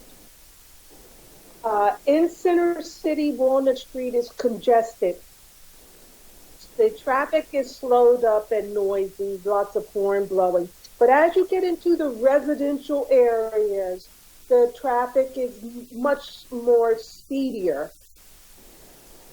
Walnut Street used to have 3 lanes, and it has been reduced to 2 lanes, and 1 lane has been converted to a bicycle lane with about a 2 to 3 foot barrier, lined, painted barrier to separate the biker from the cars coming down Walnut Street, 2 lanes of traffic down Walnut Street in the residential area, which is very fast. What the Office of Transportation, Infrastructure, and Sustainability wants to do and wants City Council to vote on in the fall is an option 2 for Walnut Street, which moves. Now, mind you, the bike lane also serves as a safe space for people with disabilities and special needs to exit and enter the vehicle as passengers on Walnut Street. They have that extra space for entering and exiting vehicles on Walnut Street and separated from those fast-moving cars. What the Office of Transportation, Infrastructure, and Sustainability wants City Council to vote on in the fall is to move the bike space to the curb with barriers separating the bike space from the vehicles, pushing the vehicles into the street, leaving no space for passengers on the side of the vehicle, no safe space for anyone with disabilities who usually are the passengers, and with special needs like people with autism to exit in and out of the vehicle. They will exit out of the vehicle into the fast-moving 2 lanes of traffic, which I feel is discrimination against them, with just a biker being protected with a safe space, and putting people with disabilities and special needs, as well as seniors and children, in harm's way. And so I have a lot of people with disabilities on my street, and I've gotten them to attend these meetings and things, and got them aware, because I was the only person aware of the situation. And so finally, I've reached out to the office, the Otis office, and they've been mailing out things. But you're going to be presented with this in the fall. And my hope is that you will read it, investigate, and take a really good look at it, instead of them just pushing it through and not considering people with disabilities and special needs, as well as seniors and children, putting them into harm's way, right into the traffic as they exit and enter vehicles in the residential areas. I thank you so much for allowing me. And the money that could be saved on those barriers could be used to help sustain the Carousel House, which from what I've been hearing and the testimony, is a very essential place that needs to be sustained. Thank you so much, Councilman Green, for hearing me today. Thank you for your testimony. Mr. Iannuzzi, are there any other members of the public that are here to testify on these resolutions?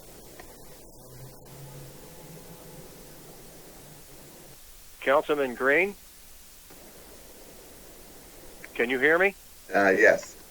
Yes, my name is Victor Cruz. I was Okay. supposed to get called a little bit ago, but I'm not very technologically sound. No problem. You were called earlier, but please proceed. Okay, my name is Victor Cruz from the Roxborough area, and I'm calling in not as a parent or a person who has a special needs person, child, adult, but as somebody who volunteers to work with the children and adults. And through the help of the rec department, initially through Bill Salvatore, and then with Shane Martin down at Kendrick Recreation, we've been able to take a program. There wasn't anything in Roxborough. And we've been able to get the program from 2 people up to about 17 or 18 people.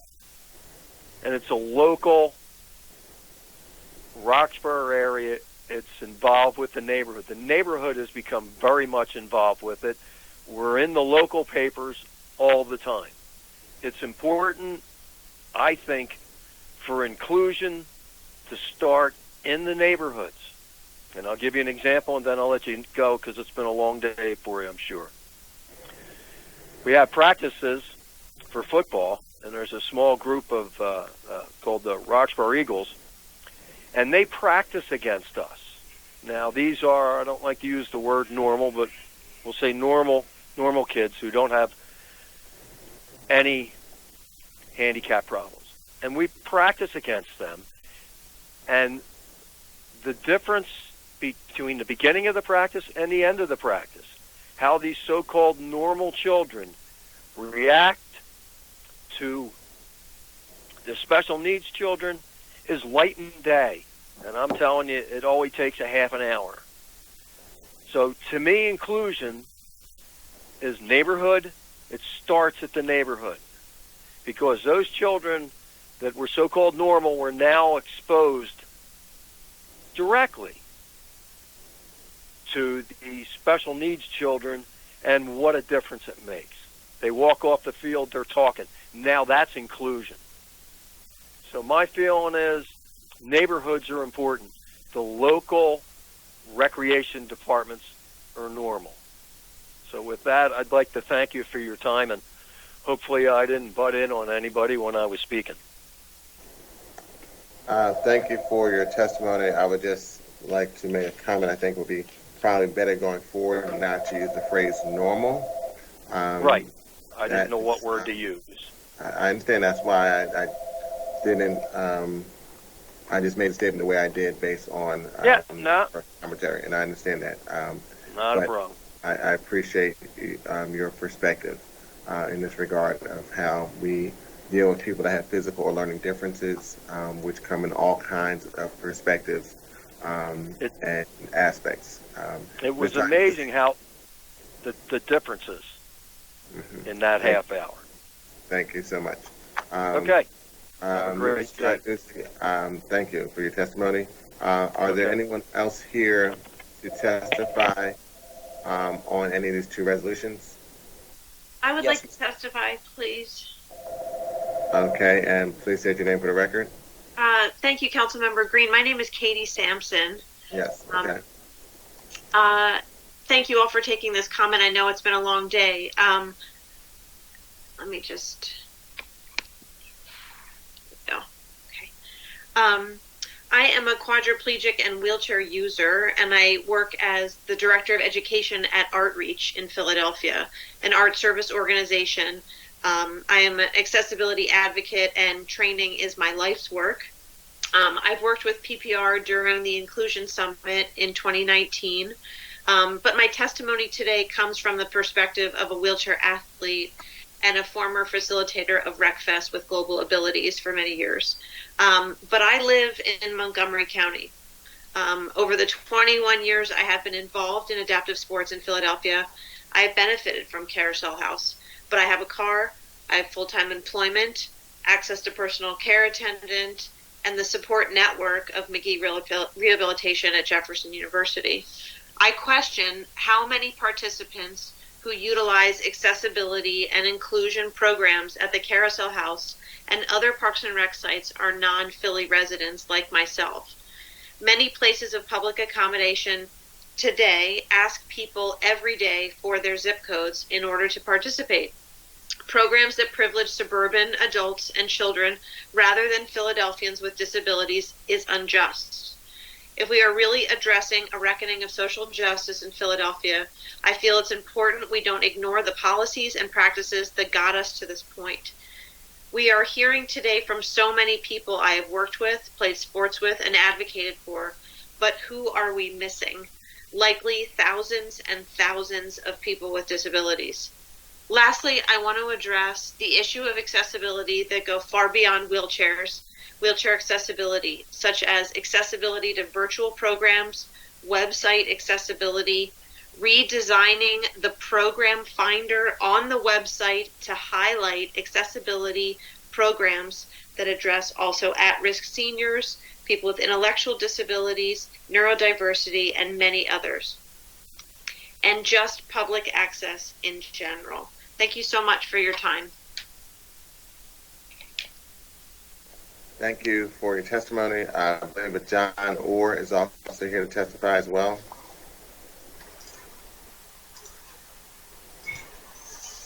Hi, my name is John Orr. I'm the Executive Director of Outreach and a member of the Mayor's Commission for People with Disabilities. I want to thank the Counseling Committee for a pretty lengthy day today, but for hosting the hearing. I'll keep my stuff short. Over the last 6 years, my organization has worked with over 220 arts organizations to provide training, program adaptation, and audience building in partnership with the disability community in Philadelphia. Because of that work, we've increased our impact in accessible arts engagement by over 1,500% since 2015. We were one of the partners who took part in the Parks and Rec training with Anna and Chase and Amy, and a few others who we all heard from earlier. All that to say that making the Parks and Rec system accessible can be done. And I've heard a lot of testimony about supporters of Carousel House and supporters of changing the system. This doesn't have to be an either-or debate. It should be a yes-and conversation. Our entire rec system needs to be accessible, and it will take a lot of training, it will take some time, and it will take a lot of money. But it's absolutely abhorrent to think that nearly 250,000 Philadelphians with disabilities should have one dedicated rec center at a time when the city hasn't provided the accessible infrastructure to get everyone who needs that center from their house to Fairmount Park. If you want to make the investment to make every rec center possible, this city has the people and organizations who can lift the entire Parks and Rec system. And it can't be wishful thinking. We can no longer rely on good intentions, right? The city has had 47 years, forget the ADA, you've had 47 years since the 1973 Rehabilitation Act and Section 504 to make yourself accessible. And I don't understand why the disability community has had to wait this long for its human rights to be recognized by the city. There's a network of partners ready to go. And honestly, we're just waiting for you to say when. So thanks for your time. Thank you, Mr. Orr. Is there any other witnesses here to testify? All right, and I don't see any additional questions or comments from members of council. So I will say that there being no further questions from members of the committee and no other witnesses to testify, we'll ask for those, and we just asked that question, if anyone else wanted to offer testimony on either of these two resolutions. I want to thank all of the participants that were here for this hearing. We will continue this conversation. As I started this conversation, this is an issue that I see both sides of the concern. One, as a location for those that have physical differences and learning differences a safe space where they can be among themselves and their peers to grow and develop levels of self-advocacy and confidence, and also be able to have the opportunity to enjoy and participate in parks and recreation facilities. But at the same point, we need to make sure that all facilities provide that level of inclusion, no matter what type of physical or learning difference or what you're able to do. So we'll continue this conversation. It's an important conversation. I'm looking forward to seeing the finalized report from the commissioner regarding inclusion, but also want to see what steps we're taking to make sure that we're providing all the services, both in a space that allows people of the same perspective to be engaged together, as well as the same opportunity to then be in other locations, regardless of the type of space that's being provided. I want to thank everyone and all the panels and the witnesses for their participation today. We value your opinions, and this concludes the public hearing of this committee, and we will recess this hearing into the call of the chair. Thank you all very much for your participation and attendance.